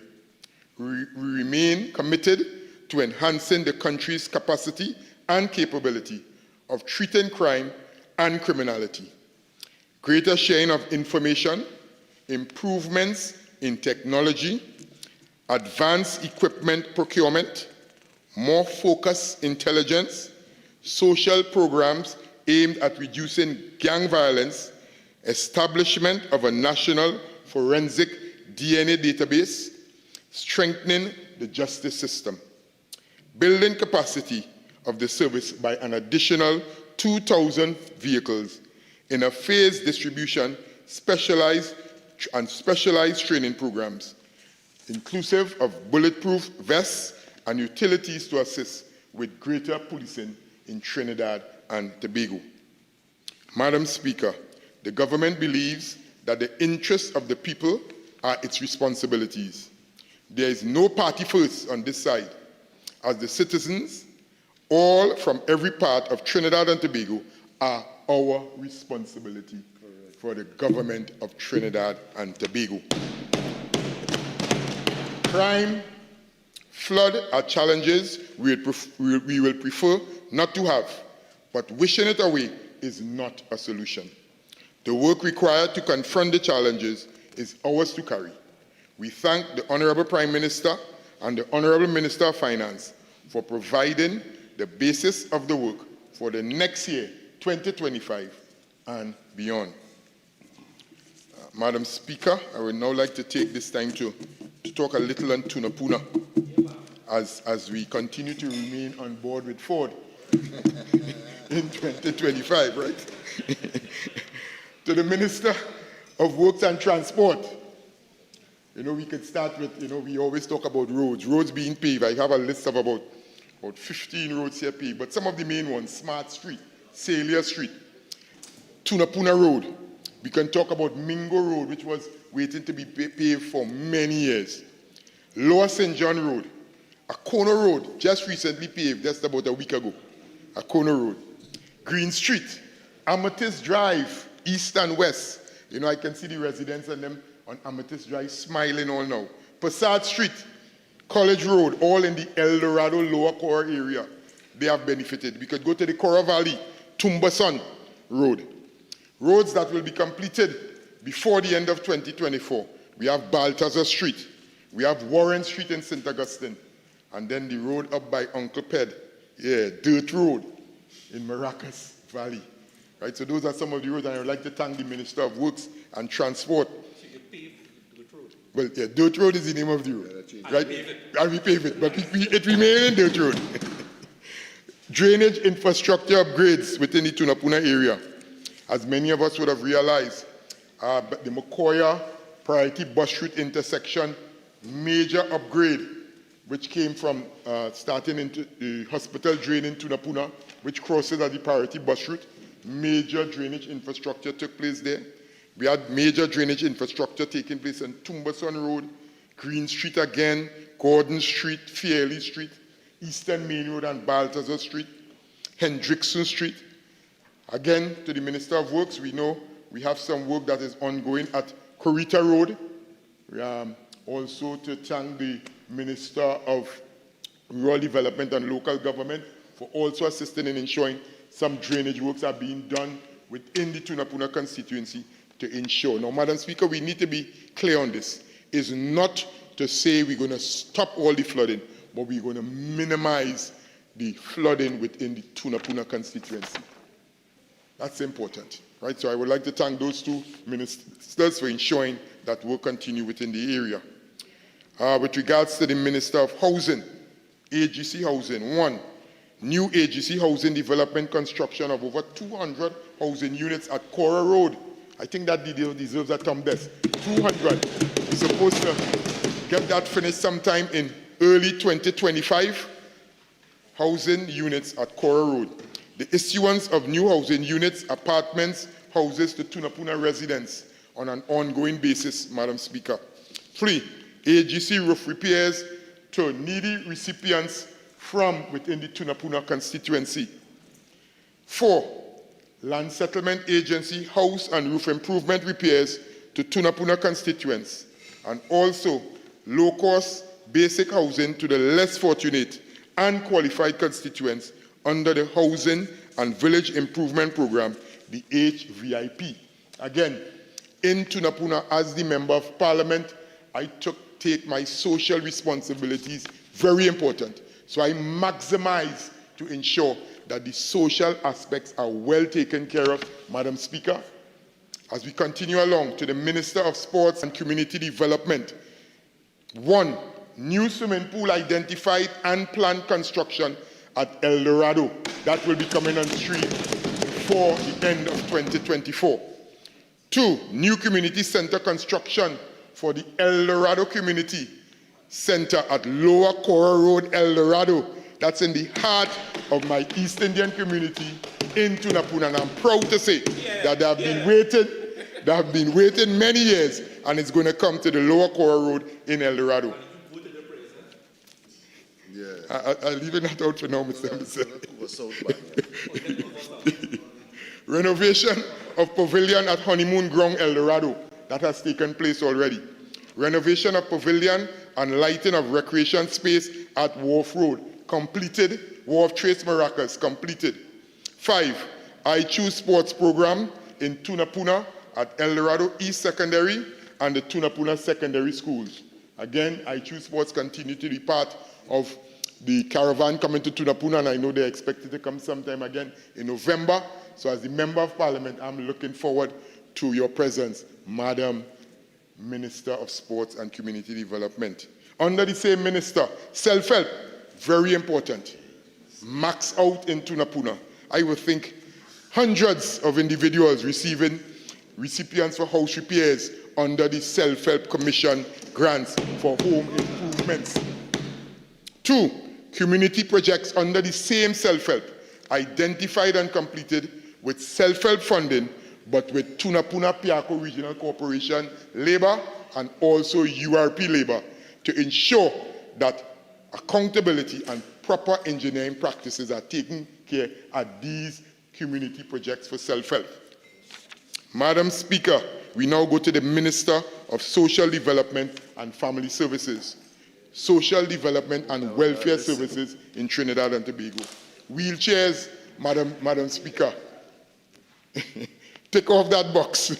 Walkers, box ticked off. Walking sticks, put a tick there. Deliver it to all and many constituents from Maracas to Tacarigua. And again, all under the proper guidelines and procedures.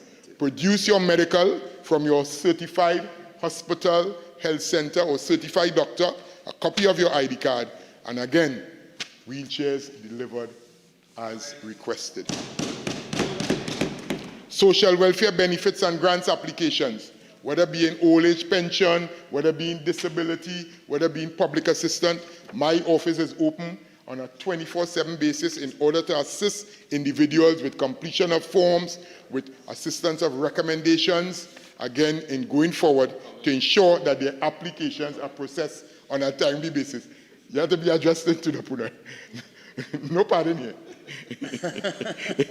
Social welfare benefits and grants applications approvals and receipts by the less fortunate members of the community that qualify under the social allocation system under the Ministry of Social Development and Family Services. I think by now the Member of Parliament for Lopino, Borne, West Airs must be ringing off, the Minister of Public Utilities, because I think every member, even on the government side and also on the opposition side, have complimented the Minister of Public Utilities in this debate in 2025. We'll start with the Water and Sewage Authority. The Wassa Community Water Project came to Tunapuna. Yes, they came to Tunapuna. New water booster stations at Mingo Road Village and also at the Wharf Trace community in Maracas, benefiting thousands of residents in the communities with improved water generation, delivery, and distribution. Numerous Wassa pipelines, water leaks servicing on a regular basis in the Tunapuna constituency by Wassa technical teams and by approved contractors. Right? We know with regards to the aging pipelines that we have, I think Wassa would be contacted in order to ensure that, listen, we need to get these pipelines fixed. And I think in a reasonable time response, we usually get the work done. So again, I would like to thank Wassa via the Minister of Public Utilities. Water tank distributions. You know about that, member for Point Up here? Yeah, you know about water tank? No, man, you know that, but you don't inquire. Many domestic water tanks distributions to needy households and families continue on a regular basis. Numerous residents have benefited from this initiative. And again, the water tank delivery distribution system is very simple. There's an application form.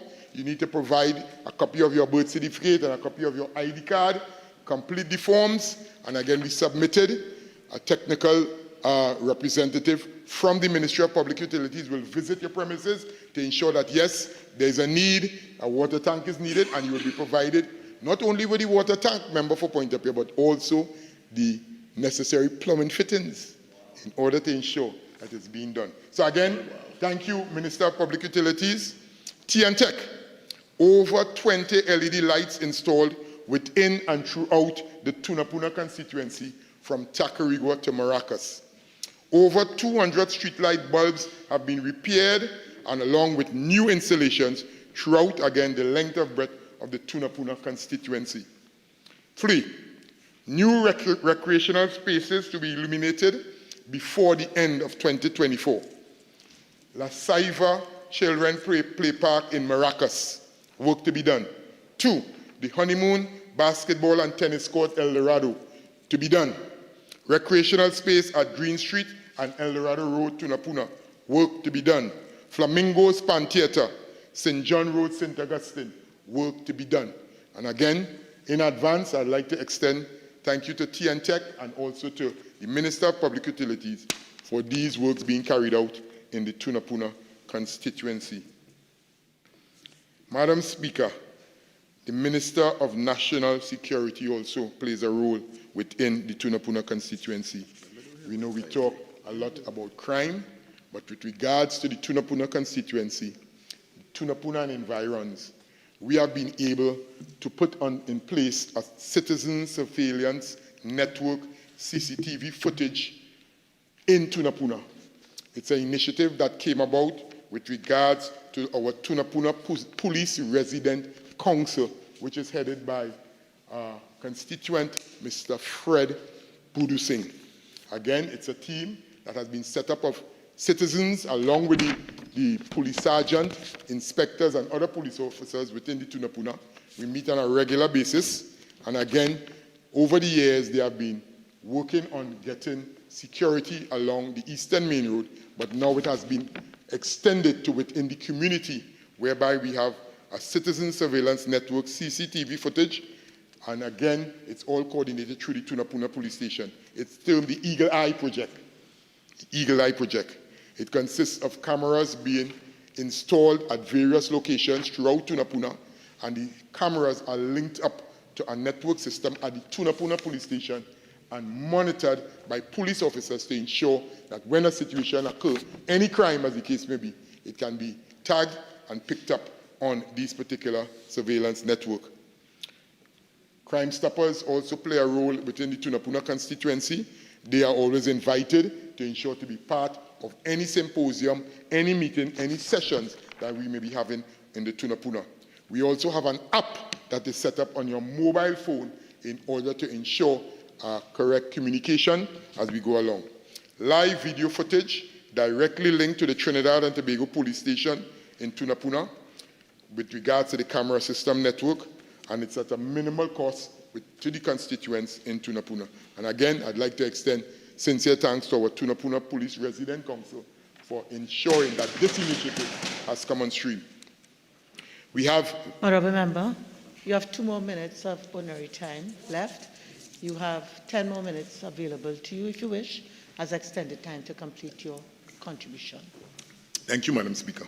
I will be accepting. Please continue. Yes.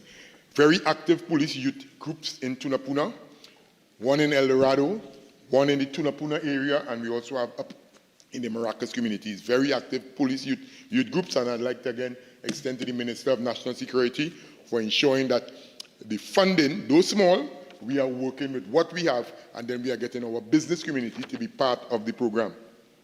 We have bi-monthly police resident council meetings throughout, again, the length and breadth of the Tunapuna constituency at various locations. So tonight we could be in El Dorado, tomorrow night we could be in Ozenville, next night we in Honeymoon, we up in Maracas, we in Akono, we up in Liwango. So we try to incorporate to ensure that persons come out where the police, the senior superintendent, the inspectors, all the police officers are there, and the Crime Stoppers are there, and we share information in order to ensure that crime is minimized within the Tunapuna constituency. And again, as MP Tunapuna, I continue to do my walkabouts to keep in touch with the persons on the ground. Very important, Madam Speaker. Again, we move on to the Minister of Youth Development and National Services. We heard him spoke today about skills for work in conjunction with WASA and Tech. Employment opportunities to be created based on skills. Plumbers, masons, carpenters, barbers, equipment operators, technical skills and trade. He also spoke about youth for women in agriculture, a series of varied agricultural initiatives for interested persons in farming and agriculture. Entrepreneurship, we know the importance of that. Creating young businessmen to work on their own. The government cannot provide jobs for everyone, but we could provide the opportunities to make and create young businessmen and businesswomen. Again, the Minister of Youth and Youth Development also spoke about community engagement. Visit communities to identify youths that are in need of particular skills, talent, as the case may be. Culinary arts, pastries, makeup, soft skills, as the case may be, Madam Chairman. To the Minister of Education, not being left out. Again, thank you for the $1,000 book grant for the less fortunate in Tunapuna. I think when I last checked, there were over 600 families and needy students that would have benefited from that particular program in Tunapuna in 2024. Congratulations to all Tunapuna schools who plan, organize, and execute anti-crimes and violent works within the community. As the MP for Tunapuna, I appreciate the great and timely initiatives that will go a long way in strengthening the Tunapuna constituency. So again, I thank you all. To the Minister of Rural Development and Local Government, CPEP Company, I cannot not leave here today without complimenting for the great work that CPEP contractors continue to do in my Tunapuna constituency. That deserves a thumb man. CPEP work very hard and they get the job done and they do a very good service within the Tunapuna constituency. Not forgetting the Tunapuna Piarco Regional Corporation under the new Chairman Councillor Josiah Austin. The TPRC councillors and I continue to work hand in hand to ensure no one will be left behind in the Tunapuna constituency. In the areas of Ozenville, Tunapuna, the El Dorado Cora Paradise District, and also the Maracas Santa Margarita Electoral District. We work in tandem. We have 2 PNM councillors and we have 1 UNC councillors. And I can tell you, member for Point Up here, I can say Praki here too. Yes, we work hand in hand, we work together in order to ensure that the constituency benefit. Because remember, local government is still your first point of contact. So, Mr. Forde, how you could promote to the UNC councillor? I say, well, I have to put you onto him. He's your councillor. And that's how I operate. We work together to ensure we get the job done. Again, in conclusion, Madam Speaker, my sincere gratitude and thanks to the people and my 27,000 plus Tunapuna constituents who gave me a seat at the table where my voice as one of the 41 constituencies in this honorable place will be written into the history books. Special mention to my constituency office staff. I must compliment verbally my staff at the constituency office who continue to do yeoman service, excellent work ethic, excellent service delivery. My office staff continue to perform on and beyond the call of duty, and I would like to literally thank them here today, Madam Speaker, for the work that they are doing for the last 9 years. Thank you for the continued faith and trust in your Member of Parliament. I remain eternally grateful and humble. And again, I'd like to thank the Honorable Prime Minister of Trinidad and Tobago, Dr. Keith Christopher Rowley, for also, and the executive, giving me the opportunity to be part of his team for the last 9 years. And Madam Speaker, I look forward to continued working as a Member of Parliament, and in the end, I will give God all the glory and be staying on board with Forde in 2020. Thank you, Madam Speaker.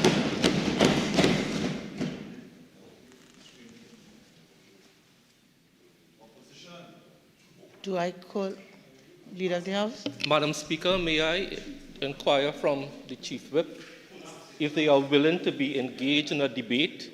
They have not put in anybody for the past 4 hours, and the bench has been largely empty. We are here to debate, and we are here to do the people's work. May I ask if they intend to debate? Well, if nobody is joining debate, I believe the Minister of Finance is here. Well then, Madam Speaker, I beg to move that this House do now adjourn to Thursday, the 10th of October, because they are unwilling to do the people's work. This is a debate. They have not said a word for the past 4 hours. I beg to move that this House do now adjourn to Thursday, the 10th of October at 1:30 p.m.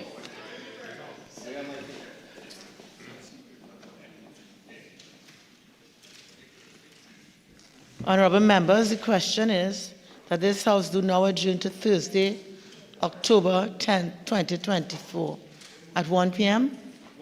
At 1:30 p.m. All in favour say aye. Any against? I think the ayes have it. This House now stands adjourned to Thursday, October 10th, 2024, at 1:30 p.m.